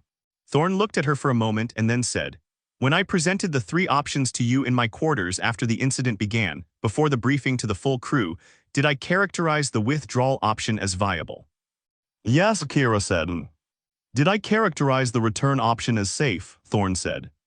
No, Kira said. Did I ask you for your assessment before I made the decision? Thorne said. Kira was quiet for a moment. Yes, she said. What did you tell me? Thorne said.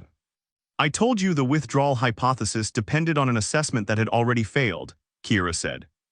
I told you the port-spoke response had been manageable at the depth we reached.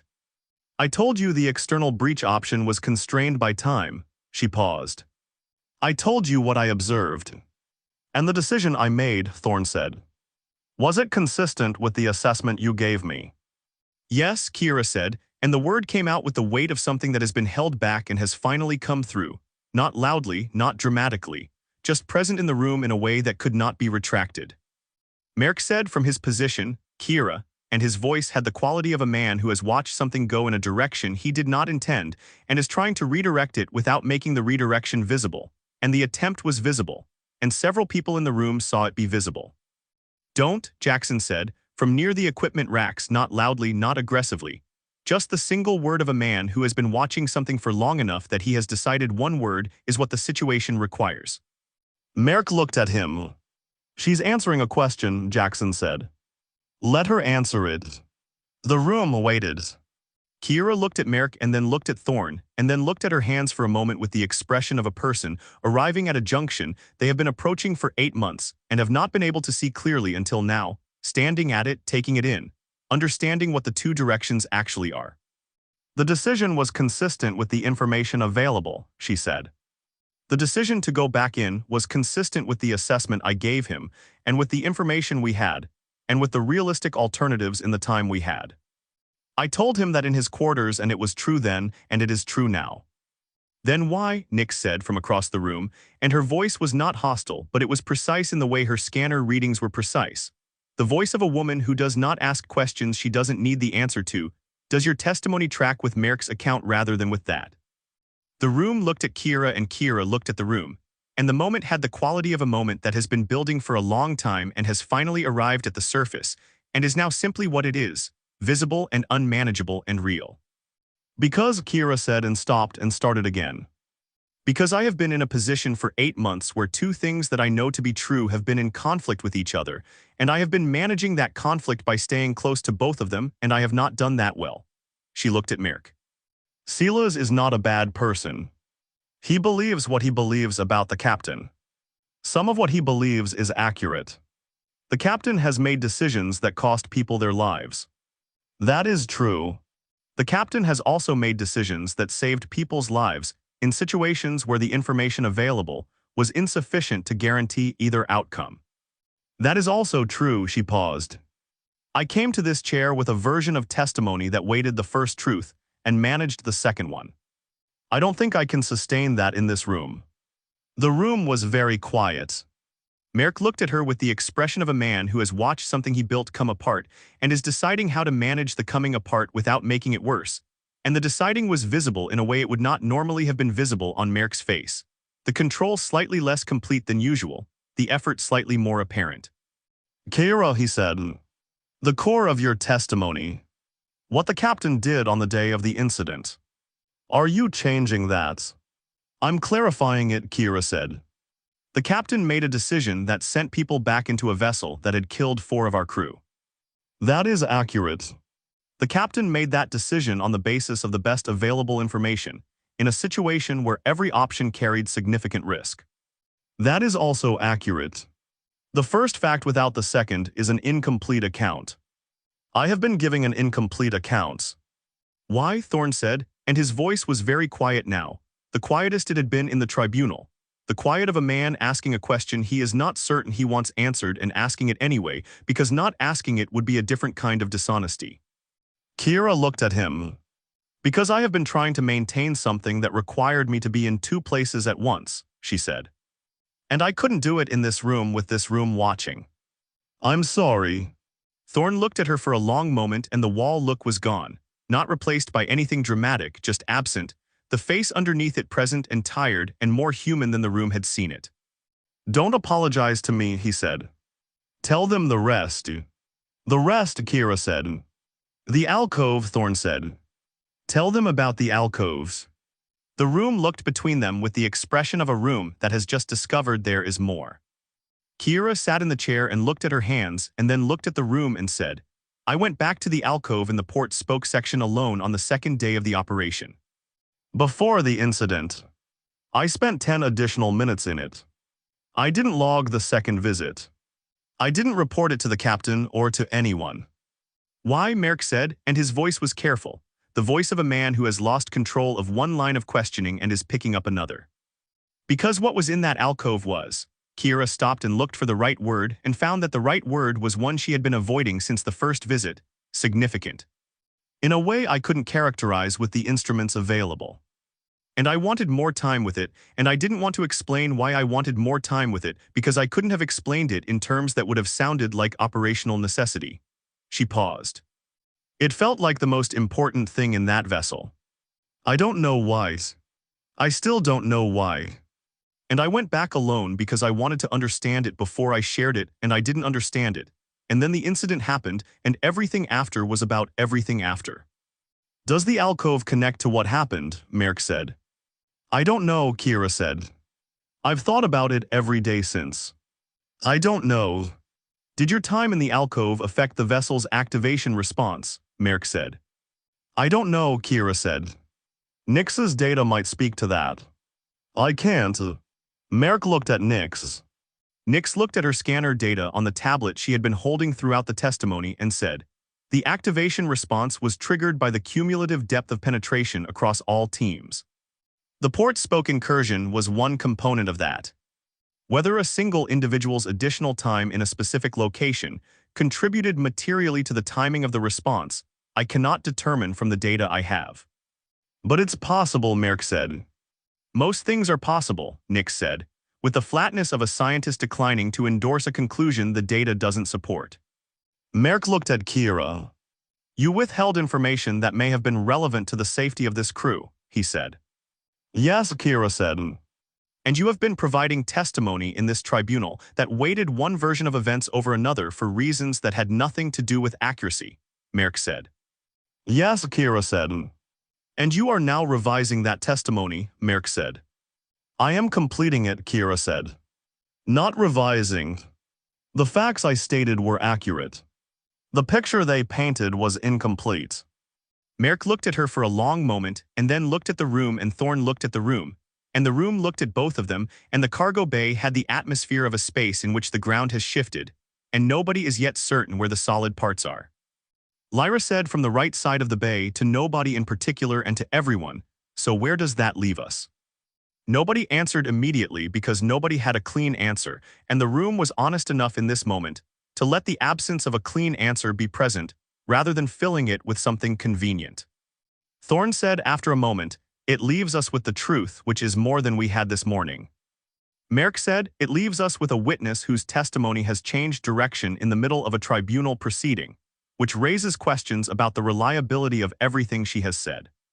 "It raises questions about everything everyone has said," Ronan said from near the door, with the specificity of a man who has been doing careful arithmetic and has arrived at a conclusion he thinks the room needs to hear. If the witness closest to the events and closest to both principles in this tribunal has been managing competing versions of the truth for 8 months, then the question of what is actually true about all of it is more open than this proceeding has been treating it. The room sat with that.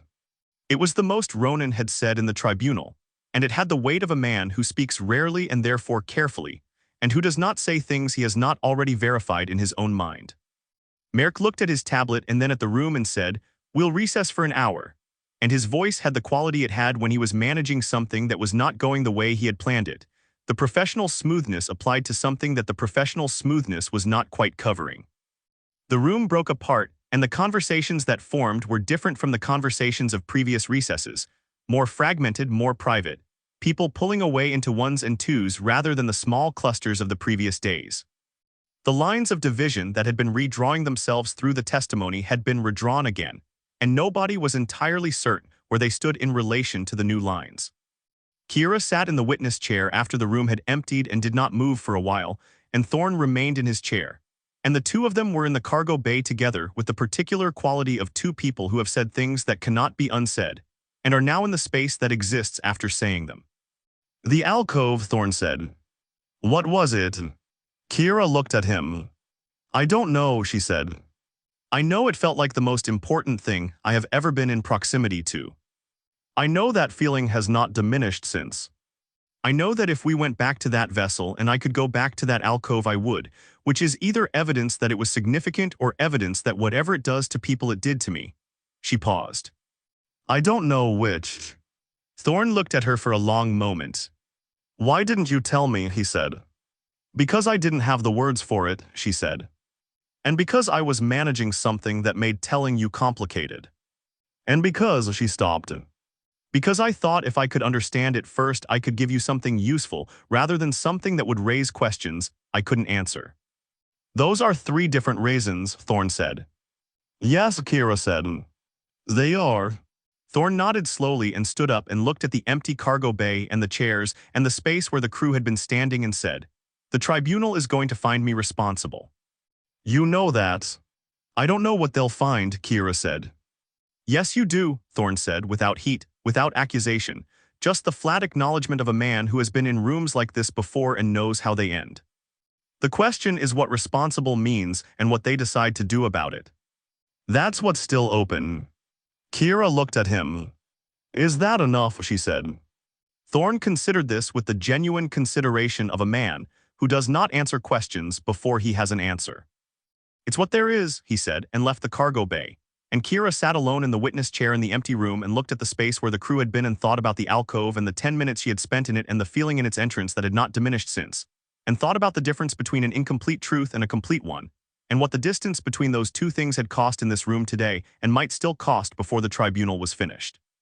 The hour recess after Kira's testimony had extended to 2 hours without anyone formally extending it, the kind of extension that happens when a proceeding has generated enough material that the people running it need time to recalibrate before continuing.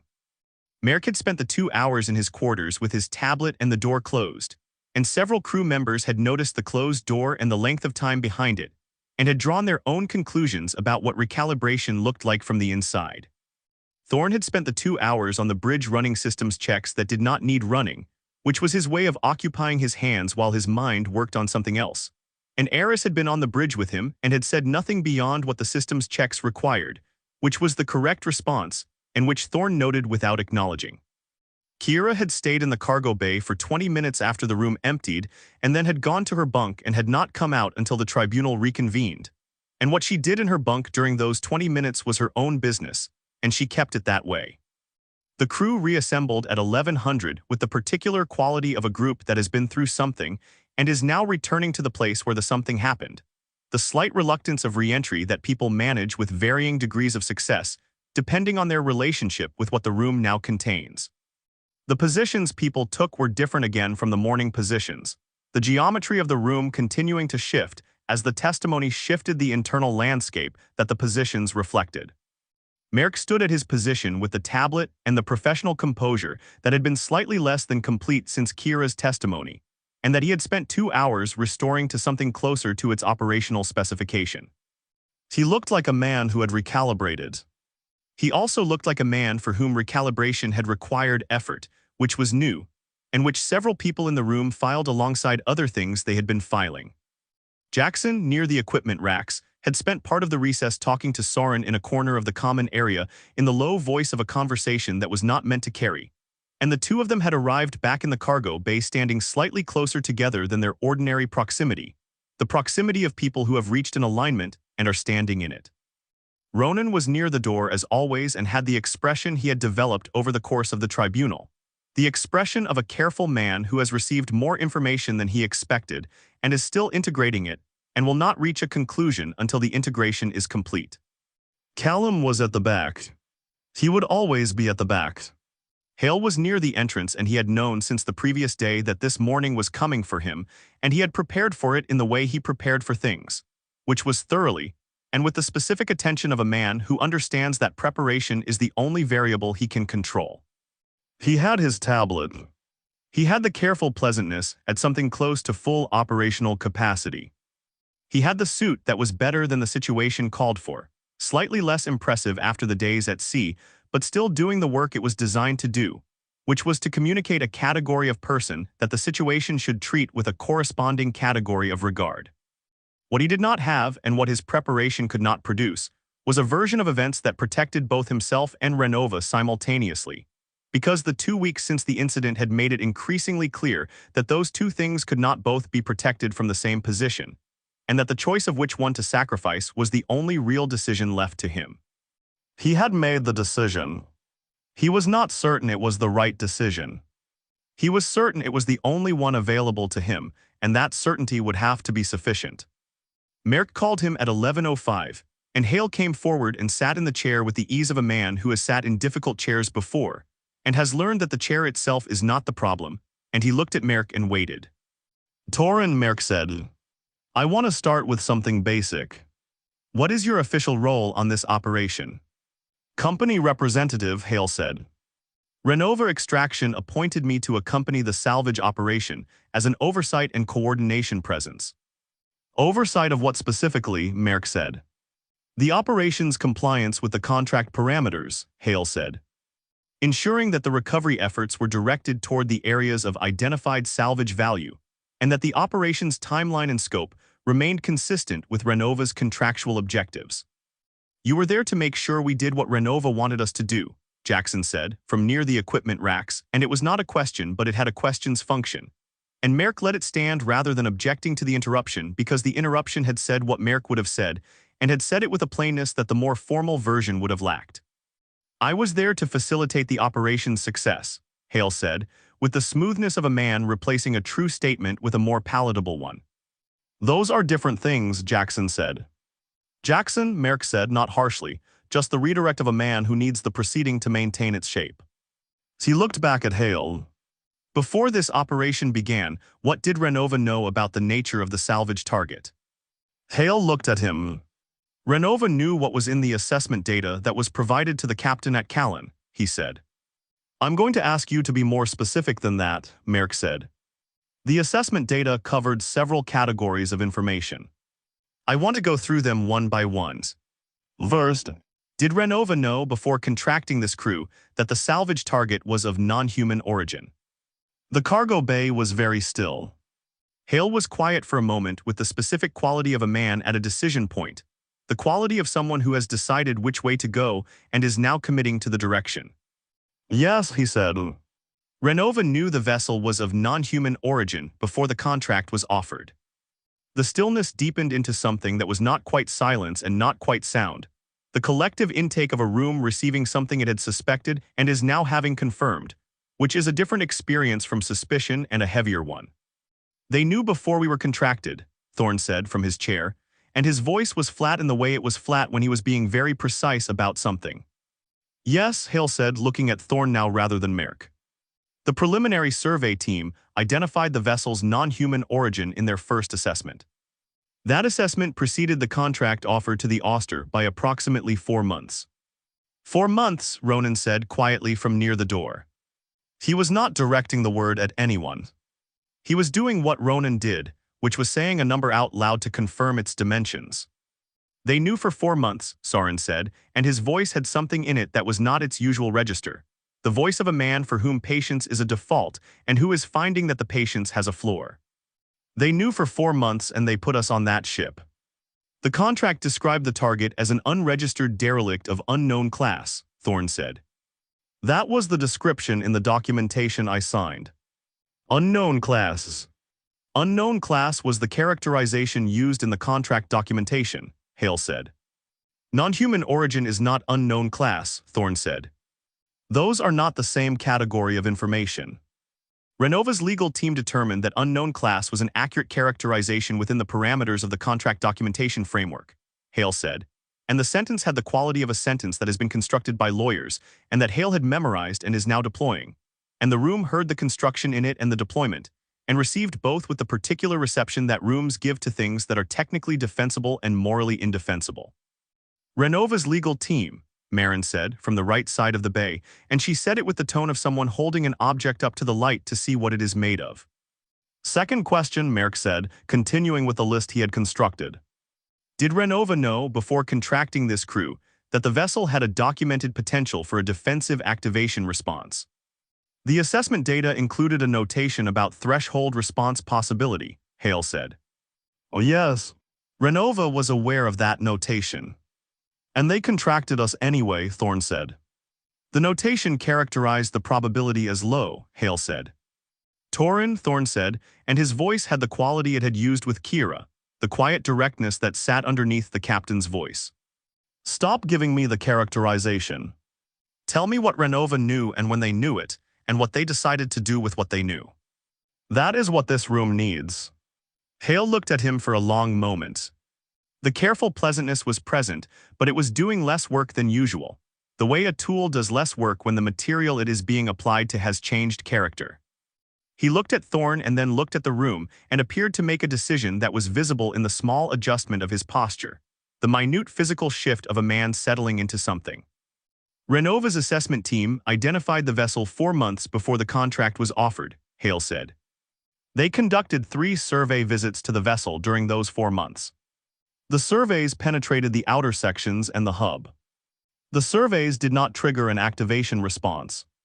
The assessment team concluded on the basis of those surveys that the threshold for activation, if one existed, was deeper than the hub and that hub-level operations could be conducted safely. He paused.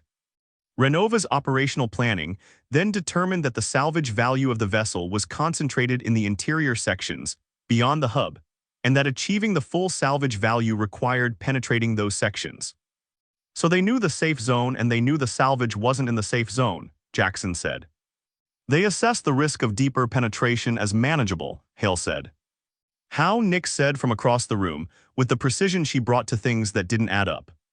On the basis of 3 surveys that never went past the hub. How did they assess the risk of deeper penetration as manageable when they had no data on deeper penetration? Hale looked at her.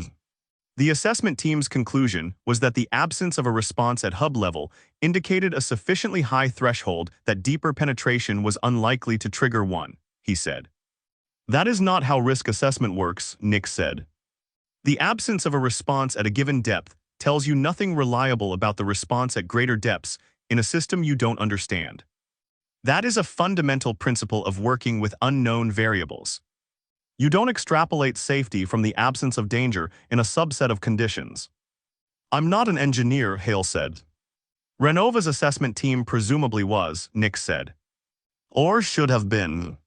Nick's Merrick said. No, Nick said, and her voice had a quality it rarely had. The quality of a woman who has been precise and professional and restrained for a long time and has reached the end of the restraint. This is relevant. Renova sent us into a vessel they knew was of non-human origin with a documented risk of defensive response, and their basis for characterizing that risk as low was 3 surveys that didn't go where they were sending us. That is not a low probability assessment. That is no assessment. That is a number attached to ignorance and dressed up as analysis. The room received this with the reception it deserved, which was the reception of something true said plainly by someone who does not say things plainly as a habit, and is therefore heard more completely when she does. Hale said nothing, which was the correct response, and Merrick let the silence stand for a moment before continuing because the silence was working for him. Third question, Merrick said. The salvage operation itself. The contract described it as the recovery of materials from an unregistered derelict.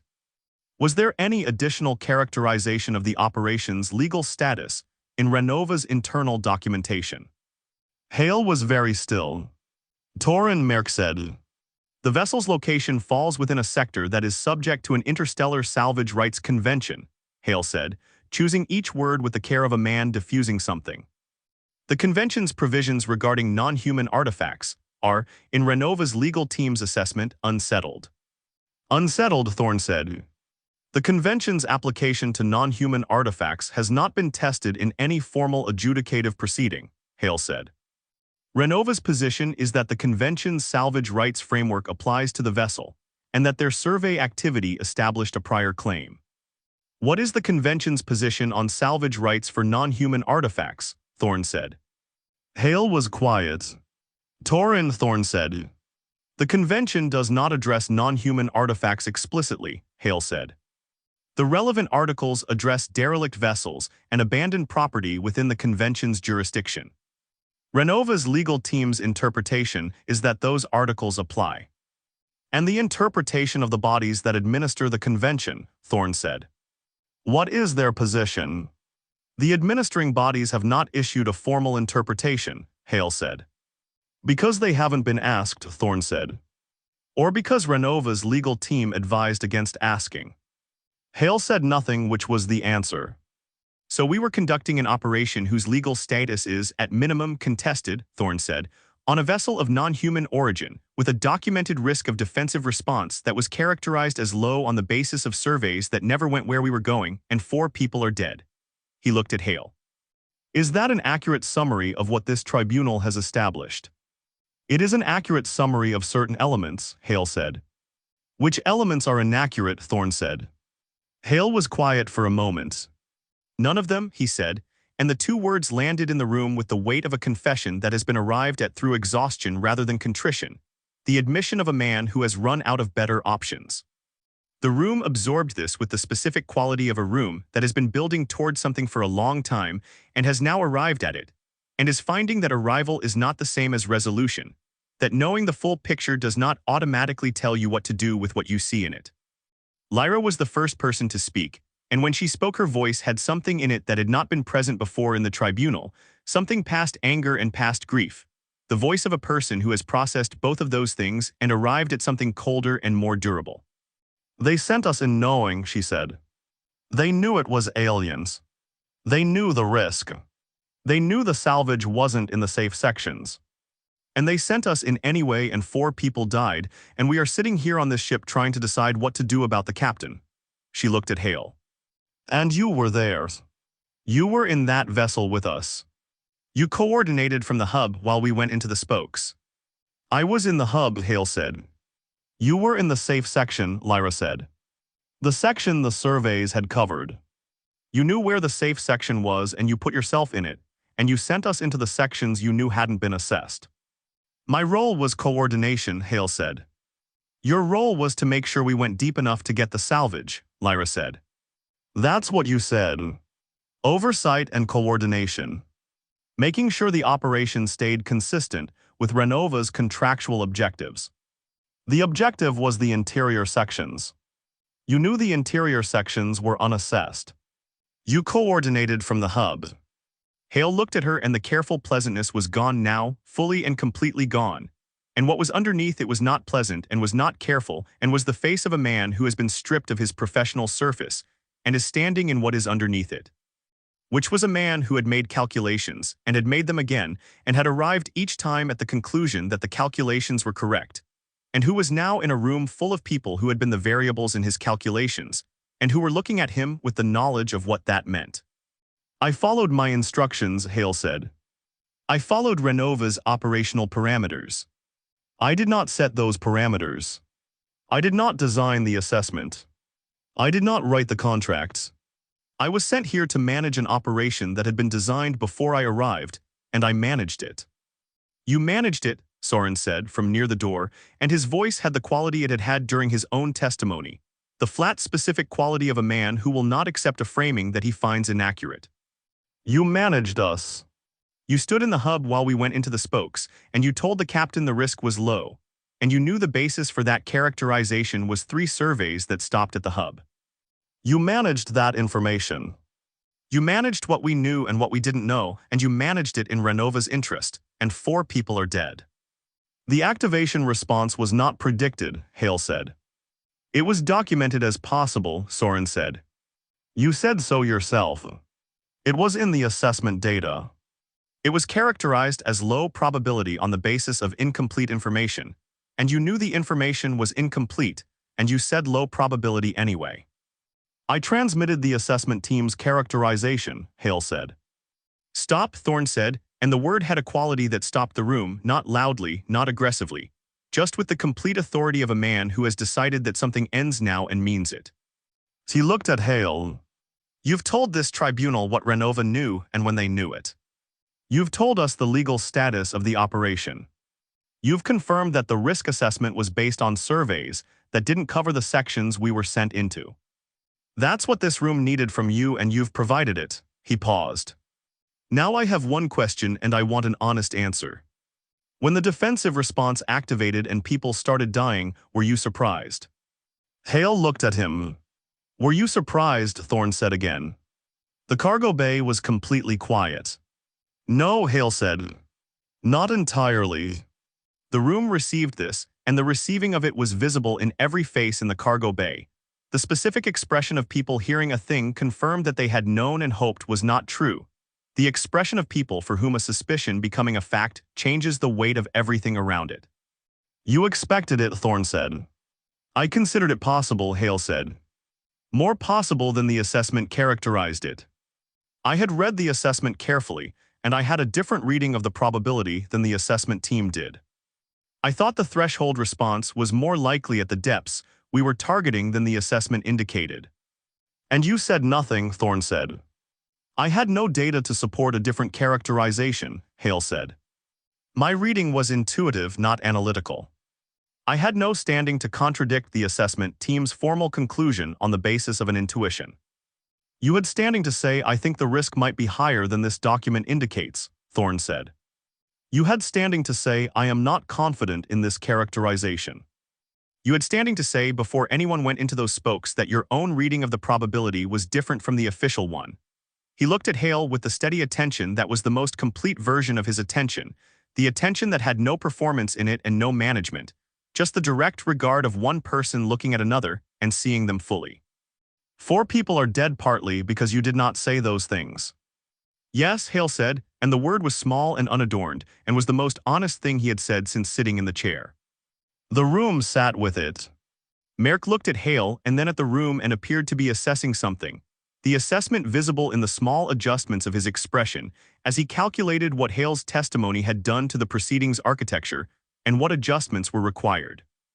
The testimony had done something he had not entirely anticipated, which was to provide Thorne with a co-defendant, and the presence of a co-defendant complicated the tribunal's calculus in ways that Merck was now working through in real time. Because the room had shifted. The room had been shifting since Kira's testimony, and it had shifted further with Hale's, and the direction of the shift was away from a simple narrative of Captain's culpability and toward something more complex and less manageable, the narrative of a company that had sent a crew into danger with insufficient information for reasons of profit, and a company representative who had known more than he said and had positioned himself safely while others went into the unsafe sections. And a captain who had made decisions under conditions that had been deliberately constrained by people who were not in the room when the decisions had consequences. It was not a narrative that absolved Thorne, but it was a narrative that distributed the weight differently, and the different distribution changed what accountability meant and who it applied to and in what proportions. Ronan said from near the door, "I want to ask Hale something." Merrick looked at him. In the structure of the tribunal, direct questions from crew members to witnesses had not been formally established as a mechanism, and Merrick considered objecting and decided against it because objecting would look like management and management would look like the thing it was, which was an attempt to contain a line of inquiry that was not serving his purposes. "Go ahead," Thorne said, which was also not within the formal structure and which established that the formal structure was less important than the truth, and several people in the room registered the difference between the two men's responses and filed it. Ronan looked at Hale with the direct attention of a man who navigates for a living, and who understands that the difference between accurate information and inaccurate information is the difference between arriving somewhere and not arriving. "The Cassian," he said. Was Renova aware that Captain Thorne had previously commanded a vessel for Renova, on which a Renova maintenance failure contributed to crew deaths? Hale looked at him. "Yes," he said. "Thorne's service history with Renova is in his personnel file. The Cassian incident is documented. And they contracted him for this operation anyway," Ronan said. "His certification was reinstated after the suspension period," Hale said. "He was a qualified captain with Renova experience and familiarity with Renova's operational parameters." "His familiarity with Renova's operational parameters," Ronan said, and the phrase sat in the room doing the work that Ronan had intended it to do, which was to make visible the specific nature of the familiarity of a man who has been inside a Renova operation that went wrong and who survived it, and who has been working for Renova since in the margins where the oversight is minimal, and the questions are limited. And the room understood what Ronan was saying without him saying it completely, understood that Renova had contracted a captain who had already survived one of their information failures, and who had already demonstrated, under the pressure of an inquiry, that he would absorb a false finding rather than contest it. "They chose him specifically," Jackson said, from near the equipment racks, and it was not a question and it was not directed at Hale. It was the statement of a man arriving at a conclusion in public because the conclusion was too large to arrive at privately. "They chose him because he'd been through it before and he hadn't burned them. He took the finding and he kept working for them, and they knew that about him, and they chose him for a job they knew was risky, because they had a captain who had already shown them he wouldn't push back." The room sat with this. It sat with it the way rooms sit with things that reorganize the understanding of everything that preceded them, the particular stillness of a collective mind revising itself. Thorne looked at the middle distance with the expression of a man hearing something he has not heard stated aloud before, and finding that the statement fits the shape of something he has known without articulating, the specific quality of a recognition that is not entirely welcome but is entirely accurate. Merrick said, "That's a conclusion that goes beyond what the testimony supports." "Does it?" Jackson said, and looked at him directly, and the look had something in it that had not been in any of Jackson's looks during the tribunal before this moment. The look of a man who has been calculating throughout and has arrived at the sum and is now presenting it. "Because from where I'm standing the testimony supports it exactly. Renova knew the vessel was alien. Renova knew the salvage wasn't in the safe sections. Renova knew their own probability assessment was based on incomplete surveys. Renova chose a captain who had already taken a false inquiry finding without contesting it. And Renova sent a company representative who had a different read on the probability than the official assessment and said nothing." He paused. "That's what the testimony supports. If you want to argue that the conclusion doesn't follow from those facts, I'm interested to hear how." Merrick looked at him for a moment, and the professional composure was doing its job, but the job was harder than it had been, and the effort was visible to anyone who was paying the right kind of attention, which in this room was most people. "The tribunal is examining the captain's decisions," Merrick said. "Not Renova's." "Maybe it should be examining both," Soren said. "The tribunal's scope is the captain's command decisions," Merrick said, with the firmness of a man who needs the scope to stay where he set it because the scope moving is bad for the outcome he is managing toward. You set the scope, Ronan said from near the door. You called this tribunal and you set its scope. The crew agreed to participate. The crew can also agree to expand the scope. Merrick looked at him. We're not expanding the scope mid-proceeding, he said. Why not, Lyra said. If the information that's come out makes the original scope insufficient. The scope is sufficient to examine what it was designed to examine, Merrick said. What it was designed to examine, Jackson said, and now his voice had the quality that his voice had when he had been playing a card game for long enough to see the table clearly, and had decided to stop managing his visibility and play what he had. Silas, you designed this tribunal to examine Thorne. You called it. You set the scope. You selected the witnesses and the order of testimony and the questions. You've been building toward a specific outcome since before we left the salvage coordinates. He paused. And what's come out in this room today is that the outcome you're building toward is not the only thing this room needs to decide. The room was very still.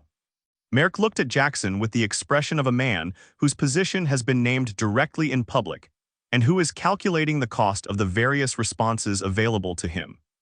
He was good at the calculation, and the calculation was fast, and the response he chose was the response of a man who has decided that the best available option is to stand where he is and hold his ground with the conviction he came in with.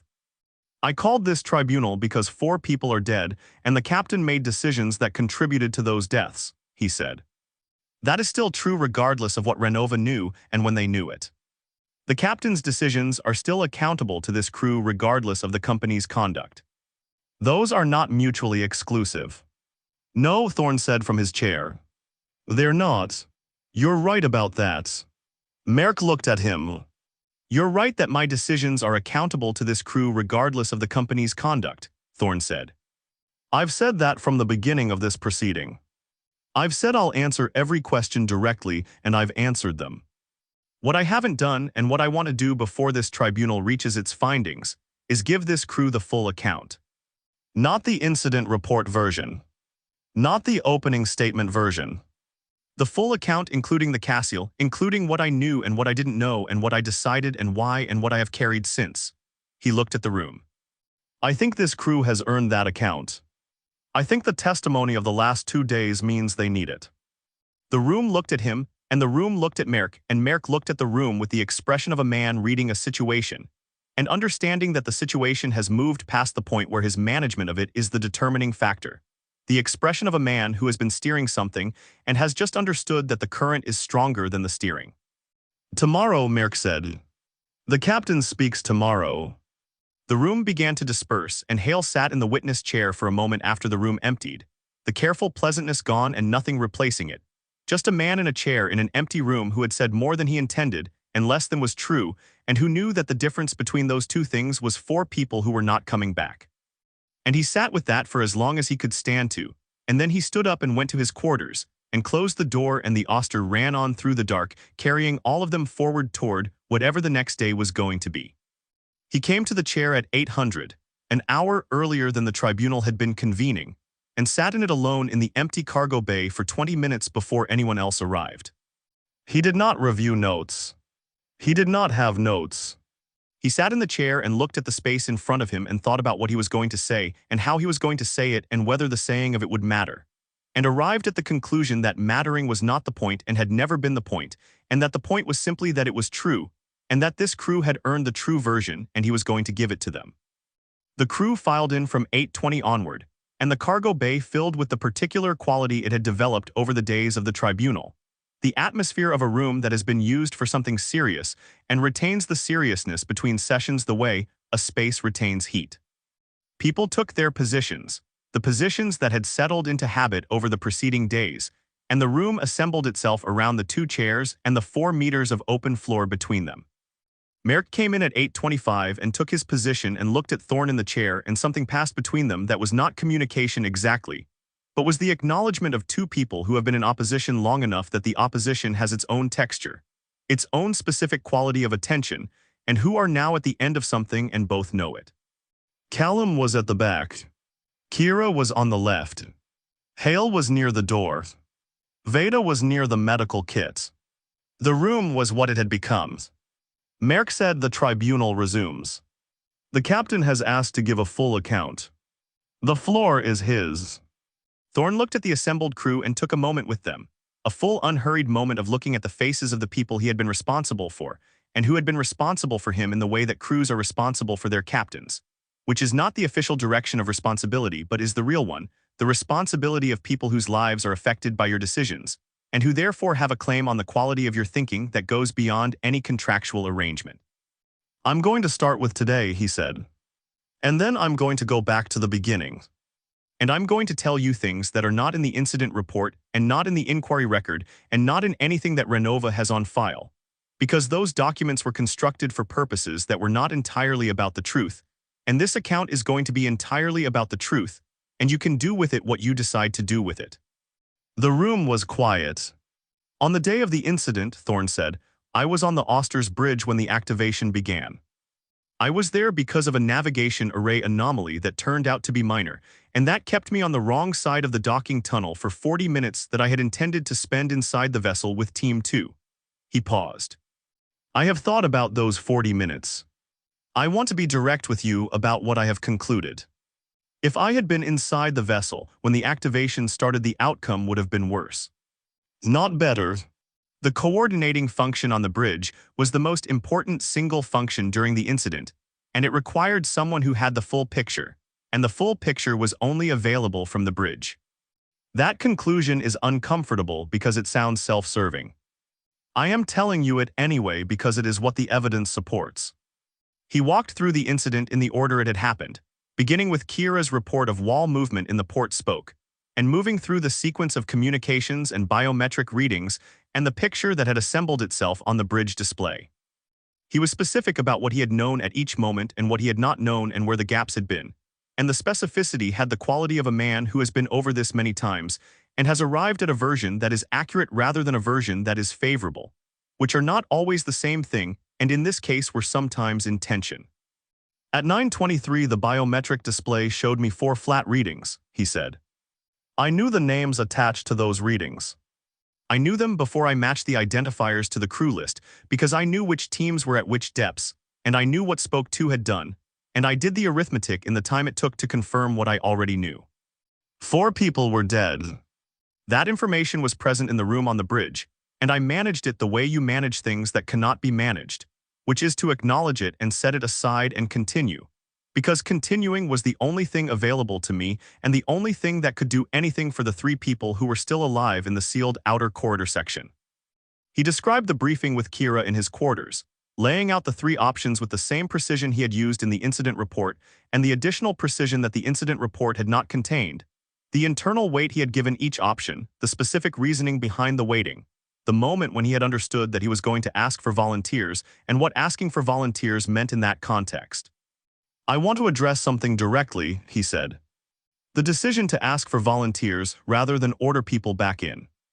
Silas has implied in this tribunal that the ask for volunteers framing was a way of distributing moral responsibility while maintaining operational authority, that I preserved the option of sending people back in while avoiding the appearance of ordering them. I want to tell you that is not accurate and I want to tell you why. He looked at the room.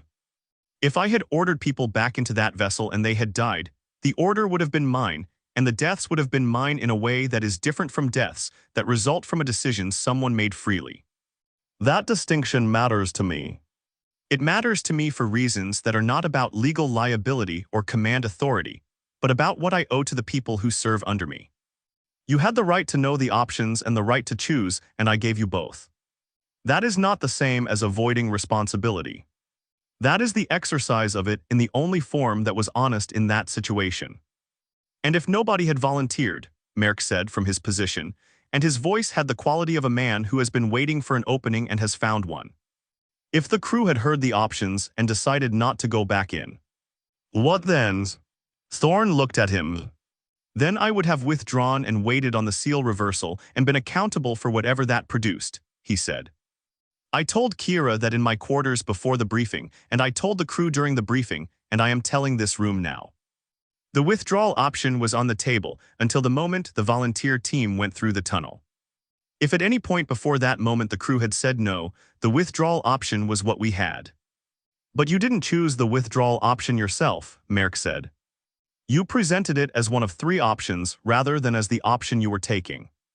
Because it was one of 3 options, Thorne said. Not the only ones. Not the best one by the analysis available to me. One of 3 with different risk profiles and different uncertainty weights, and I laid them out honestly and let the crew weigh them. With your preference visible, Merrick said. With my analysis visible, Thorne said. My preference was for the option most likely to bring Ronan and Soren and Eris back alive. That preference was not hidden. I did not pretend to be neutral about the outcome. Your preference sent people back into a vessel that had just killed 4 of their crewmates, Merrick said. My analysis of the available options suggested that the withdrawal hypothesis was less reliable than the disruption hypothesis given the known failures of the assessment it rested on, Thorne said. That analysis was available to every person in the room. Every person in the room made their own decision. 4 people said yes. One of them had just been through an experience in that spoke that she could not fully account for, and she said yes anyway. That is not coercion. That is people making choices about their own lives in a situation where every choice carried risk. Merrick looked at him for a moment and then looked at the room, and Thorne understood the look. The look of a man reading the room's temperature and finding it different from where he needed it to be. And he understood it because he had been reading the same room for 3 days and had been watching it change. I want to ask you about your pattern of decision-making, Merrick said, returning to the prepared ground, the ground he had been working since the tribunal began. The Cassian, this ship, the same company, the same kind of operation, the same outcome. Not the same outcome, Thorne said. Similar elements, different situation, different decisions. 8 people died on the Cassian, Merrick said. 4 people died here. 8 people died on the Cassian because a containment system that Renova had deferred maintaining for 8 months failed, Thorne said. 4 people died here because a vessel of non-human origin with documented defensive capabilities that Renova chose not to fully disclose activated those capabilities in a section of the vessel that Renova's own assessment team had not surveyed. The similar element in both situations is Renova's conduct. Not mine's. Your conduct in both situations involved a unilateral decision that determined who lived and who died, Merrick said. My conduct in both situations involved making command decisions under emergency conditions with insufficient information, Thorne said. That is a description of what command is. Command is not decision-making under ideal conditions with complete information. Command is decision-making under the conditions that actually exist, which are almost always worse than you would choose and never as good as you need. Then let me ask you this, Merrick said, and his voice shifted slightly, the shift of a man moving from prepared ground to something more personal, something that had been present throughout the tribunal and was now coming to the surface. In your judgment, the decision on the Cassian, sealing the sections, was it the right decision? The room was very still. Thorne sat with the question, and the room sat with Thorne sitting with it, and the sitting was long enough that it became its own kind of statement, the statement of a man for whom the question is not simple, and who will not pretend it is simple for the convenience of a clean answer. I made the decision the protocols required, he said. The protocols existed because the people who wrote them had done the mathematics on contamination spread rates against evacuation completion times, and the mathematics supported the seal decision. The protocols were correct in their mathematics. The protocols were written for a situation where the containment system had not been deferred for 8 months, and where the breach had therefore developed at the rate the protocols assumed rather than the rate the deferred maintenance produced. He paused. So the answer is that I made the right decision for the situation the protocols were written for, and the wrong decision for the situation that actually existed, and I could not have known the difference in 90 seconds with the information I had, and I have spent 7 years knowing that and not knowing what to do with it. The room was quiet with the quality of rooms that have received something that is true and complete, and that they did not entirely know they needed until it arrived. The man on the comm, Callum said from the back of the room, and his voice was quiet and carried the way quiet voices carry in a room that is already quiet. Thorne looked at him. In the last minutes, Callum said, Before the seals held completely, someone was on the internal comm. You've never said what they said. The room looked at Thorne and Thorne looked at Callum, and the look between them had 7 years in it. 7 years of the thing that had never been said, and the room understood that it was watching the end of a long silence and held itself accordingly. His name was Dav Orant, Thorne said. Extraction technician. 31 years old. He reached the internal comm panel 4 minutes after the seal and he said, Thorne paused, not for effect, for the specific reason that some things require a pause before they can be said. He said, I know you made the call you had to make. I want you to know that I know that. He stopped. And then the comm went quiet and it stayed quiet, and I have been carrying that for 7 years and I have never told anyone, because it felt like something that belonged to him more than it belonged to me, and that putting it in a report or a testimony was a way of using it that he didn't intend. The cargo bay was completely silent. Veda, near the medical kit, had the expression of a woman who maintains clinical detachment as a professional discipline and is finding that discipline difficult. Lyra had her arms crossed and was looking at the floor. Jackson was looking at the middle distance with the expression he had worn when he described what he had seen and spoke to, the expression of a man who has encountered something that the ordinary categories of response are not adequate for. Callum, at the back, was looking at Thorne with the expression that he had never shown the room before, the expression that had been behind his face for 7 years, the expression of a man who has been carrying the same weight as someone else and has been waiting a long time for the carrying of it to be acknowledged. Merrick said after a moment, that account does not appear in the inquiry testimony. No, Thorne said. Why, Merrick said, and his voice had lost some of its prosecutorial quality, not entirely, not completely, but enough that the loss was audible. Because including it would have been a way of using a dead man's words to defend myself, Thorne said. He said what he said to me, not to an inquiry. I chose to respect that. He looked at Merrick. You can characterize that choice as self-serving if you want to. The characterization is available. I made the choice I made for the reason I've given, and I stand by it. I want to ask you about Silas, Ronan said from near the door, and the use of the first name rather than the title was deliberate and the room heard the deliberateness. Merrick looked at him. The captain should be able to ask about the first officer's motivations, Ronan said, with the evenness of a man stating something he considers obvious. We've been in this room for 3 days examining the captain's decisions and motivations. The first officer called this tribunal. His motivations are relevant. My motivations are the accountability of a commanding officer whose decisions cost lives, Merrick said. That's your characterization of your motivations, Ronan said. The captain should have the opportunity to offer a different characterization and the evidence for it. Merrick looked at Thorne. If the captain has something to say about my motivations, he can say it. Thorne looked at Merrick across the 4 meters of open floor, and the look was the most direct look he had given him in 3 days of direct looks. The look of a man who has been watching something for a long time and has decided that the watching is finished, and the saying is what comes next. You want the captain's chair, Thorne said. The room absorbed this. I want accountability for 4 deaths, Merrick said, and his voice was level and professional and did not entirely cover the thing underneath it, which was the thing that Thorne's directness had exposed, the slight quickening of a man who has been named and is managing the naming. You want accountability for 4 deaths and you want the captain's chair, Thorne said. Both of those things are true, and you know it and I think most of the people in this room know it, and I want to say it clearly so that it is part of this record. He paused. I am not saying the accountability is illegitimate because you want the chair. The accountability stands on its own merits regardless of your motivation for pursuing it. What I am saying is that this crew deserves to know that the man who called this tribunal has a personal interest in its outcome that goes beyond the 4 deaths, and that interest has shaped the way this tribunal was constructed and conducted. Everything I have presented in this tribunal is factually accurate, Merrick said. Yes, Thorne said. And selectively assembled. Accurate facts selectively assembled produce a portrait that is accurate in its components and misleading in its totality. You know how to do that. You have been doing it for 3 days.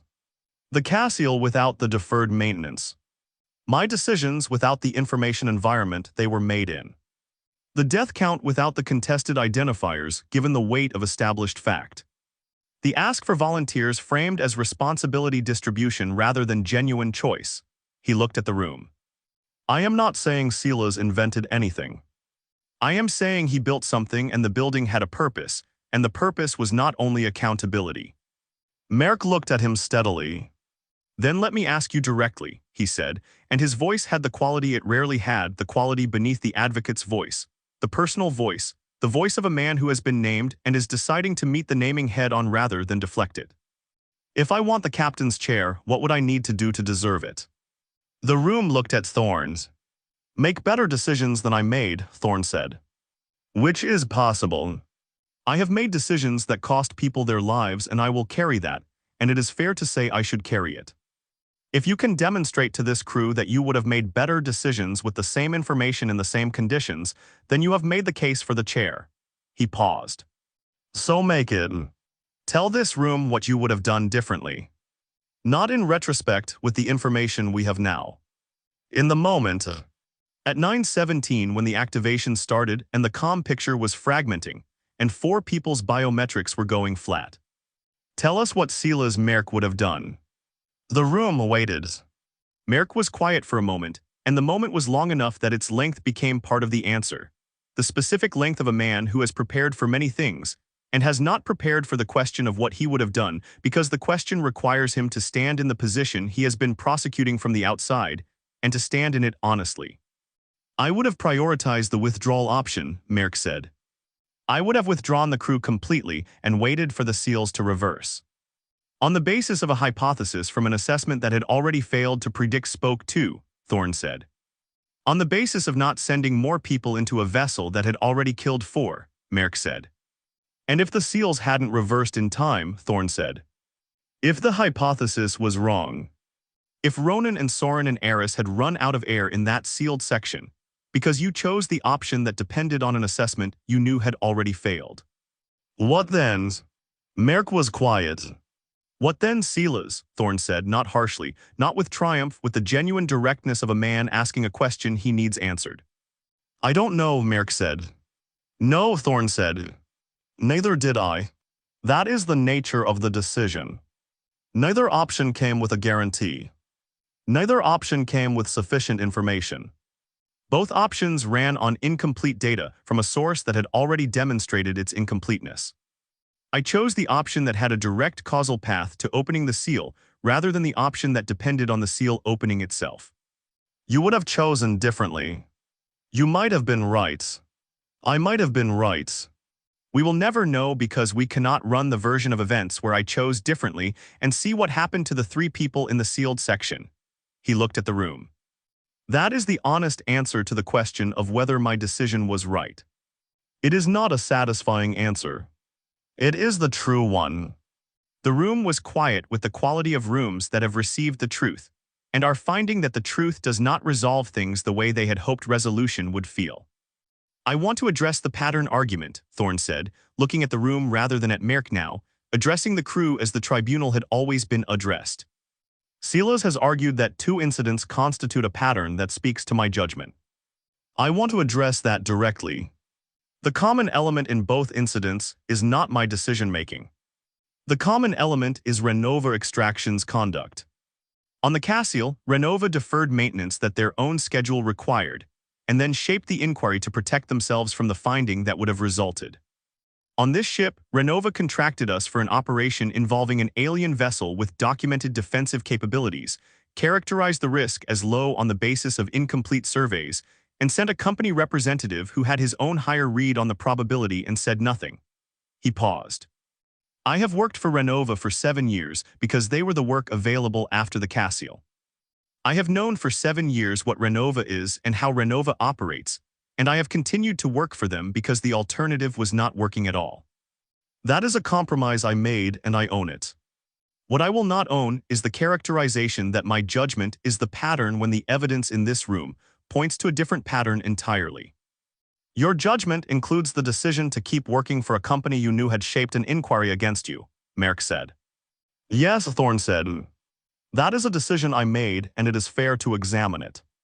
I made it because I had a ship and a crew and work that I knew how to do, and because the alternative required starting again in a position that my certification history made very difficult, and because I told myself that knowing what Renova was made me better equipped to manage the gaps in what they told me.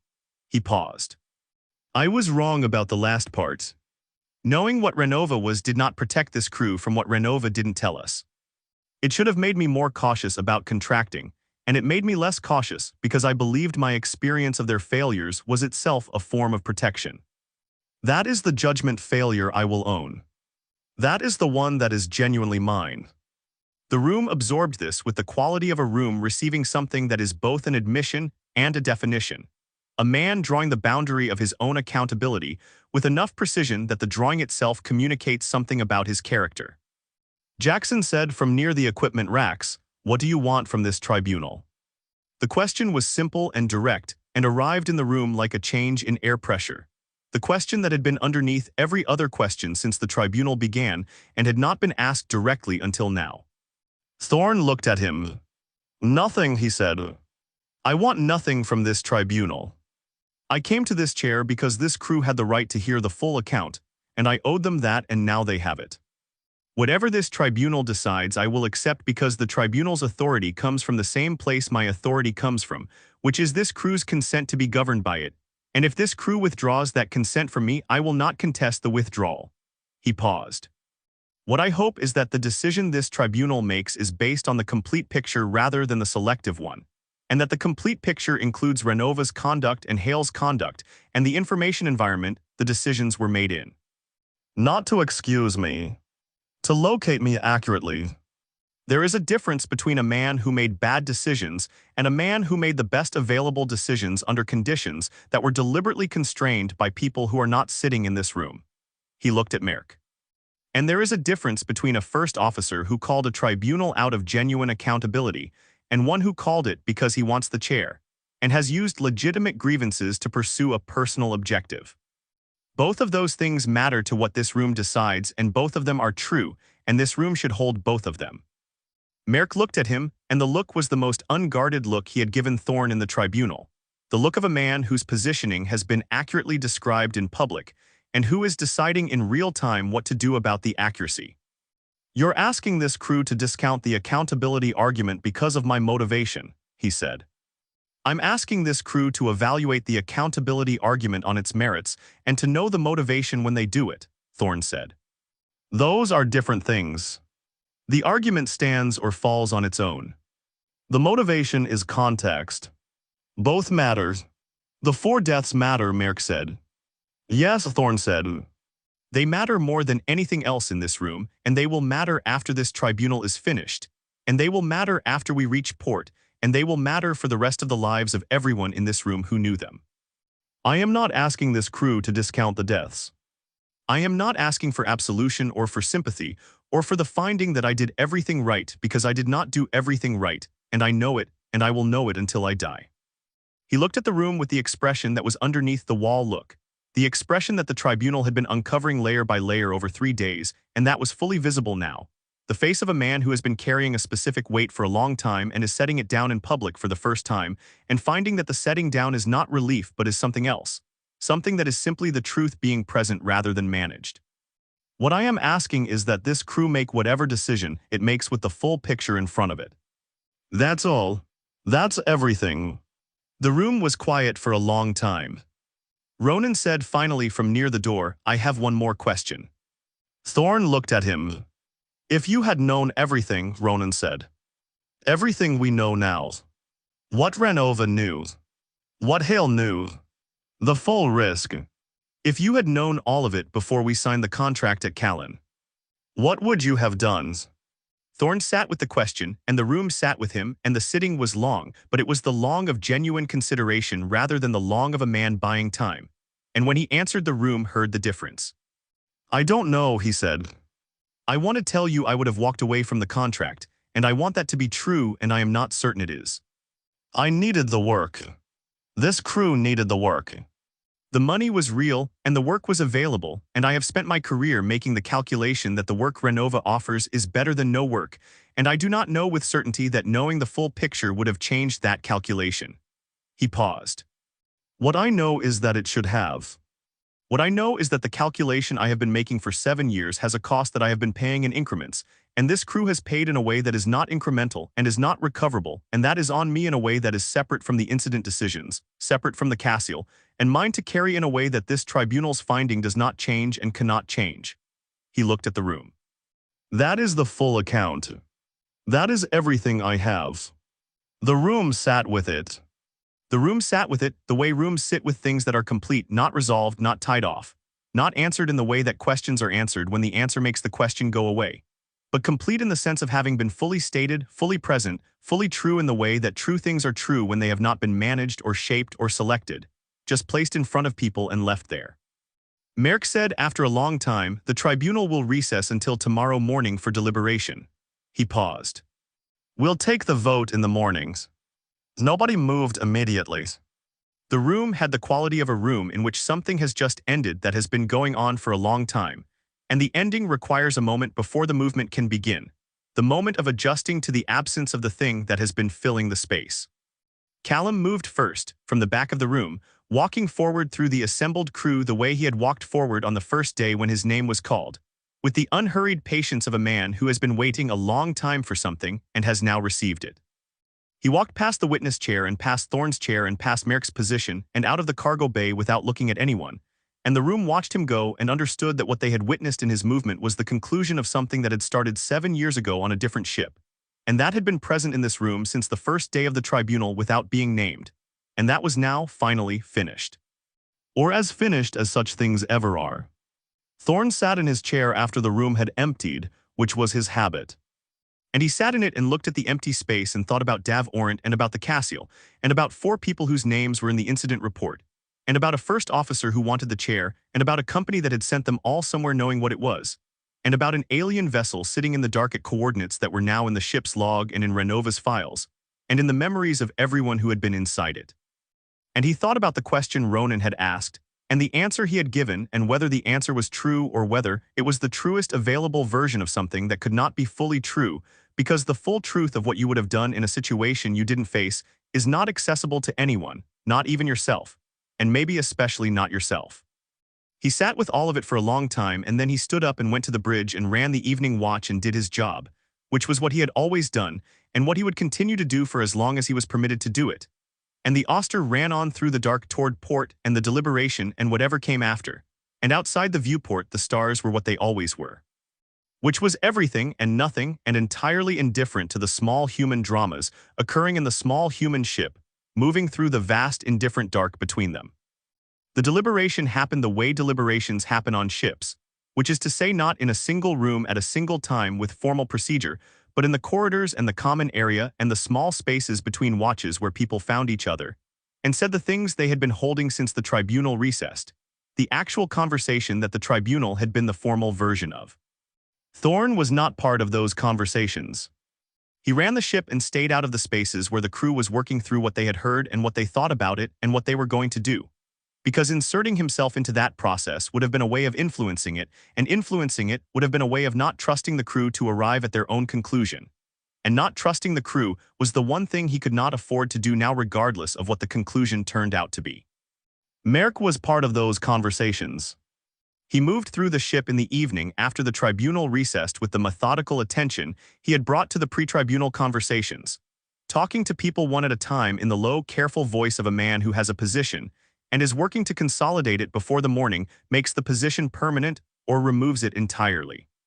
He talked to Lyra for 20 minutes in the corridor outside the crew quarters, and Lyra listened and said little, and came away from the conversation with the expression of a woman who has been given information she is not certain she trusts from a source she is not certain she trusts, and is going to have to make a decision about both.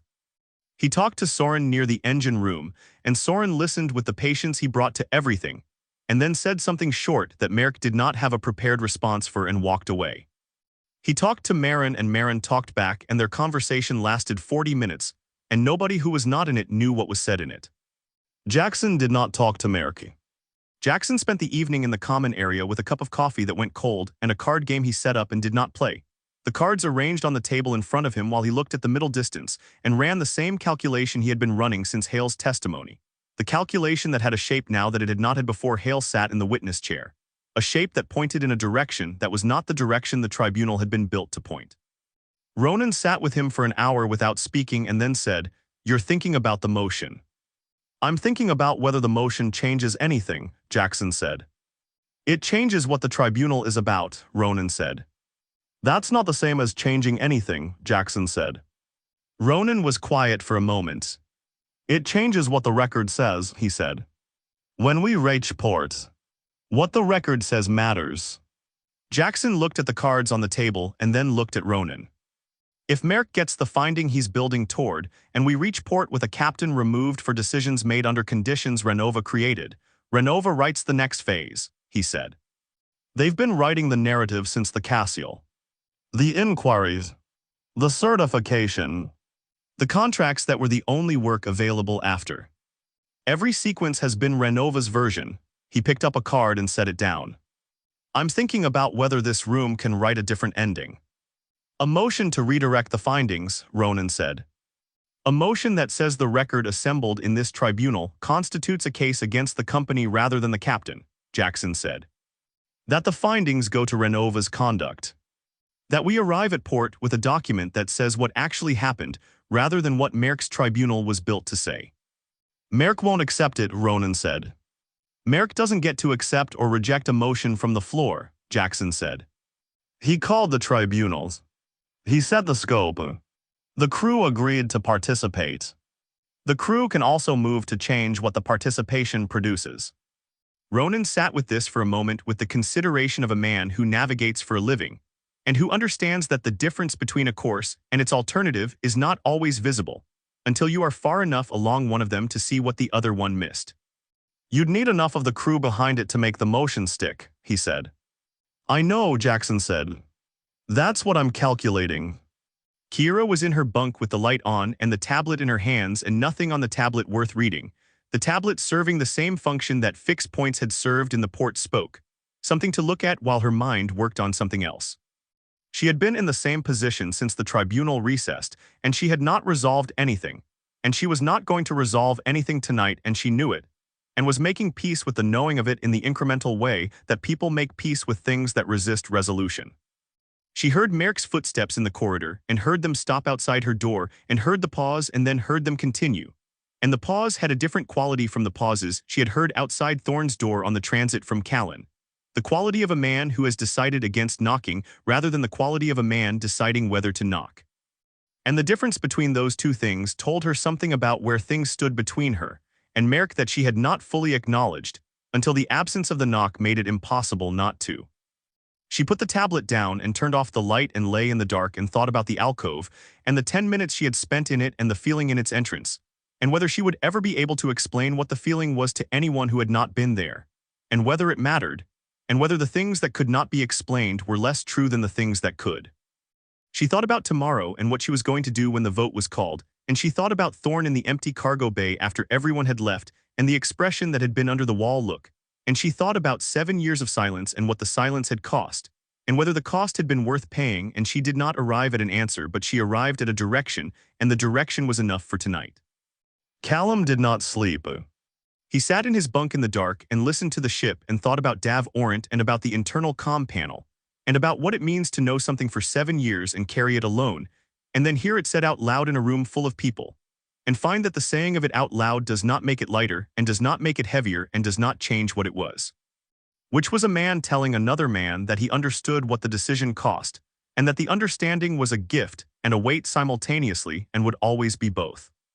He thought about tomorrow and about the vote, and he thought about what he was going to do when the vote was called, and he knew what he was going to do because he had always known, had known since before the tribunal began, had known since the day he had looked at Thorne's crew manifest and found his own name on it, and understood that the finding of his name on it was the decision, and that the decision was already made and had always been made, and that everything since had been the working out of what the decision meant. The morning came with the particular quality of mornings that follow nights of unresolved things, the light finding people who have not slept well in spaces that carry the atmosphere of what was said in them the day before, and the crew assembled in the cargo bay at 800 with the positions they had taken throughout the tribunal and the faces of people who have spent a night with a decision, and are now ready to make it even if they are not ready for what making it produces.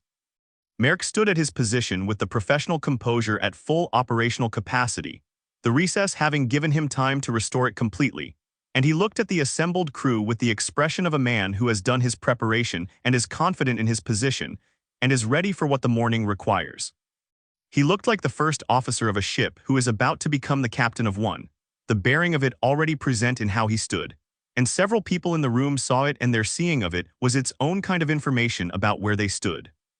Thorne sat in his chair with the expression that was no longer the wall look, and was not anything else that the room had a name for, the expression of a man who has said everything and is now waiting for the world to respond, and is prepared for any response it gives him. "The tribunal will come to order," Merck said.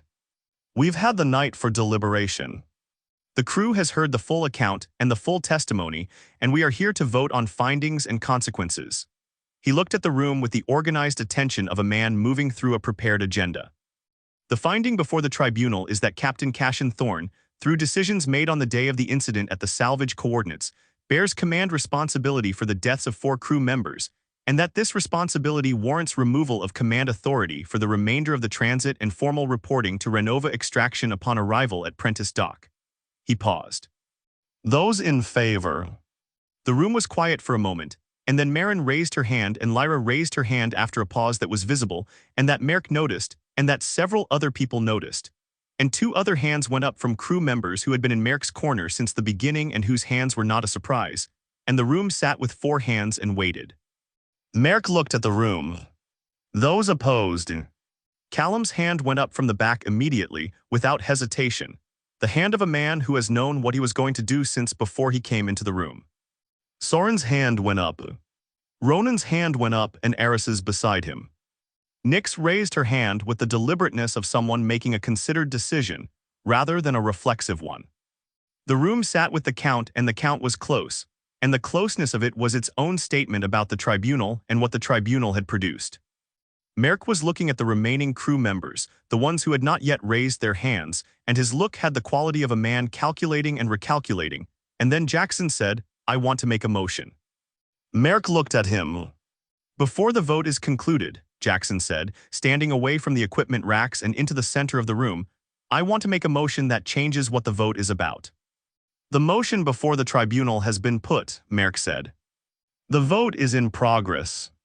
"The vote is not concluded," Jackson said, with the evenness of a man who has thought about this moment and knows exactly where he is standing in it. The motion before the tribunal was set by the first officer who called the tribunal. The crew agreed to participate in the tribunal.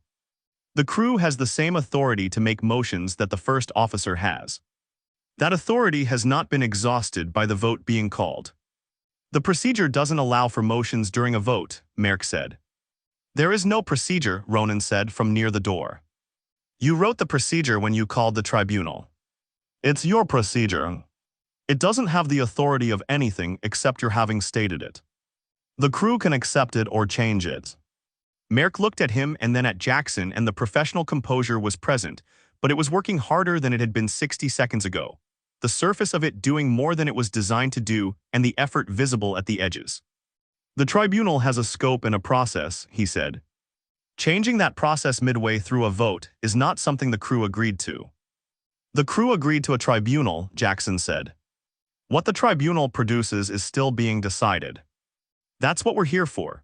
He looked at the room rather than at Merck, the same shift in address that Merck had used throughout the tribunal and that Jackson was now using for a different purpose.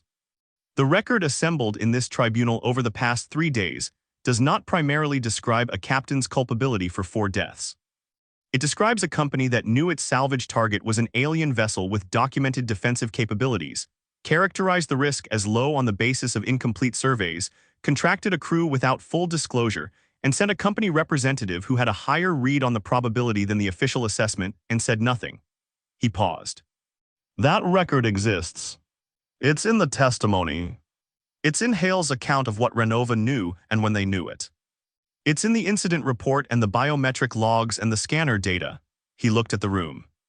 "I am moving that this tribunal's findings be directed at Renova Extraction rather than at Captain Thorne. That the record we have assembled be constituted as a formal crew statement of Renova's conduct, and that we arrive at Prentice Dock with that statement, rather than with a captain removed for decisions made under conditions Renova created." The room was very still. Merrick said that motion is out of scope. Second the motion, Ronan said from near the door. Third, said Nix. The motion is out of scope, Merrick said again, and his voice had a quality it had not had before in the tribunal, a quality that was past professional and into something more personal. The voice of a man watching something he has built being dismantled from the inside and who has not yet decided how to respond to the dismantling. This tribunal was called to address the captain's command decisions. The company's conduct is a separate matter for separate proceedings. Conflating the two is a way of avoiding the accountability this tribunal was called to establish. The company's conduct is not separate from the captain's decisions, Jackson said. The captain's decisions were made in conditions the company created. You cannot assess the decisions without assessing the conditions, and you cannot assess the conditions without assessing the company. We have been doing all three for 3 days, and the record reflects all three, and the findings should reflect what the record actually shows. The findings should reflect what 4 dead crew members deserve, Merrick said, and his voice was sharp now in a way it had not been sharp before. The sharpness of a man who has lost control of a proceeding and is reaching for something that has more force than the procedure he has lost control of. 4 people are dead, and this motion is a way of letting the captain walk away from that without accountability, and I will not accept it. You don't get to accept or reject it, Jackson said. The crew votes on it the same way the crew votes on everything in this room. The crew does not get to vote to change the scope of a tribunal midway through a vote, Merrick said. Says who? Soren said from near the door with the flat specific quality he had brought to his own testimony, the quality of a man who will not accept a framing he finds inaccurate. Says the process we agreed to, Merrick said. We agreed to a tribunal with the crew as the deciding body, Ronan said. The deciding body is making a decision. That is what deciding bodies do. Merrick looked at the room and the room looked back at him, and the dynamic that had been present throughout the tribunal, the dynamic of a man who had built something and was running it, had shifted in a way that was visible to everyone present. The shift of a proceeding that has moved past the control of the person who called it into something that the assembled people are now determining for themselves. And the shift was irreversible, and Merrick could see that it was irreversible, and the seeing of it was present in his face, in a way that the professional composure could not entirely contain. If this motion passes, Merrick said, and his voice was controlled, but the control was the deliberate kind now, applied rather than natural, the finding against the captain is abandoned. 4 people died under his command, and the tribunal walks away with a statement about the company, and the captain faces no accountability for those deaths. That is what this motion produces. The motion produces accountability directed at the party most responsible for the conditions that caused those deaths, Jackson said. The captain made the decisions, Merrick said. The company made the conditions, Jackson said. Both things are true, Merrick said. You cannot redirect accountability from one to the other. Both parties are accountable. Then let Renova be accountable first, Jackson said. Let the record we have assembled go to Prentice Dock as a crew statement directed at the company that sent us into an alien vessel without full disclosure and killed 4 of our people. Let that be the first finding. If there are further findings to be made about command decisions, they can be made in a proceeding that has the full context available to it, which this tribunal does not because this tribunal was called before we had the full context and was built on a partial picture. Merrick looked at him and then looked at the room, and the calculation he was running was visible in a way it had not been visible before. The calculation of a man assessing the forces in the room against the forces he has available and arriving at a number that is not in his favor, and deciding what to do about it. If this room votes to redirect these findings, Merrick said, and his voice had dropped in volume and gained in weight, I will not accept that finding as legitimate. The tribunal was called under crew authority to establish command accountability. Redirecting the findings is a way of nullifying that authority, and I will treat it as such. How? Jackson said. How will you treat it as such? Merrick looked at him. What does not accepting the finding mean in practical terms? Jackson said. We are on a ship in deep transit. The finding of this tribunal is the only finding available to anyone in this room. If the crew votes to redirect and you do not accept the vote, what do you do? The room was very still with the specific stillness of people who have understood that the conversation has moved into territory that is more serious than the territory it was in before. Merrick looked at the room and then at Thorne, and something in his expression was the expression of a man who has arrived at a line he did not intend to arrive at and is standing at it and making a decision about whether to cross it. "The captain has been found responsible for crew deaths," he said.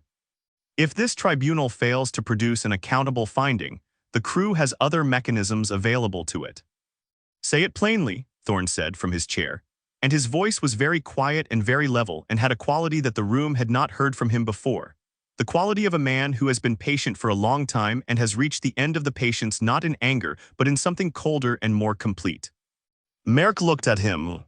"You're talking about force," Thorne said. "You're telling this room that if the vote doesn't go the way you need it to go, you will use force to remove me from command. Say it plainly so this room knows what it is deciding." The silence that followed was the silence of a room that has just understood something fully, the specific silence of people who have been in a proceeding about one thing and have just discovered they are in a proceeding about something else, something larger and more immediate, and with consequences that are physical rather than procedural. Lyra lowered her hand, the hand she had raised in favor of Merrick's finding. She lowered it slowly and deliberately and looked at Merrick and said, "I did not come to this tribunal to be part of that." Merrick looked at her. "I am not threatening anyone," he said. "I am describing the crew's available mechanisms. The crew's available mechanisms include force only if the crew authorizes force," Ronan said from near the door, and he had moved slightly away from the door and slightly closer to the center of the room during the last exchange, the small physical repositioning of a man who has decided which side of a line he is on. "Are you asking this crew to authorize force against the captain?" "I am asking this crew to honor the finding of a properly constituted tribunal," Merrick said. "The tribunal's finding is what the crew votes," Jackson said. "Not what you decide it should be. If the crew votes to redirect, that is the finding. If you use force against the captain after the crew votes to redirect, that is not the execution of a tribunal finding. That is mutiny." The word landed in the cargo bay with the weight of a word that has a specific legal and historical meaning, and that everyone in the room understood in both registers simultaneously, the abstract meaning and the immediate one, the meaning of a word in a book, and the meaning of a word on a ship in deep transit with no port in range and no authority beyond the people in this room. Merrick looked at Jackson, and the careful pleasantness was entirely gone from his expression, and what was underneath it was what had been underneath it throughout the tribunal, the ambition and the genuine grievance and the calculation. All of it visible now because the room had stripped away the layers that had been covering it, and what was left was a man who wanted something and had been pursuing it through legitimate means that were now running out, and who was standing at the place where the legitimate means ended and something else began. "I want the captain's chair," Merrick said, and the room received the statement with the reception of people hearing a thing they have known said aloud for the first time, the particular reception of a confirmed thing, and the confirmation did not make it smaller. It made it larger, the way true things become larger when they stop being suspected and become known. "I have wanted it for 3 years, and I have the qualifications for it, and I have been the operational backbone of this ship for 3 years, while Thorne has been the face of it and the authority of it, and I have watched him make decisions that cost people their lives twice, and I have had enough of it." He looked at the room. "That is true. It is also true that 4 people are dead, and that accountability for those deaths is legitimate and necessary, and that my wanting the chair does not make the accountability less real." "Both things are true. I have said that from the beginning." "Both things are true," Thorne said, standing up from his chair, and the standing was not dramatic, but it was significant. The movement of a man who has been sitting in a position of defense and is no longer in that position. "And one of them has been running the other one from the beginning of this proceeding, and this room has seen it happen and has arrived at its own conclusions about it." He looked at Merrick directly. "I am placing you under arrest." The room went very still. "Under what authority?" Merrick said. "Under the authority of the captain of this vessel," Thorne said. "You have threatened the use of force against the commanding officer of a ship in deep transit. That is mutiny under the maritime and spacefaring codes that govern this vessel's operation, and under those codes, the commanding officer has the authority and the obligation to respond to a mutiny threat with the full available mechanisms of command authority." He looked at the room. "I am not asking anyone to act against Silas. I am informing this room that I am exercising my command authority to place the first officer under arrest pending arrival at Prentice Dock, at which point the matter will be referred to the appropriate authorities, along with the full record of this tribunal and the full record of Renova Extraction's conduct in this operation. Merrick looked at him, and the room looked at Merrick, and the room looked at Thorne, and the cargo bay had the atmosphere of a space in which a great deal has just happened simultaneously, and nobody has yet finished processing what any single part of it means. "You can't arrest me for words said in a tribunal proceeding," Merrick said. "I'm not arresting you for words said in a tribunal proceeding," Thorne said. "I'm arresting you for the threat of force against a commanding officer. The words said in the tribunal proceeding are part of the record and will be evaluated by people with the authority to evaluate them. I am not that person's. I am simply the captain of this ship, and I am doing what the captain of this ship is required to do when the first officer threatens force." He looked at the room. "This ship is turning for Prentice Dock. We are not completing the delivery runs. We are not stopping at any intermediate waypoint. We are going home, and we are arriving with the full record of what happened on this operation, and we are putting it in front of people who have the authority to act on it." He paused. "Renova included." The room was very quiet. Jackson said after a moment, "I'll take the watch." "Thank you," Thorne said. Ronan said, "I'll plot the course." Callum from the back of the room said nothing, which was what Callum always said and which on this occasion meant what it had always meant, which was everything. The room fractured then in the way that rooms fracture when something decisive has happened, and the fracture is not a collapse but a realignment. People sorting themselves relative to the new reality the same way they had sorted themselves relative to the tribunal's daily revelations. The lines of division redrawing themselves along the new fault lines that the morning had produced. Some people moved toward Thorne's side of the room, and some people stayed where they were, and some people looked at Merrick and looked at Thorne and did not move in either direction. The people who were not yet finished deciding, or who had decided that deciding was not what this moment required. Merrick stood at his position and looked at the room with the expression of a man who has arrived somewhere he did not intend to arrive, and is taking inventory of what he has and what he doesn't have, and what the inventory means for what comes next. He looked at the crew members who had raised their hands for his finding, and 2 of them met his eyes and 2 of them looked away, and the looking away was its own kind of verdict on what the morning had produced. "You cannot run this ship without a first officer," Merrick said. "I can run this ship without this first officer," Thorne said. "The crew will cover the watches. We are 2 weeks from Prentice. We have covered watches with a smaller crew before. And when we arrive at Prentice," Merrick said, "you think Renova is going to side with you.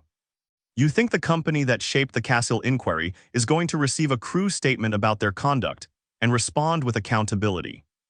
"I think the crew statement will exist," Thorne said. "I think the record will exist. I think Jackson's motion will be voted on, and I think it will pass, and I think we will arrive at Prentice Dock with a document that says what actually happened on this operation signed by the surviving crew of the Auster, and that Renova will have to respond to that document in a way they have not had to respond to anything before, because this time the record was assembled in front of everyone and everyone signed it." He looked at Merrick. "You built a tribunal that was thorough enough to produce a real record. That is what you actually accomplished here. The record is real regardless of what you intended it to produce." Merrick looked at him for a long moment, and the expression on his face was the most complex expression the room had seen on him throughout the tribunal. The expression of a man processing something that has not resolved into a single feeling, something that was part recognition and part frustration, and part something else that was harder to name. The expression of a man who has been told something true about what he accomplished that is not what he set out to accomplish, and who does not know yet whether that truth is something he can carry. He said nothing.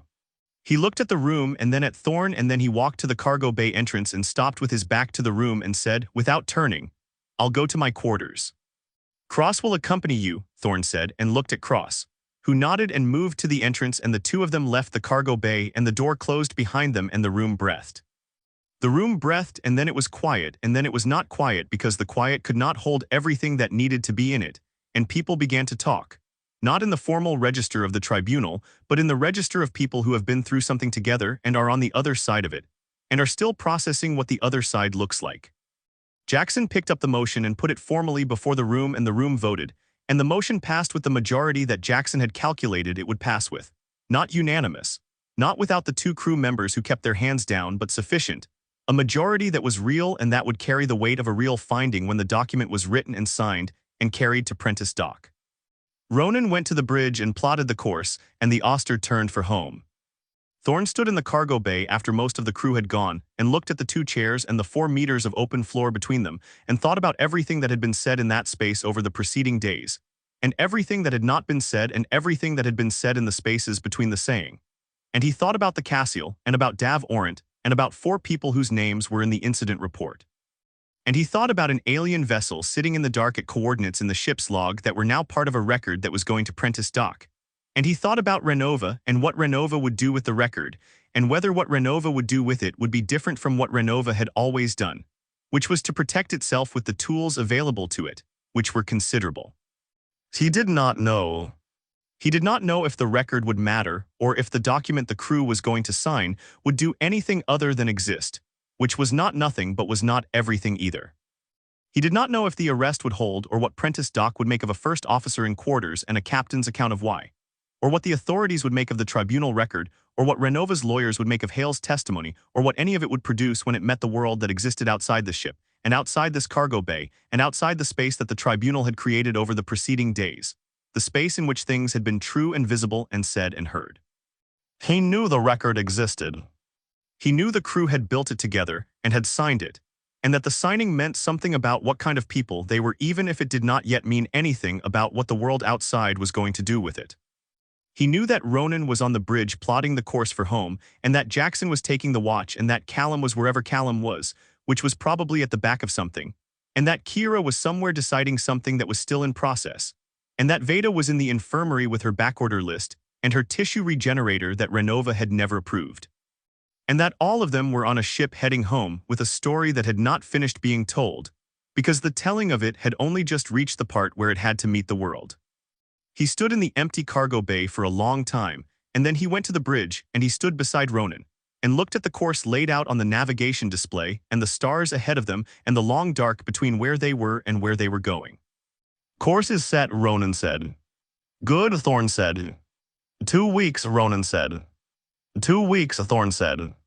They stood together in the bridge in the quiet of the ship running, the drives and the instruments and the sound of a vessel doing what it was built to do, carrying people from one place to another through the dark. And outside the viewport the stars were what they always were, and the Auster ran on toward home with its record and its dead and its living and its unresolved things, which were many, and its resolved things which were fewer but were real. And behind them, somewhere in the dark, the alien vessel sat at its coordinates, patient and enormous and entirely indifferent, waiting with the patience of something that has been waiting for a very long time, and has no reason to believe it will not be waiting for a very long time more. Thorne looked at the stars and thought about what came next, which was 2 weeks of running a ship with a reduced crew and an arrested first officer, and a cargo that was still listed as decommissioned mining equipment in a manifest that was the last remaining document in this whole operation that had not been made honest. And he thought about making it honest and decided that he would, that before they reached Prentice Dock the manifest would say what it was.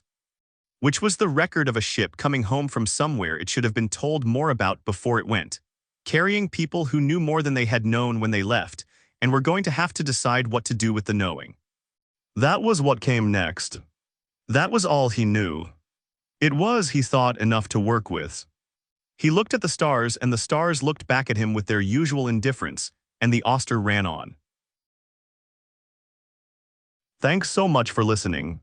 If you enjoyed today's episode, please consider subscribing so you never miss a story.